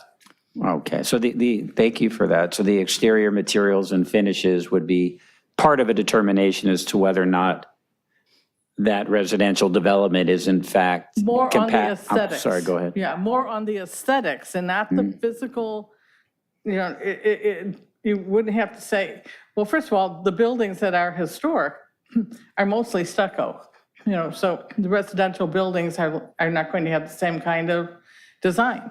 They're going to be residential buildings. Yeah. But part of that determination would be what ultimately are the exterior finishes and materials of the residential buildings in order to see what they look like and are they in fact compatible and in harmony with the historic district buildings. Is that part of the? You look to see if the aesthetics it's the aesthetics more than the physical fabric of the building. Okay. So it's more the look than than going up and saying, is this wood? Or Yeah, I think in the testimony that Pam gave before was talking about that neutral, providing that neutral background, the colors. So those might be the things that, if you get to that point of making, putting conditions, maybe you have that as a condition so that it meets, so that you have the finding by, it has to provide a neutral color palette to be approved by the Historic Preservation Commission, something along those lines that gives that, and along with the Secretary of Interior standards for the compatibility, yeah. And go ahead. No, I'm saying those are the kinds of aesthetic things that your commission can drill down on. Yeah. But the overarching compatibility is there. And thank you. We don't have that yet. We don't have those details yet. And the Preservation Commission had asked for those details as well. Yeah, I think what you do have are the things that you saw in the drawings, and you can call those out, and we can, look at what the testimony that was provided about, like that has a neutral color palette that it's providing, the different qualities that you were talking about, where it's breaking it up. It's not one just flat wall. It's articulated. Yeah. So those would be things that you could say that the project will be required to have this to be reviewed by the Historic Preservation Commission. So then they're finding those. The conditions are that it's going to have neutral colors. It's going to have the articulations built into it. And you can spell that out to the different levels of detail that you want to as a condition of that. So it's not necessarily, what you can say is you have the findings in the design that's been provided to you that it has neutral colors, it has the articulations, it has, X, Y, Z, and you can put that as the conditions, and that will be reviewed by the Historic Preservation Commission before it can go to a building permit. Yeah. And you just have to be careful not to push it to the side of being faux historic. Exactly, yeah. Right. It needs to be a contemporary building of its period, of its time, but yet aesthetically work with the historic buildings. Right. And in the agenda packet states that the Preservation Commission, as a condition of their approval, said that the exterior materials and finishes would come back to them for review. And my question is, has that happened? And if it hasn't happened yet, when will it happen? Because I'd like to hold Well, off. that's something we'd be talking to the architect about, because right now you are in conceptual design stage. Okay. So there aren't the construction drawings. I don't know what level of specification the architect has made yet about exactly what materials are. I mean, he has some sense of it, but again, you're looking at a conceptual design stage. That's why the commission has looked at it as probably as a conceptual level. Yeah. But it's going to come back to them because that design now goes through the further development and goes into construction drawings. So as that happens, that's when those kinds of reviews take place. Right, and typically, that level of detail will happen after they know that they have their approvals in place. They're not going to necessarily go into that level of design. What the Historic Preservation Commission approved were, the amount of the building to be removed, the area, what they were going, what treatments, and not materials, or colors or those details, but like what windows would be replaced, what, how it would be replaced. So it went into a detail on a more structural level of what the changes would need to be made to make that, to determine the certificate of appropriateness. It was just that they also will now want to see those details of what exactly are the window treatments going to be on those historic properties? What are going to be the finishes, the colors, the things that are going to tie it to the Secretary of Interior standards for both the historic buildings and then the residential buildings. Okay. And one of the findings, Brandy, that the Planning Commission would have to make is that the overall design shall be integrated and compatible with the neighborhood and shall strive to be in harmony with the scale and bulk of surrounding properties. That's a finding that's currently in the proposed resolution. Right, and the scale and bulk falls in line with what the residential, setbacks, height, those kind of things. The height waiver that they're requesting is not something that, that's taking it to a scale that's much larger. As the designer mentioned, it's not going to, we decided to make these, 15-foot ceilings and really elaborate. It's really just trying to be modest about that design. And I think then there was in the presentation, and we'll make sure that that's distributed and everybody has that, that in their presentation, they showed examples of those types of materials and design within the neighborhood. That there was a map that showed kind of here on the map is where this particular image was captured of different similar designs. So I think that's where you're getting that compatibility. Okay. And another finding on the same page is that the project shall be consistent with the intent of the residential design guidelines adopted by resolution of City Council. And the city's in the process of revising those residential design guidelines. Would it be appropriate to see what those revised design guidelines are, residential design guidelines? It's actually, this project is tied to the residential design guidelines, the zoning at the time of the application. Okay. So it would not be appropriate to say, well, we're going to wait until we have new residential design guidelines and apply those, those that apply or those that are adopted at this time. And we did review that for the multifamily. Also, Commissioner Barron, Yeah. we have some members of the public to ask some questions. Yeah. Could we come around to them and Sure. then Commissioner Boswell yeah. and Commissioner Yeah. Lamb, and then we'll come back to your next question? Is that okay? Yes. Okay, great. So could we have comments and questions from the members of the public? Yes, Christine, you can come right up. Thank you. You'll have 3 minutes. 3 minutes. My name is Christine Munoz. I spoke to a commissioner online. I was one of the people. Anyway, let's talk about health and safety, since that's a high bar. I live on Broadway. My townhome, and I'm the HOA, the head of the HOA of 6 townhouses. Those people are very upset about this because, number one, that rooftop that's a little bit higher is going to be looking right down on their children, their teenagers, and they're not real happy about that. But the main thing that I'm here to talk about tonight is the health and safety of what Commissioner Boswell brought up.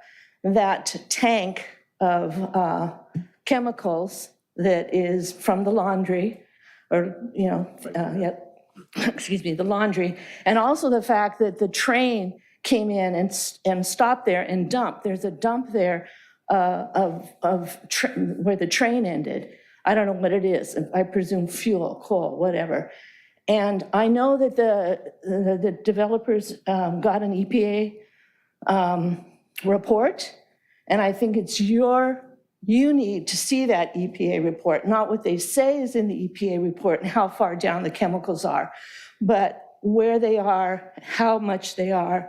And I believe probably, at least this is what we think, is that the reason they're not going underground with the garage, the parking, which will impact us greatly on Broadway. I mean, we're impacted every Sunday, every music festival, every funeral, and every wedding, and we can live with that. We bought in on that, but we didn't buy in on this, which will totally impact our parking. But again, I come back to health and safety, and I really put it to you to look at the EPA report. You yourselves look at it, not what they say is in it. And let us know what's in that. We know that there's stuff from the laundromat, and I've been told about the train. So we're all quite upset about that. We know there needs to be a nice development over there. We're not against a development. We're against certain aspect. And of course, when we heard 5 to 7 bedrooms, I mean, I can't even believe that even got started over here. It was such a ridiculous, but they approved that, and that's great. I applaud them for that and trying to work. But let's go back to health and safety. Is my time up? No. No? 7 seconds. Oh, I see it up there. Anyway, that's, I represent the HOA, I represent some other people on Broadway, and we're talking to a lot of people on Broadway, and there's quite a bit of concern about this particular development. Thank you. Motion to extend. Do you need more time? Chair Gaddis, I'm hoping that we could have Ms. Ward to come approach the podium again and speak about the issue with the hazardous materials and because that was called out in the.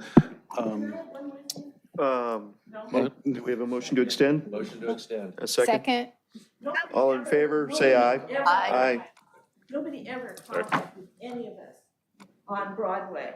Up to the microphone, Come to the please. lectern. Yeah. Nobody ever contacted us and asked us about any kind of plan. We heard about the plan, with the 5 to 7 units and the rooftop. We heard about all that, and it was way into the plans were there. There they are. Nobody ever asked our HOA anything. Thank you. So, Okay, we're going to hear about the EPA then, huh? Chair Gaddis, yeah, I just wanted to, again, have Suzanne speak to the issue because this is the second time that we hear about this, the underground storage tanks and stuff, and I know that we screened for that, so if Suzanne could. Sure.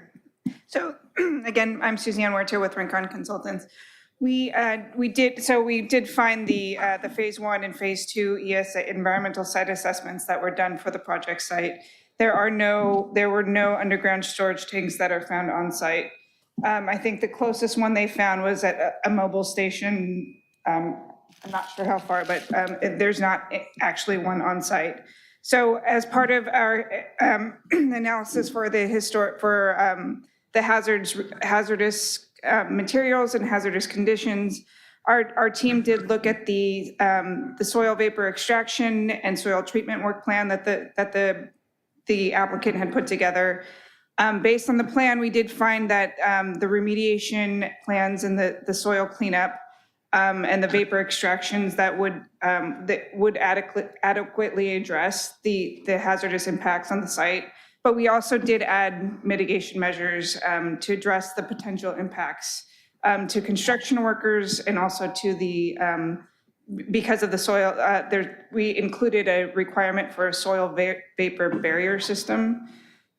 So along with this, along with some maintenance and monitoring during the operation period to ensure that any potential vapors from the existing contamination wouldn't be hazardous to the residents and for the commercial uses. Yeah, you have a question? Are you planning on getting a no further action determination from the Department of Toxic Substances Control? So the remediation plan went through the body that had to review it and approve it was LA County Fire. Okay. So they did get that approval from them. Okay. So there was, sorry. Go ahead. So there was no input from Department of Toxic Substances Control? It wasn't under their purview. It's either DTSC or Region Water Quality Control Board or the county fire. It just depends on different jurisdictions. So for I'm not sure why, but this project, it was under county fire jurisdiction to do the reviews for the remediation plans. Okay. They have a detailed report that we can look at? You're on mute. I thought I was on Zoom. I love that. So anyway, I think. On record. Let's see if I can do it from here. I think that's his. Oh, There you there it go. is. I can't see it behind the thing there.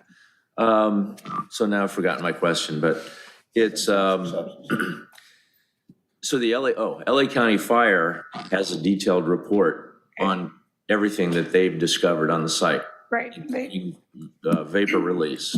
Right, so they went through the remediation plans that are proposed by the applicant to clean up the site, and they have, it's on them to give the approval that these remediation plans are sufficient for residential use. And they're relying on tests that were performed by someone else. They're relying on the applicant's team. Their team did all the testing and the plans to clean up the site. Did they check any actual samples? You have that report, not just the fire department? The reports are part of the, they're appendices to the environmental impact report. So did LA County Fire evaluate any of the samples themselves, or did they just look at results reports? I'm sorry, I can't say exactly what they do, but I mean, they do review the reports that are given to them from. So probably not. Okay. So no independent third-party confirmation of the actual hazardous waste that may or may not be there. Well, it's also part of our job as the environmental impact report preparers. We did also review their work and their remediation plans. And based on that, we did include additional mitigation measures so that there'd be some further protections, like the vapor barrier system, for instance, and the soil management plan. So there are, based on what we reviewed, we felt that there was a little bit additional work that needed to be done. And so that's part of the mitigation measure package. So what exactly is the vapor barrier for this development on this site? What is that? So they found that there's from the contamination, there's a possibility of vapor, contaminated vapors that can come from the ground. So they're required to do a barrier system that would mitigate the release of those vapors. But what is it? What is it? It's a barrier Panel system. sheeting or cement or something in between or what? I can't give you the Plastic wrap. exact. Plastic wrap. It's a baggie. So We can get back to you on those details. Okay, thank you. And then in this barrier that keeps vapors from escaping the ground and going into the atmosphere, is there also some venting system related to that to vent it so it doesn't accumulate under there over the years and become a giant bubble? Right, there's venting that's also part of those systems.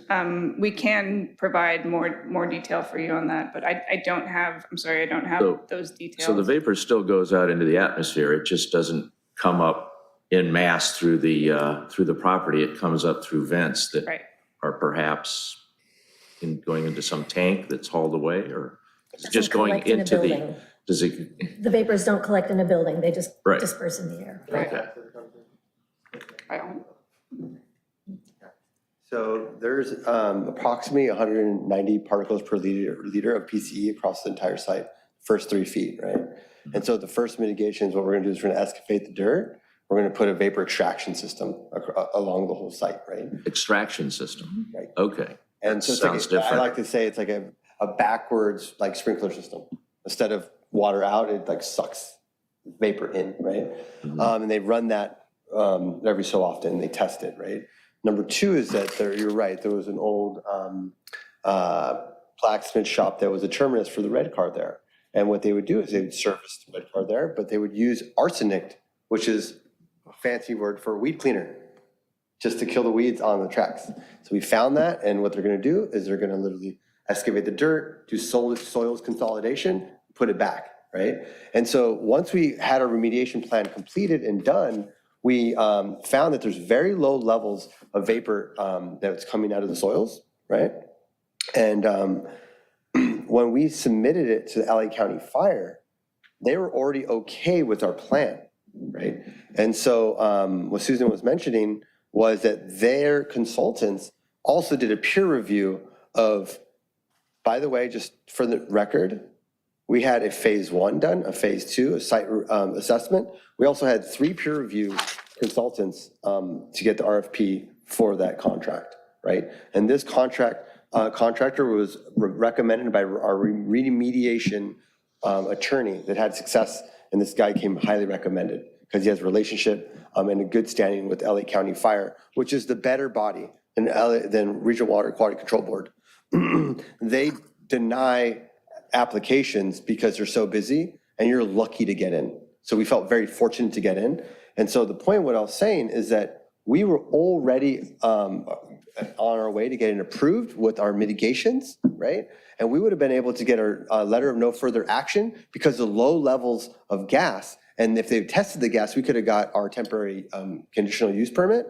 But Rencon and their consultants, to be more conservative, said, if you guys put a vapor barrier, right, which is a plastic membrane, right, you would be scot-free. There would be no issues. And if you do it now, it'll cost you a fraction of what you would cost you down the road. And so again, we took the higher road. We said, let's do it. Why not? But it was not a requirement by LA County Fire. So that's what she mentioned by we added additional mitigations. So I hope that was helpful in that overview. Okay. Well, that answers the question, I guess. It's just what it is. I have a little question on that one, since we're still on that topic. Sorry if I talk too fast. I'll make it really quick. Jason, you said that because of the pollution, you can't sell those properties, but you can rent those properties. So why is it okay for renters to live there, but not for people that own it? If you build a townhome and you sell it, you're on the hook for 10 years. If somebody's light breaks, you got to go fix it, right?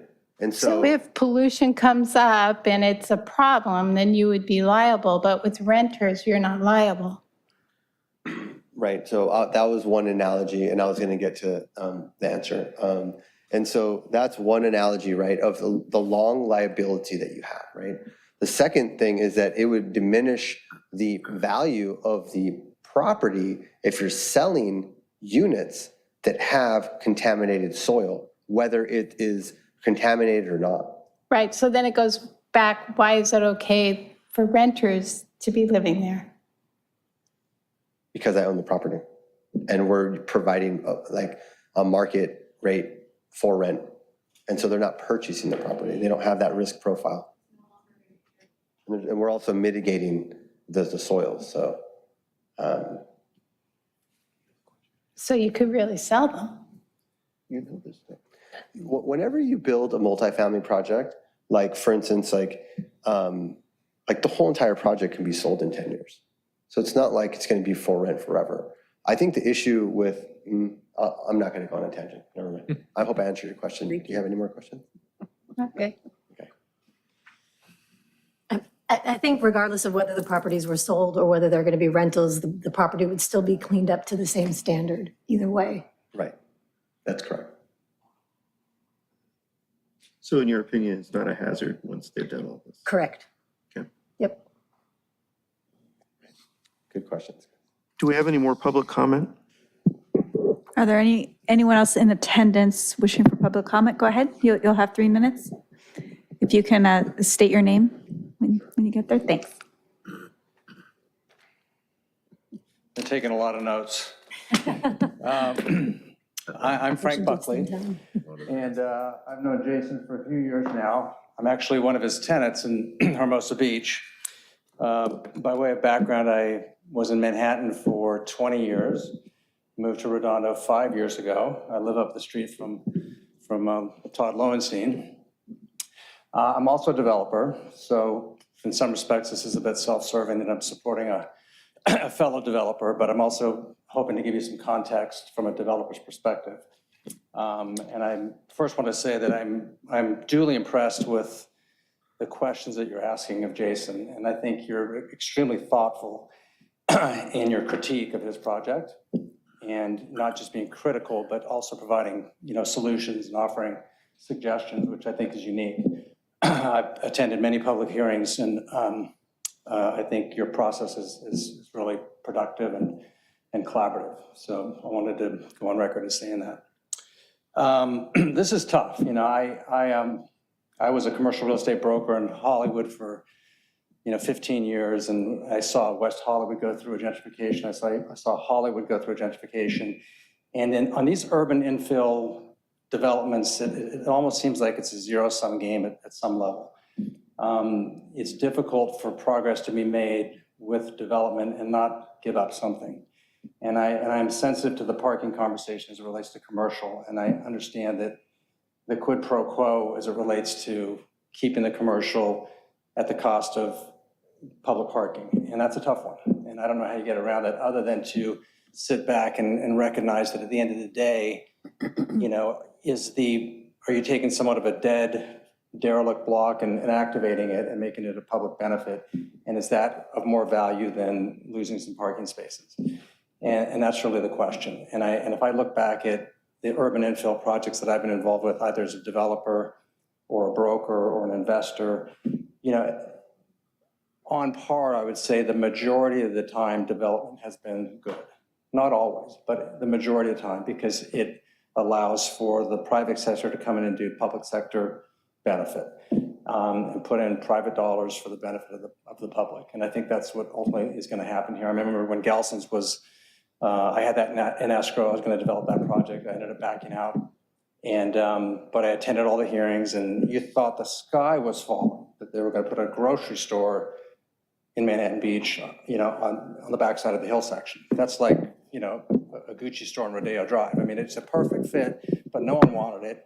And you thought there's going to be traffic and parking and trucks, and it's my favorite grocery store because there's no one ever there. You can pull right in front. I'm not sure it's going to survive. It's not doing very good business After all.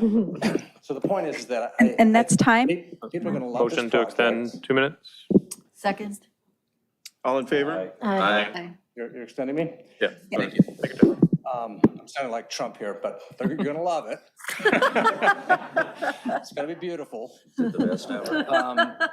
As a tenant of Jason's, I will tell you that when they gave me some renderings of what our office space was going to look like, that Kate probably was responsible for, I was suspect because the pictures were very pretty, and we were signing a big lease, and they built the project out, and not only did they deliver it, but they delivered it on time, and the end product was way above my expectations, and we're just thrilled with the product, and they really followed through with everything they said that they were going to do.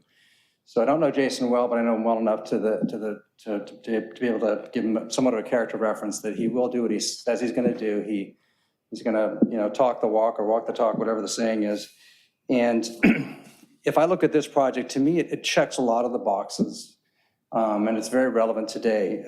You do provide, you're taking a whack at this, regional housing needs assessment and providing some of these affordable units. I think you are activating a block that's somewhat derelict. I think it's a thoughtful design. To me, it seems very much in harmony with the landscape of that neighborhood. You're, remediating the soil. I can see the list of concessions that he's, been willing to concede to, and that seems very generous. So that's really all I have to say. I support the project and hope that you will as well. Thank you. Thank you. Any other public comment? So we do have some members on Zoom. I just want to double check, is there anyone else that's here that would like to speak? Otherwise, we'll go to Zoom. Okay, so for those participants on Zoom, we have a few raised hands. Anyone that wants to speak, use the raised hand function. First person, Robbie Kumar. Robbie, if you can unmute. Hi, can you hear me? Yeah, and you'll have 3 minutes. Go ahead. Perfect, thank you. I think the last speaker was very articulate in pointing out a number of issues that I had noted during the deliberation tonight. I think, the topic of affordable housing is something that I would ask the commission to key on, right? Density does not equal affordable housing, and that's an acute shortage within the area, and I think Catalina Village addresses that. I think Jason and his team have been thoughtful in design and character around keeping this project in line with the surrounding area and within the existing structure. And I think most critically, it gives a revitalized venue for these commercial enterprises that are in there, as well as the new ones that are coming in, right? And we've seen in a number of mixed use developments that it increases both desirability and walkability within the neighborhood.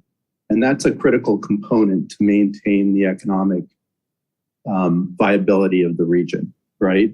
And so I'm not sure what the behavior patterns of the commissioners are in 2022, but I think the last time I drove to a bar or tap room might have been 15 years ago, right? If you didn't have a designated driver, or today with Uber and Lyft, just doesn't happen, right? And I don't think there's due consideration that's been given in the discussion around the fact that these are really neighborhood businesses meant to service the surrounding blocks, right? And people are gonna walk there, and you can impute a amount of parking requirement that is theoretical, or you can look at kind of what these businesses are and how they are likely to be used by the community, and try to factor that into your decision as well. But all things being equal, the trade-off, is previously articulated between taking what is now a derelict property on a very busy street that could otherwise be repurposed and revitalized versus, thinking in abstract about a parking discussion. The balance of the equity seems to be pretty clear, from my perspective. And I would ask the commission to think about that as they're looking to move the project forward.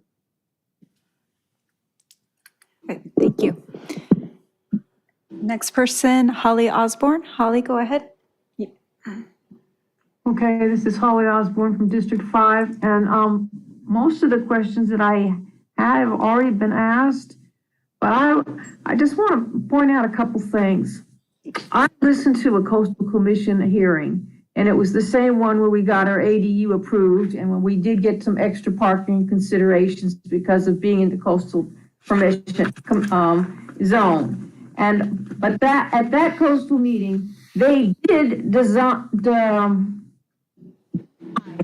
a project by a developer because it was incompatible with the neighborhood. I'm just saying, if the coastal commission does have some kind of jurisdiction over that, they're not always going to say yes to everything. That's just my observation. And the other question I had was, I wanted to know why you weren't going to sell them, and it was okay to rent but not to sell. I don't think I was satisfied with the answer to that, because I think townhomes for sale would really be an asset to the community. But I can't see anybody really renting a 5-bedroom townhouse. I just can't, because if they needed that much space, they really needed that they go inland if it was a family. So I don't see how you're going to get families in this. You're going to get bunches of single people, and I wish you could clarify again how you're going to manage that. Does the one person rent it and then get his roommates, or do you get the roommates? But I will say, your stuff is a lot cuter than what we have up in North Redondo. So if you can send your non-concrete block designers up this way, that'd be nice.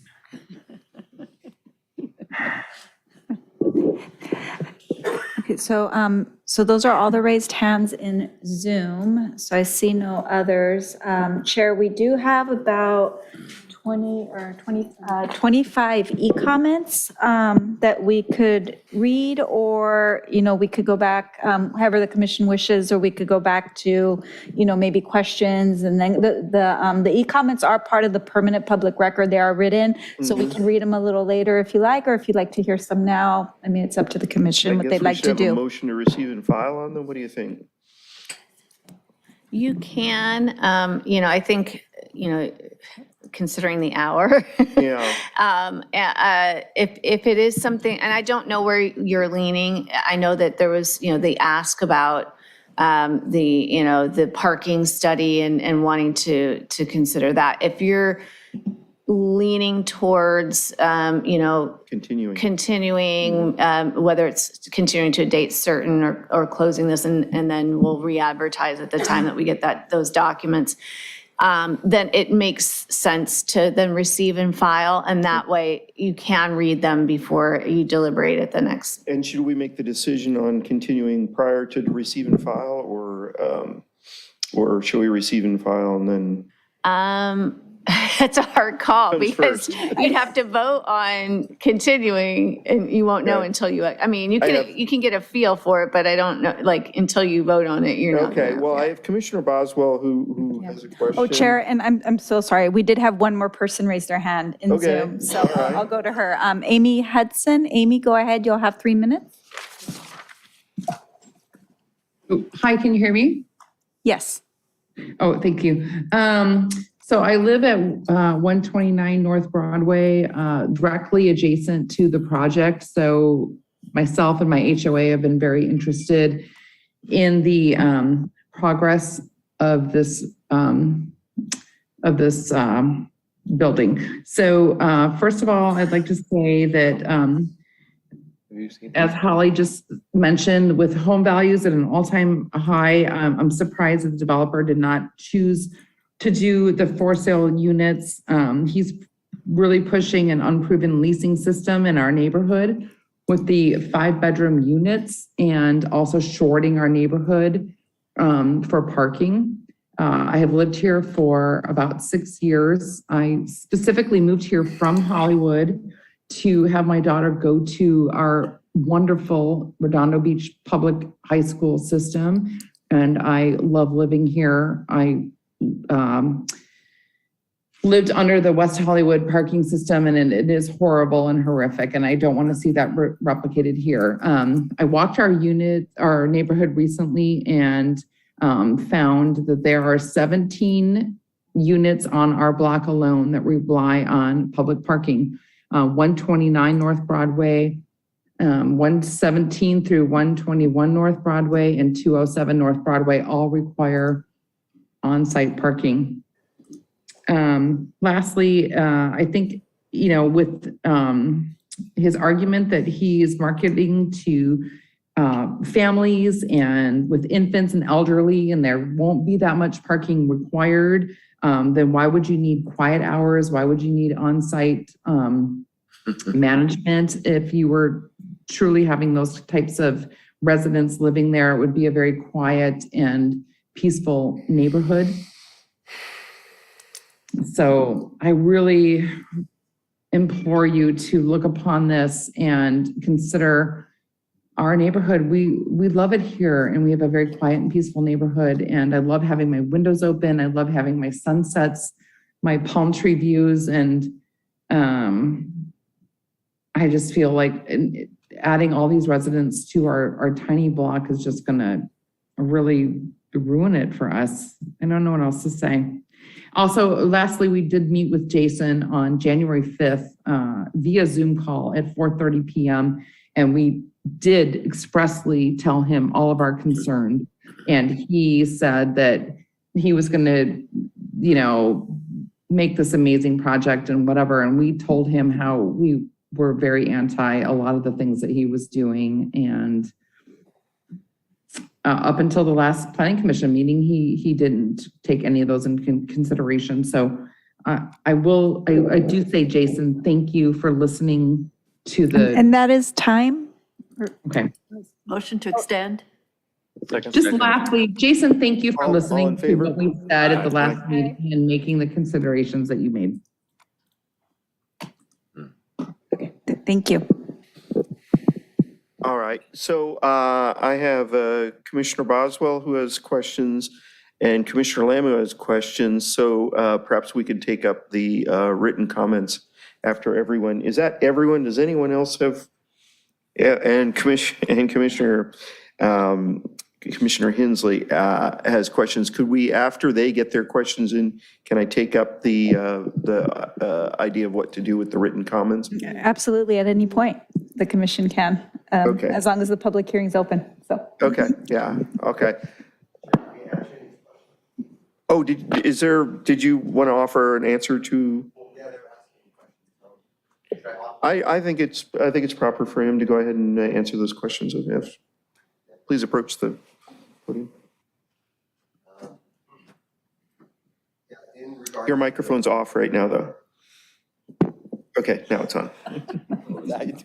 Oh, it's good. That's how it works. I got distracted. Oh, yeah, so a lot of the concerns, of the neighbors to the east of us, they were concerned about smoking. So we decided to make it non-smoking. We decided they were concerned about the noise, so we made it quiet hours. They were concerned about the privacy, so we provided cypress trees. Right? They were concerned about parking. We added as much possible parking as we could on site. With that, they were very pleasant. It was a cordial meeting. And so thank you for hearing me. That was one example of one HOA of many that I've met with. And then to the question of Hazeltine, as well as the commenter prior to this, when you are a real estate developer, financing is a very big point when you're building projects, both debt and equity. And if you've experienced working in the capital markets to try to finance for sale townhome projects, it doesn't happen. It's far and in between, because there's just such a big risk profile. So if you have 100 capital market providers, 10% of them do condos because of the risk profile, right? And if you look at that profile and then you layer on that there's contaminated soils, like I just don't have the wherewithal. Like we did this project for 4 years. I can't do it for 8. I'm not complaining about financing. I'm not complaining about debt and equity right now because I've also figured out a project that can be financeable, mitigate risk, as well as be conducive to the urban environment and also provide a walkable destination. That was kind of to the financing of why it's for rent versus for sale. Did I miss any other questions? Do you remember? I think that was it. That I remember. Sorry, I apologize if I missed any. So I'm here though. I'm sure it'll come up. Okay, Commissioner Boswell.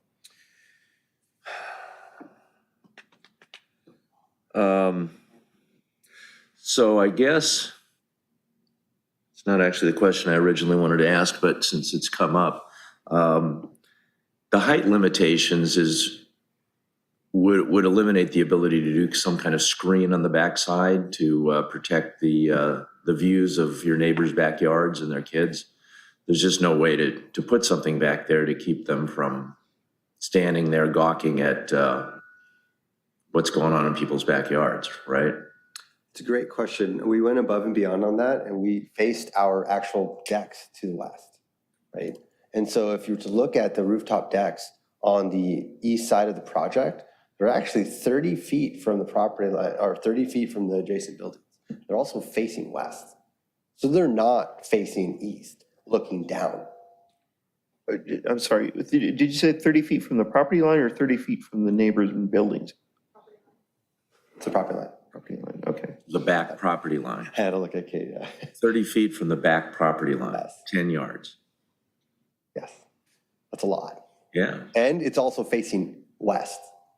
So if you're like on the rooftop deck and you're looking at a 45, you're looking at your own roof. So We specifically done that with Dan Withy and our team to specifically, actually the planning staff suggested that that's probably the most appropriate way to face the decks is to add privacy. And so we've done that. And to answer your question specifically is that was one mitigation. The second mitigation was adding the screen of the cypress trees that do get mature. The what? What was the last part? Cypress trees? The 100 cypress trees that we're planting in the back? Yeah. So, yeah, that was going to be my next question. So in that 10 yards of space, you're going to put cypress trees? Not just cypress trees. We also have foliage as well. Also have what? We also have additional trees in every yard. Each outdoor living space yard has trees. We also have this. The cypress trees were added in response to the concerns of the HOA to the east. So we specifically did that. So those will take 10 years, 20 years to grow together, because I have 2 in my front yard. You got to buy them mature. I got some hookups if you want. Okay. And then you got to continue trimming them because they get real heavy and the branches break off. But anyway, enough about cypress trees. I'm glad to hear there's an effort in that. So if of course your decks would face west because that's where the sunset is. That's where people are going to want to look west most of the time anyway. But if you're standing on the far eastern side of your deck, can you actually see into these people's backyards? You cannot. If you look at a 45-degree angle, you're going to be looking at the roof. Okay. So, and then the trees. The trees further block sunlight to those houses on Broadway then? Well, the major southern facade is not being compromised by our development. So that is a primary source of sun, is the southern facade here in this hemisphere. And so if it rises in the east, the southern facade is where you get your primary sun. And then it sets in the west, right? And so with that being said, shade and shadow was reviewed, but also we are complying with the development standards that have been set forth in the zoning code. So that were analyzed and reviewed, and they're there for a reason. And I didn't write them. So. Where am I on time? You are at 3 minutes, 50 seconds. So I have a question for Pam. That was actually my original reason for wanting to raise my hand. In talking about the historical designation of that area, the property called 126, which is being demolished to make that driveway that goes to the back, why wasn't that considered a historical landmark building?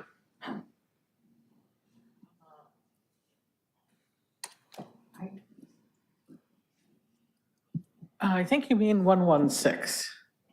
Perhaps. Yeah, because I think you may have said 126. 124 and 126 are the dry cleaning buildings. So this would be where they have the Right, so the flooring 116. and the carpentry place? Right. Okay. That building has been altered significantly over the years. So it started out as a commercial building, then it had a residential duplex building attached to it, and then it was modified again in the 1940s. You notice it has a big plate glass window.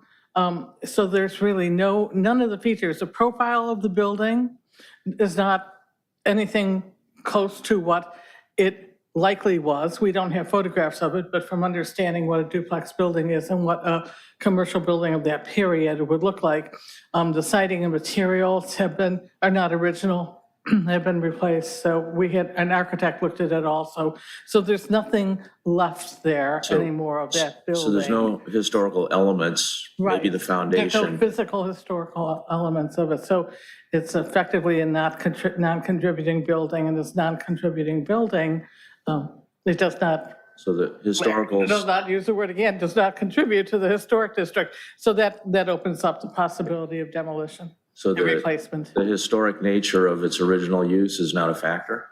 Pardon me? The historical use of the historical, I guess, the original use of the building is not a historical factor. Well, it tells, the story of the site is that it was a commercial building and it was a residence also, but those stories are important to us and people's community, but that doesn't make it historic. You have to have some physical characteristics that communicate what it looked like, what it was in that era, in its period, it was called a period of significance, would have been the first half of the 20th century as a commercial building. Okay, thank you for that explanation. I appreciate it. All right, Commissioner Lamb. Oh, yes. Fading here. The most accurate way to, oh, this is for Jason. Thank you, Chair. The most accurate way to determine mass and bulk is through the calculation of FAR. Do you have the FAR for the new parcels? Do you have the FAR for the entire property? And if not, do you have the dimensions and the square footage of each parcel?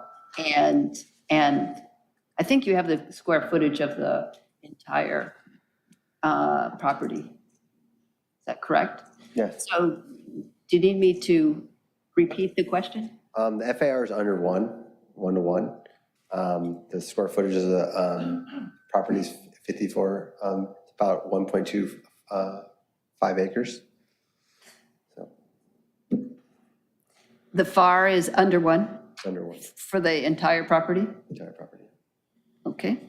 But we're not, Redondo doesn't go off FAR, they go off of development standards, but just as a rule of thumb, I guess. I know. How about for the parcels? I would not be able to guess or calculate that at the moment.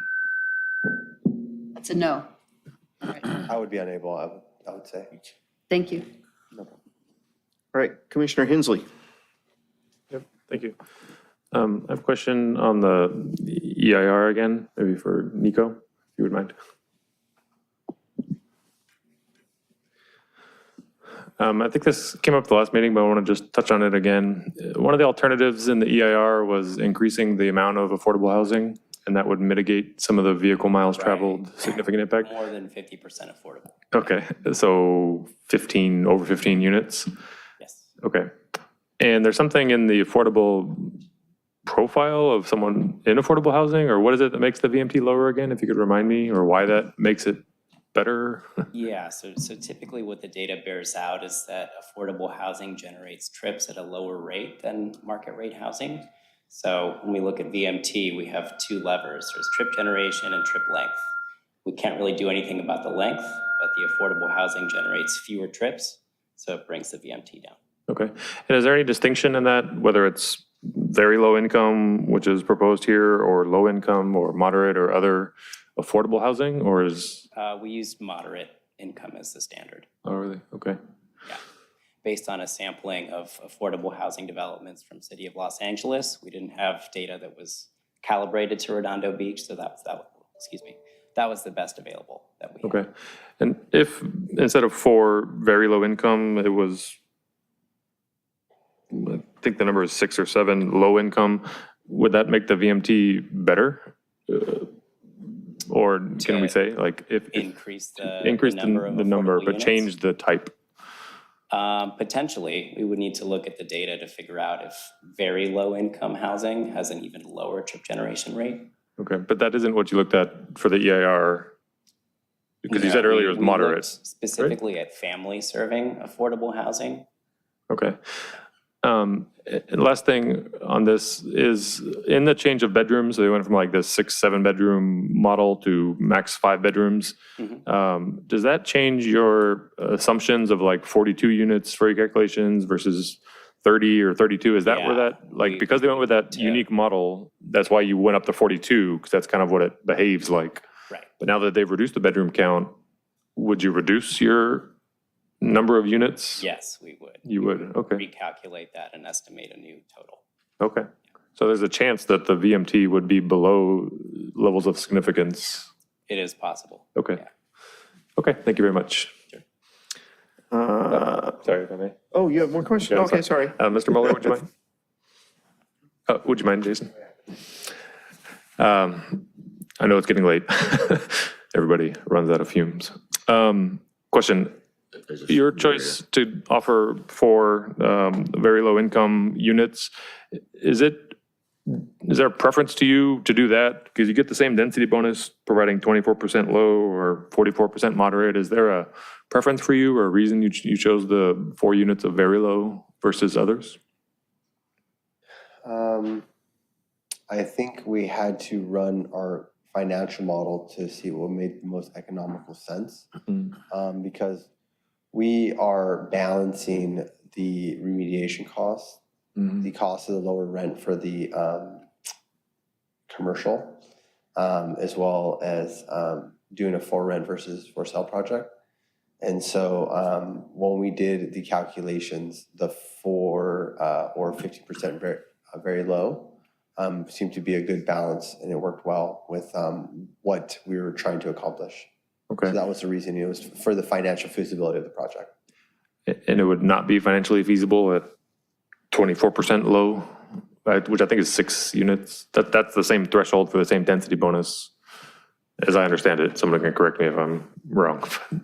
And if it maybe it didn't come up or not studied, but we did look at the different kind of profiles. Like, so you can do very low, low, and moderate. And then I think the main issue is that we're not going off of AMI of Redondo Beach.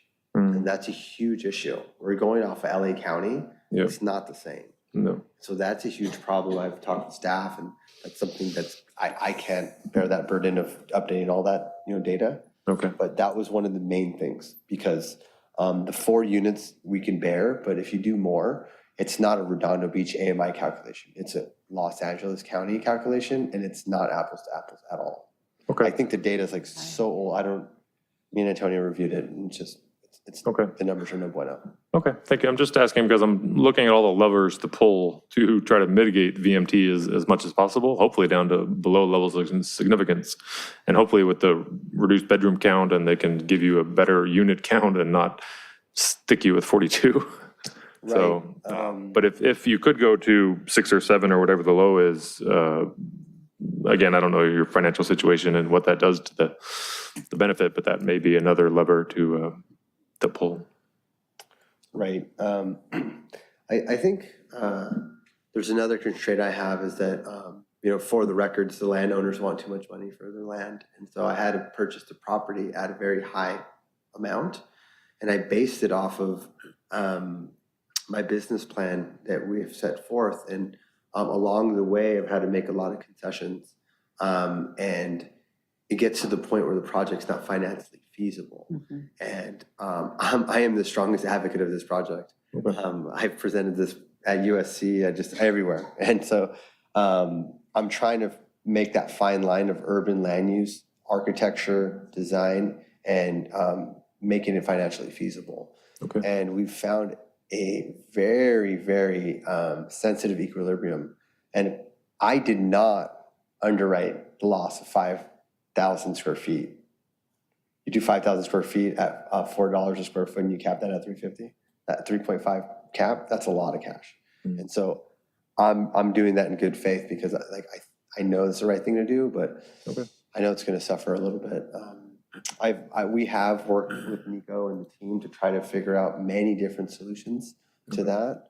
And again, to consider an approval today, we're willing to keep the uses as they are in the Catalina station sector, the 2 buildings, and we can always return with the CUP proposal on that intensity, and that can get us approved without that requirement.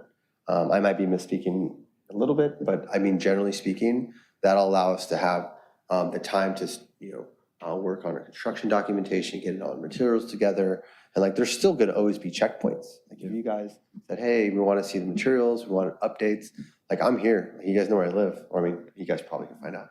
But it's I'm here along the way, And so this isn't the end all,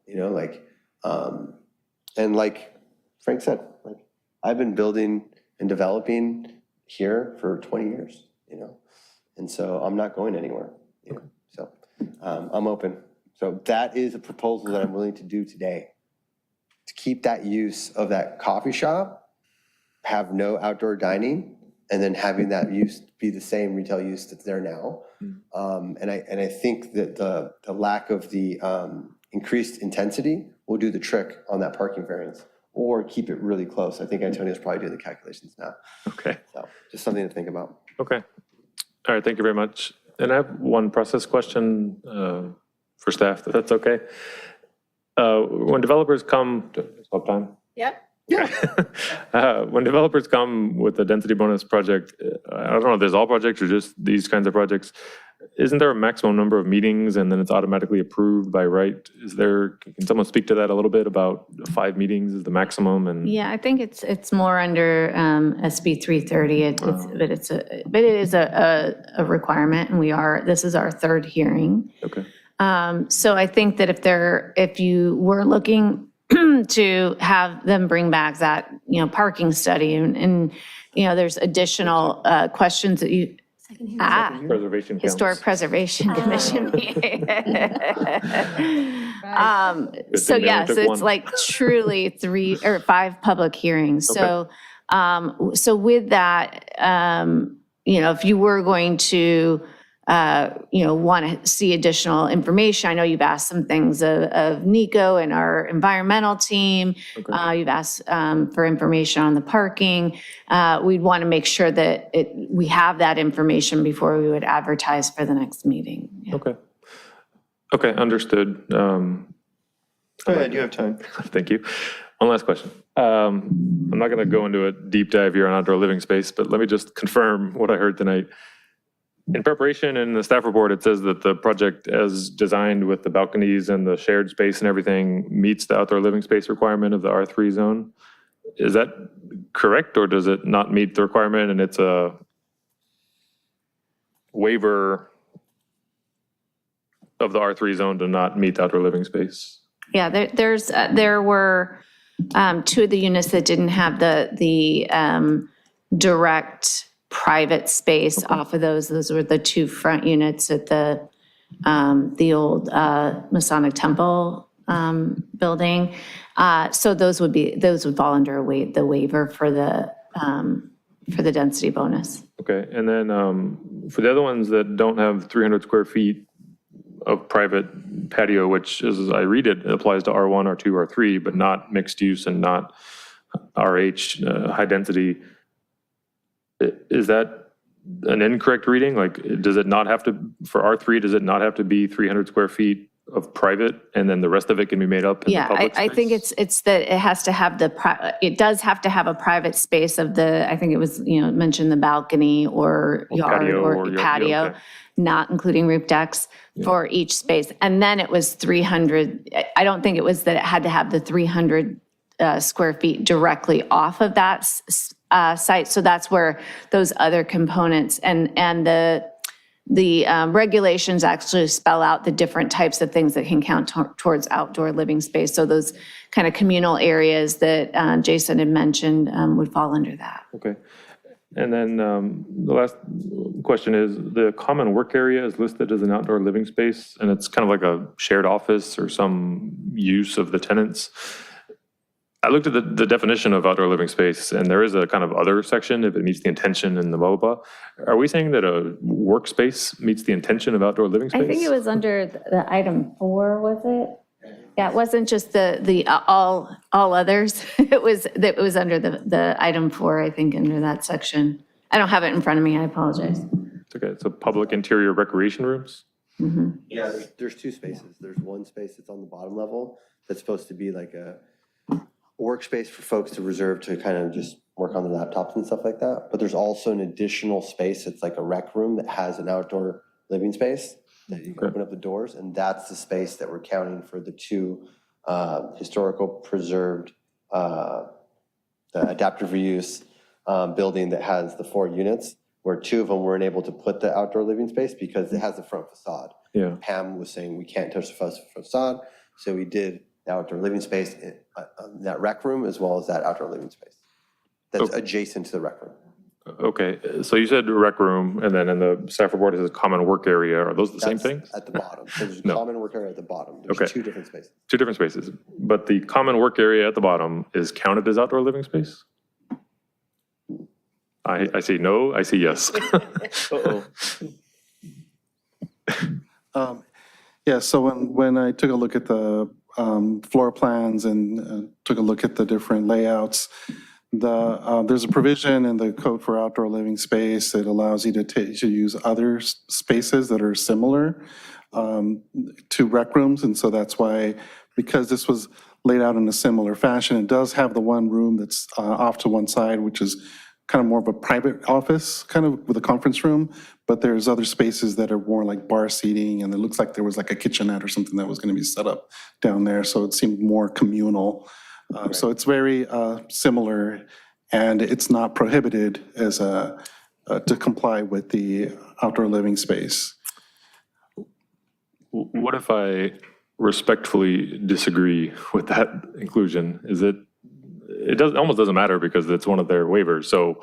Right. I mean, ultimately, and I do apologize. I was talking about the rec room and that's when I was talking about the item 4. So, what he was referencing is the other that you were, the workspace. I think that, if you're like, well, we don't count it, it would fall under that waiver, yeah. Okay, but I would like to not set that as a precedence of office, meaning either the intention of public interior recreation room, because that talks about gymnastic equipment, sauna baths, game tables, blah, blah, blah, or the general definition of outdoor living space is not office. So anyway, I just wanted to clarify that and put that out there. So, okay, that's it. I'm sure I'm over time. Thank you. Commissioner Hazeltine, you had something. I did have a question. Jason, the building that's on the south of the Masonic, how close is that residential building on the south to the sidewalk? The wall, the actual residential wall To the south? on the south? I'm looking at it, but I can't see any. You mean to the street? What page? Oh, to the east, 5 feet. It's in the. Hey, it works. To the street, 14 feet to the street. Oh, cool. It does. To Emerald, No, not to Emerald, to 14. Catalina. right?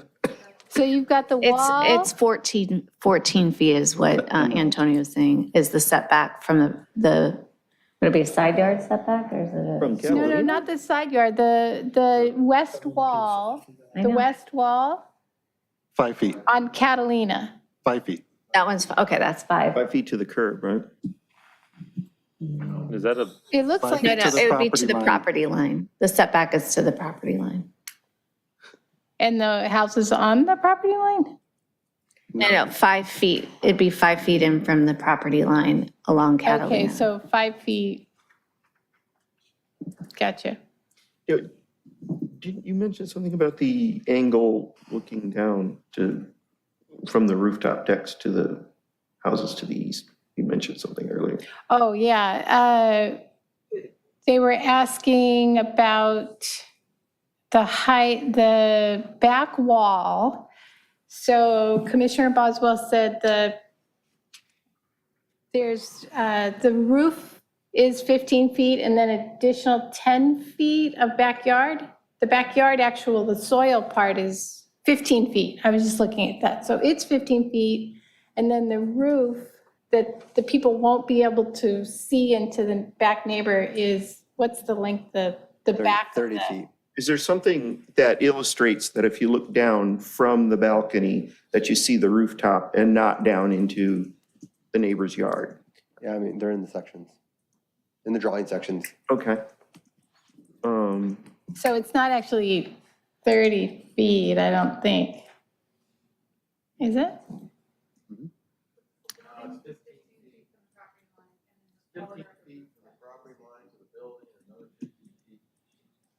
When the rooftops start. So then, Commissioner Boswell, you were saying that the back of would have plants, but it's actually rooftop and then backyard. As I understand it, yes, that it's and I wouldn't say backyard, there's 10 yards. Setback. I said yards as opposed to feet. So Gotcha. 10 yards as opposed to I'm 30 curious. feet. But that's 10-yard space is. No, 10 is- feet. that- 10 feet. No, 30 feet. 15 feet, 15 30 feet, 10 15 yards. feet. Stick with feet. So in that 30 feet, that's enough room to For the put these dense big area. cypress trees. And they're going to be more than 10 feet in diameter, so, Anyway. or radius, so. So, I have one question, okay, real quick. Commissioner Lamb. So this is a question for staff. In the Artesia, the ACAP plan, we've talked about shared parking. And in some of my readings, I have read about how cities can play a part with that. That the shared parking actually is grounded at the city, at the planning department, that the arrangements for shared parking and the overseeing of shared parking is grounded at the city level. Jason actually went out himself to look for shared parking opportunities and didn't come up with any positive results. But that may be as a result of a sort of informal relationship that he would have had. Working through the city would be a more formal relationship. Is there, and as a beta test for this idea of shared parking, would this be something that the city would contemplate as an opportunity, shall we say? Yeah, I understand what you're saying, that the issue is, we're now injecting ourselves into this more of a civil agreement. And we don't have that authority or direction from, city council or zoning or anything like that would, so I would be a little, we can help advocate, but the concern I would have would be, I don't want another property owner to feel that the city is requiring them to do something. And I get that it's all perception, right? So if the city calls them and says, talk to this property owner, we think you need to, consider, it can create a different perception, yeah. Of course, and I misspoke. In the article that I read, the city, I think, contracted with a third party, with another party that oversaw the parking, the shared parking relationship. That's interesting, yeah. What city was? If you can send that would be great. That article, yes. And the reason one reason to bring this up is, as was mentioned earlier, this is a problem that's not going to go away, right? This is a problem that we've already started discussing for the ACAP, right? And can this be an opportunity for the city, for the commission, to move into, sort of preempt or address this issue that's coming forward to us, right? This idea that there's no space to park, and it's clear that this is going to be a development that's going to have more than one person per bedroom, right? There's going to, as he's described it, and he's described a project that he's very tightly tried to balance all issues, the financial, the design, et cetera. We really haven't, irregardless of whether density bonus or not allows for 100 cars to go on the street, right? That's still a problem for the city. And it's still a problem that it's a coastal zone. and it's still a problem for the residents. We must respond appropriately, right? We can't just ignore it. That's my. Thank you, Commissioner Lamb. Thank you. So there are a number of things, pieces of information we've asked for. I'll entertain a motion to continue, but first I want to ask a question. And you've got something. Okay, let me hear what you have to say.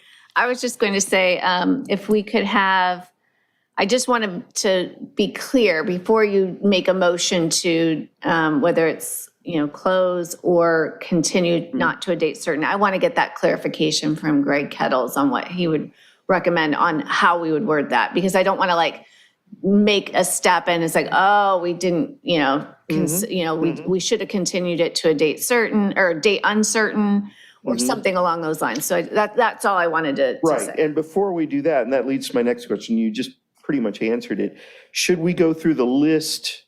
I hope somebody's been jotting it down. I tried to, but I can't read my own handwriting at this point. A list of the things we're asking for. I know I asked for a context for this outdoor open space square footage on package PDF page 323. And that is, what's required, what's being taken off as a bonus and allowed percentage, and how many bedroom square footage of the units that we're talking about for each one, because the schedule itself just says A, B,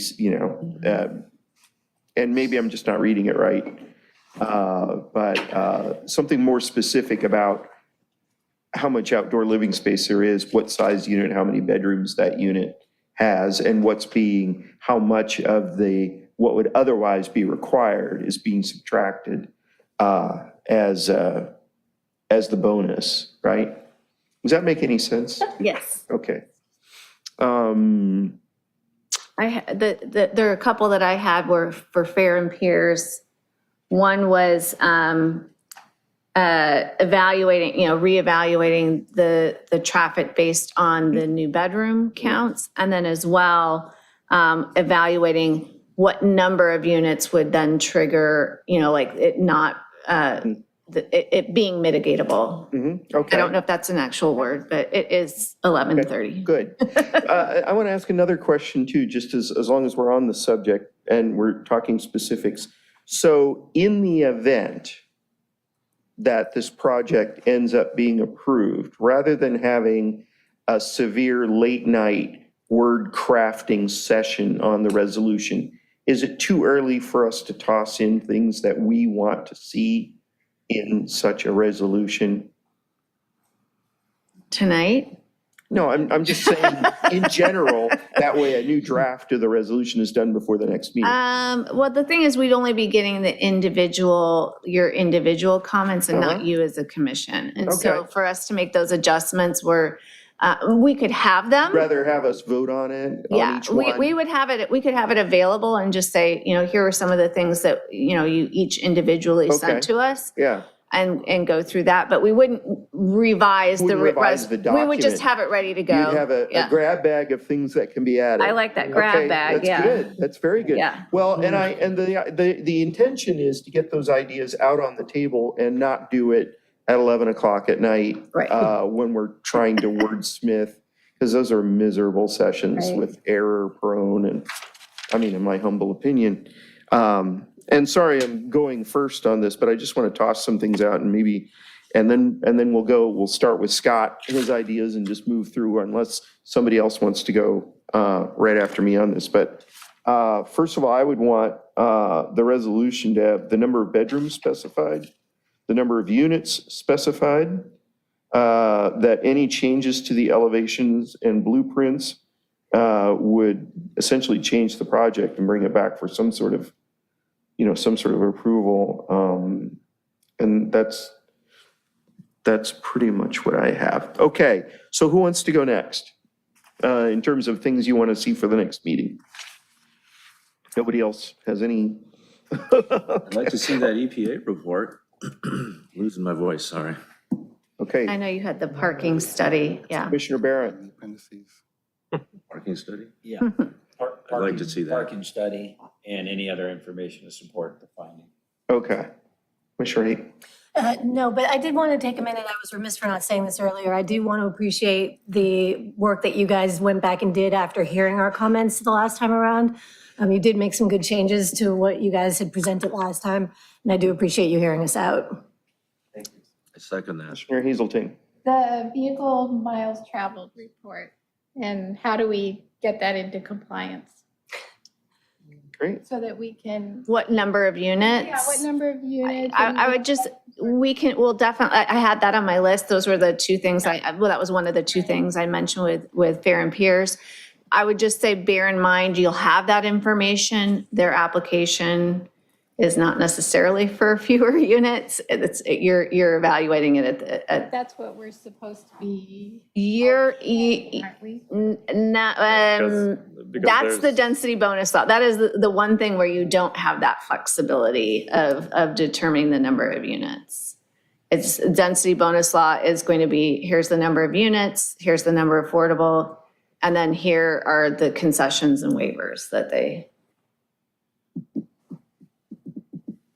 So the vehicle miles traveled right now is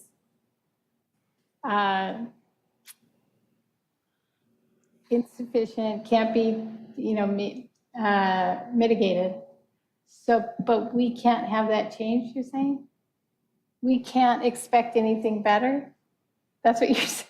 I'm not saying it can't be changed. It wouldn't be up to you to determine the number of units. They would have to agree to having a reduced number of units. If I may, Commissioner Hazelton. Pardon me? If I may.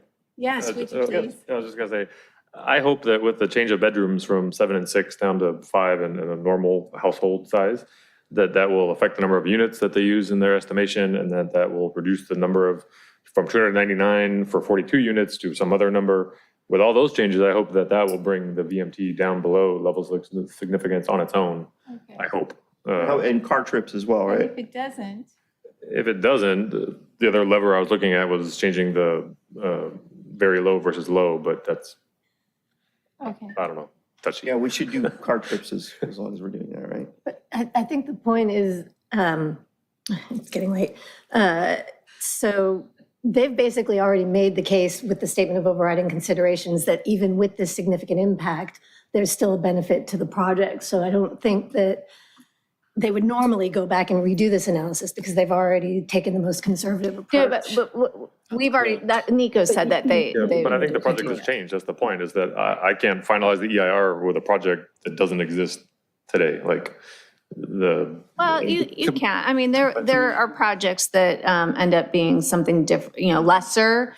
The point is, it's showing that it's got impacts at this level. If you end up having something lesser, it's not going, now, if they wanted to get to that point where they didn't have to do mitigation measures, then yeah, we would definitely, but I think we already talked to, Nico had mentioned that he could do that. So we'll have that review and just so that we can determine if there's, we can determine what number of units get you there.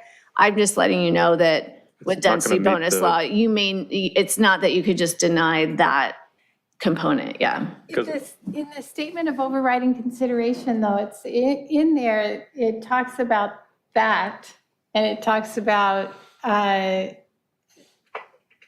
trying to get that number down in order for quality of life. I mean, we have a law, what is it, SB 148 or 7?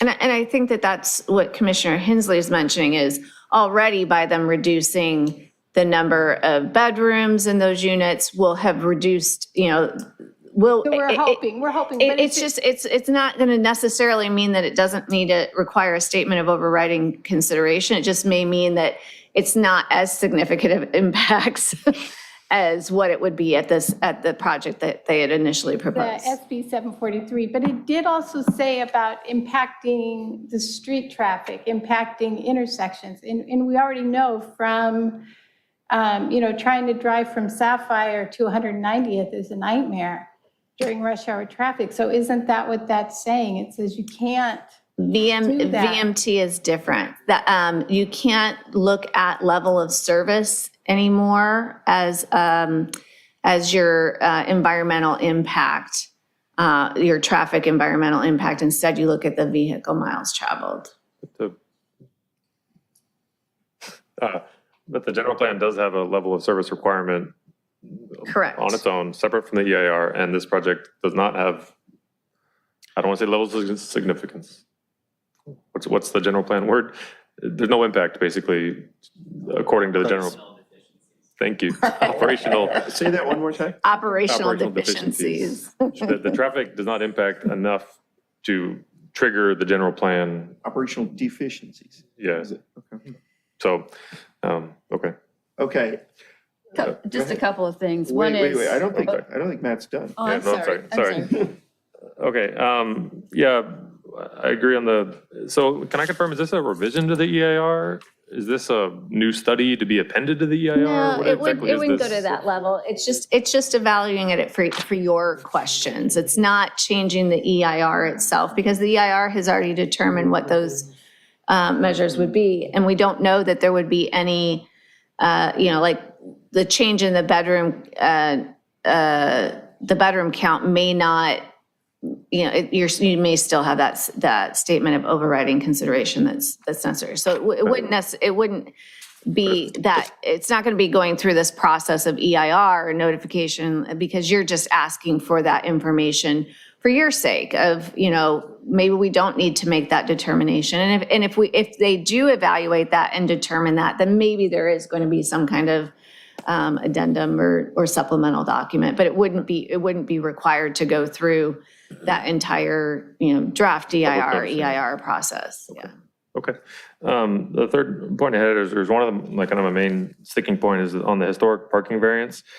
It feels like a fourth concession in my opinion. So I'm really looking for a way to either make the findings that give the historical parking variance or do something else with the concessions that the developers already allowed to not make it, to me, feel like a fourth concession.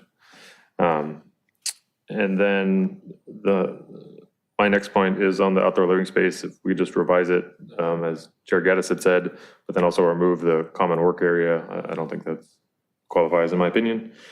Parking study, and then, yeah, I think those are my points. Oh, I did want to, the report we saw from the applicant, the slide deck, that wasn't in our agenda packet, right? No, so can I make a motion to receive and file the applicant's slide deck? I'll second that. All in favor? Aye. All against? And we have a copy of that? Okay, thank you. And it'll be in the next agenda pack, or? Yeah. Yeah. We do. Okay, yeah, those are all my comments. Thank you. All right, Commissioner Lamb. Thank you. So I'll save any questions that I have until next time. So in terms of next, when we meet again, I'd like to specify on the parking study that parking study be done for 7 days a week, peak, peak time and low time. I think it's peak and non-peak is Are you the talking about for the language. neighborhood? Yes, that the study is done in the neighborhood at the peak time and the non-peak time. Like summertime. Well, that would be July. 7 days a week. And I'm thinking during the, After Memorial Day. there would be peak times and non-peak times. Do I need to clarify that more? No. No, Is that traffic or parking? parking, that's for the parking. Where Sean can't get his. Yeah, so the way we do our overlap parking study or shared parking studies, excuse me, is we do it over a 2-week period. We do a peak, we do a weekday and a weekend for, I think it's like a full from AM to PM peak hour and beyond, depending on the uses. So it'd be like 14 hours of analysis on a weekday, 2 different weekdays during the 2 weeks, and then probably a Saturday and a Sunday on the Okay. 2 weekends. Okay. Thank you, not 7 days. For doing parking studies, we've worked with many traffic engineers, and it's usually just, we get a sample of it. Having somebody actually monitor parking for 2 weeks straight is Volunteering? kind of overkill for it. Does it account for trash days? What's that? Does it account for trash days? Think of that. The word. Street sweeping. Oh, that's what I meant, street sweeping, not trash. We probably exclude those, Yeah, I would guess. so we'd look at that. Well, that might have some. Yeah, don't that would be, trash that days- would be a peak, yeah. Peak day, right. Now, I lost my train of thought here. In addition, I wanted to indicate for the shared parking, if you could come back with particular ideas that you might have that we talked about in regards to the city's role or the city's contracting. I can get you, I can email you. You can provide that information. I just want to clarify, we have to go off of the policies of the city council and whatever regulations they put in place. So if I just went off on my own and started like kind of creating my own policy of how I want to communicate with, like, I need to be very cautious on that. Absolutely. Yeah. Absolutely. Any chance of. But do send the information that you mentioned. I'd be very interested. We can call the consultant, ask them, like, what are the things that they encountered and how do they proceed with that? Maybe they have some suggestions that we could provide to the applicant too. Yeah. Okay, thank you. Did you have a comment?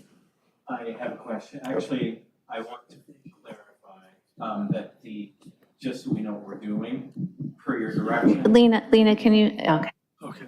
Before we close this public hearing for the night, the shared parking study is going to be only for commercial because that's the variance, right? You guys want to understand how to make findings on the variance. So I just want to clarify for the record, it's for the commercial uses only. I think that's probably stands to reason, but. Thank you. We'll need that direction from the commission. Is it so you're going to go out to the current site today? Or not today, but I mean, as it exists? Or can you walk us through the process? Because I've seen the results of shared parking studies, but I've never seen the process. I might have Nico come up and explain it, but they would use Urban Land Institute standards for the uses that are proposed for the site. Okay. So, but Nico, if you want to. Yeah, so the Urban Land Institute provides parking ratios for different land uses. So they estimate what the demand should look like based on the land use. And then we go out and collect counts and compare that to those ratios to see is more parking happening, is less parking happening than what we would expect. And that's what we base our findings on. And where do you go out to collect data? Where will you? I would leave that to staff direction as to the sites that we would actually go and collect counts from, but we would get a sampling of different commercial land uses. Okay. And as soon as school's out, and like July is crazy down there, so to do it now would be much different than July. Right, and sooner is actually better. We typically don't like to do those kinds of studies over the summer when school is not in session, because we want to capture typical times of operation, and summer is not typical. Okay, so commercial only, is that what I heard? Mm-hmm. Okay, that's fine with me. Like, I think that's the concern in my mind. Commercial? Commercial? I thought they were There's an measuring the awful parking lot in of the area. people. There's 299 Well, but that's a people. Well, made-up that's the number. number we have, though. Yeah, for the rental purposes, not for Well, the, but then give me a real number. I gotta come back with it. But as I understand it, the residential people can't park in the commercial, and commercial can't park in the residential. No, but the way they're I gonna be understand it, too. on the street. That's what everyone seems to be concerned Yeah, but the about. residential is We parked actually in- don't care about the parking inside the development. We care about the impact on the The neighbors. overflow. The impact of the commercial parking variance on the neighbors. Yeah, because we have to make a finding that the historical On the parking neighborhood. variance doesn't have an impact. That's why I think that it's, And, yeah, and in the Focus neighbor, it on the neighborhood would include both residential and any other commercial areas in the neighborhood. to clarify, what do they study is commercial. Is that right? You mean they just count the commercial cars that are parked in the street? You want to a similar commercial building or some other, Yeah, I mean, if the aim is to figure out if there's spillover happening from commercial land uses into residential neighborhoods, then we would survey the commercial strip and the residential area surrounding it to look at that parking demand and estimate if there is spillover that's happening. So basically, we'll find out from the study how concentrated or densely packed the parking demand is in that neighborhood, basically. Exactly. That's, I don't know, you can ask for more than that, right? Yeah, right. is that clear? Okay, is that clear? Yeah. Okay. Now, you had started going through a list of things. What are the other things on your list there? You guys got them all. Are you sure? You're lying to me. Hold on. Let's see. One other thing that you asked for was is there a grid of what is allowed? Yeah. Or driven by statute versus what they have? Yeah, we went over that. So matrix of that. Okay. And it's really kind of the approvals, right? All right. And then we'll research the appealable area just so we have the information if we need it. Director Forbes? Yeah. May I ask for one more? In the original agenda packet, we had all the kind of dimensions of the rooms and the drawings and everything, but in the new revised, dropping 6 and 7 bedrooms, I didn't see that in this agenda packet. An update to that. An update so that based on what he's actually proposing with the 5 bedrooms, what is all the size and dimensions so we can have a better understanding of that? Okay. Okay. Okay, do we get an answer on the date certain versus the delivery of? No, that's,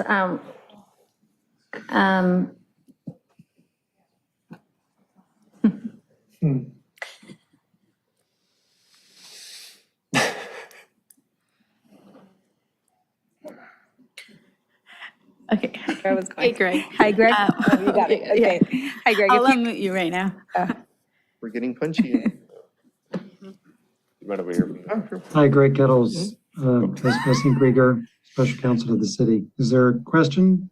yeah, Greg, we were asking that if we have these additional items that need to be, that we want to see, and we don't know how long it's going to take to get those, would we just continue the hearing not to a date certain to be advertised after we've received the items, or what would be the process for doing that?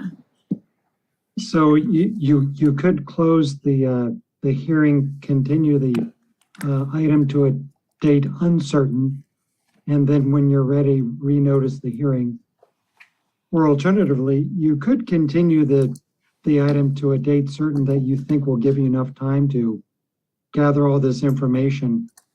And if for some reason you can't make that deadline, you could take the item off calendar at that time and then renotice it at a subsequent date. Yeah, the only concern I have about that is the amount of lead time we have to cancel a hearing. So maybe that first, you said close the public hearing and then continue the item not to a date certain. That's correct. So actually close the public hearing as opposed to continue it? Yeah, and then we would re-advertise when that date is, when we have the information. So you could make that as part of your motion, would be to close the hearing and continue this agenda item to be re-advertised at such time that we have received all of the items listed. Okay. Yes, and Chair, so what would happen at that point is it'd be a completely noticed hearing, meaning right. it would be reposted, legal ad, remailing, And that lead time is 1 week or 2 weeks? I don't remember. Well, technically in-house, it's probably about at least 3 weeks.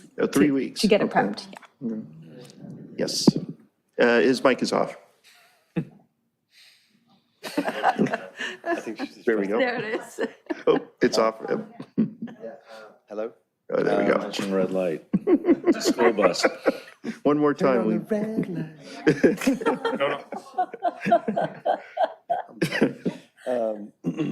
If I could ask humbly to do a date and certain for the 23rd, that would be awesome, of June. That gives us 1, 2, 3, 4, 5 Thursdays. And that, I would say that's plenty of time for Nico and his expert team to provide the data. I don't want to speak for you, you can hit me. But it's just, I'm on a very tight timeline just with all the workings of just fully calibrating this. With summer coming up and just everything happening, every day counts for me, so it hurts. And I'm very patient and I'll do whatever you guys think is best. Here's our concern. Your consultant at the 2 weeks ago or a week ago had said it would be the earliest that they would complete something if they were moving forward was the end of May. We would have to actually have that notice to cancel the public hearing. We'd have to know that we weren't going to have all of the information by the end of this month to the newspaper, because we have to advertise that in advance of the meeting in order to actually cancel it. Otherwise, we have to hold the public hearing, which now makes that the fourth, right? The fourth public hearing to have nothing to be considered. And that is our concern about just continuing it to the June date. And I think that's to what Kevin just mentioned would be, you need to make sure that you had all of that time. I wouldn't want, because if you were like, oh, you know what, we're not going to get it, and we find that out a week in advance, we have no time to advertise that cancellation of the public hearing. If we closed without a date certain, can we still make the June meeting if they give us enough notice? Again, they would have to have the documents in place, because I think that's the point, is you want to have those documents in place. I don't know if we are able to get to the items that you're asking of us. Nico still has to do some work, right? So we have multiple players. It's not just, one report that you're asking for. There's multiple moving parts with us.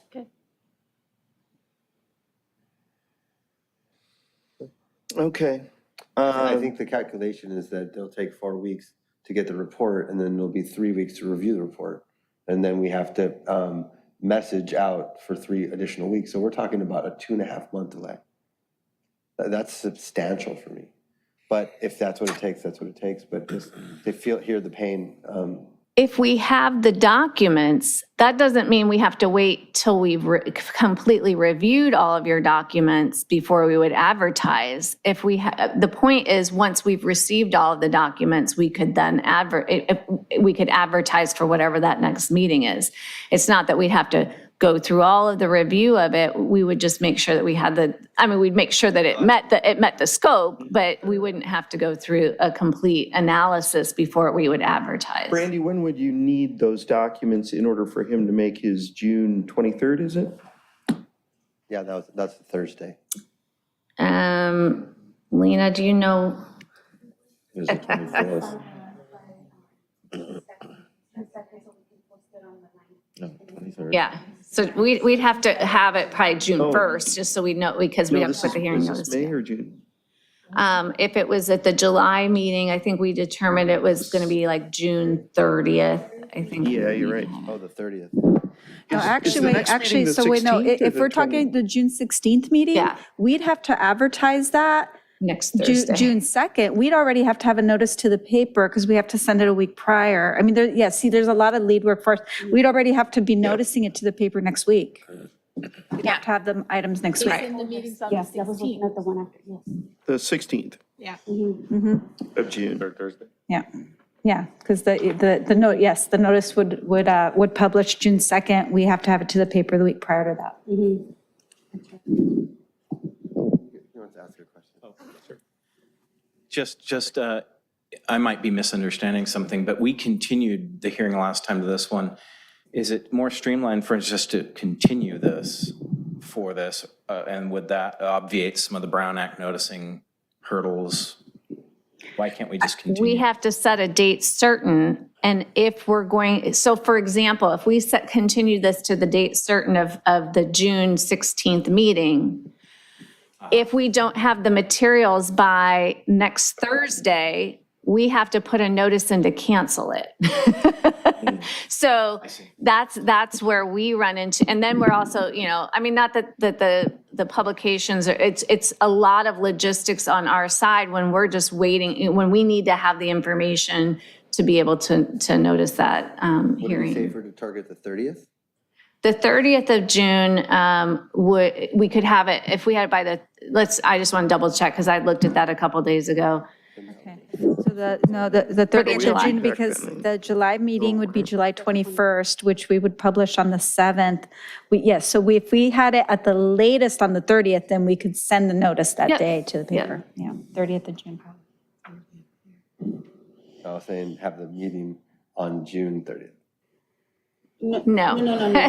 That would be a special meeting. I don't mean to confuse everybody. There's If probably you had another the commission materials meeting to that us- night. If you had the materials, if all of the materials that have been requested are submitted to our department by the 30th of June, we could advertise and have the public hearing at the July Planning Commission meeting. It's always the third Thursday. Oh, that's Yeah, what it is. that's- Oh, my bad. Okay, I Yeah. didn't know that. Now I got, thank you. Okay, no, I got you. Yeah, so June's gonna be a work month. Then July's will be our, okay, The 21st. that makes sense. Can we do a certain on that day? No, I mean, then we're chasing the same thing again, and it's a lot on staff to do that, because if we miss it and we don't get that, it really, it's, Yeah, I trust your judgment. I think, and that's probably the safest. Okay.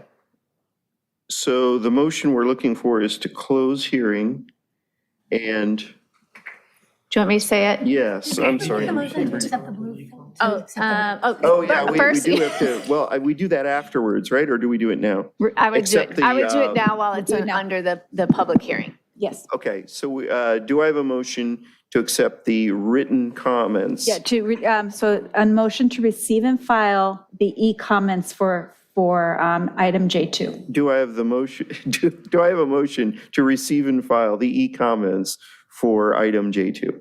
Yes. I'll second. Okay, All so a in motion by favor? Godek and then seconded by Hazelton, okay. Aye. All against? Motion carries. Okay, so what I would recommend Okay. would be to close the public hearing and continue this agenda item to a date uncertain to be scheduled and re-advertised when the items listed by the Planning Commission are provided to planning staff. Okay. Do I have a motion to close this public hearing and continue the agenda item to a date uncertain until items requested by the commission are provided and then advertise? Yes, you have a motion. Well, second. All in favor? Aye. All not in favor? Motion carries.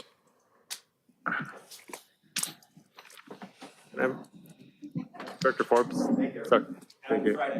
Yeah, right? Oh, no, is it really? Oh, God. 2 minutes, you got 2 minutes. I know the public, or the public hearing is over. Can I make a general comment, not about the project, but just process? Yeah. I just want to say that at the next meeting, I would hope to come to some decisions that we can leave one meeting in case somebody is unhappy with our decision. So city council could do something. I just want to make that comment that, Say it please, again? please come prepared for some decision. So we leave one meeting of the 5 meetings. Yeah, and that's why I was Yes. throwing out the things for the, because I mean, again, one of these late night crafting sessions. You're is just- saying, come prepared, but keep your mind open. Yes. Right. Yes, that's what I heard. Okay. Right. Okay. Do we have any items continued from previous agendas? No. No. No. Items for discussion prior to action? None. None. Items from staff? I do have a couple of things. There was a question at the last Planning Commission meeting about the status of the website and the communication for the Galleria. And so I had reached out to Stuart Miller from El Catterton. He said the website is now live, and I'll make sure we distribute that and we put the information on our website. Certainly if you have any feedback on that, if there's information you feel like it would be helpful, please, let me know, and then I can communicate that to them. Regarding the quarterly communication, they have, they wanted to get through the administrative review on phase 1, so that they're not giving, cross information. And that approval has been done for the phase 1. It does meet all of the conditions. And they have, let me see, I think that they were looking to bringing on a PR and communications firm so they can really coordinate that quarterly effort and work with that. So as soon as we have that information from them, and we'll pass that along to you. So, and it did say in the approval, just, it was a 6-month timeframe to kind of onboard everything. So, and we're right at that 6 months. All right. And then, let's see, what else did I have? Cannabis. The cannabis ordinance was considered by the city council a week and a half ago. It was on the May 10th meeting.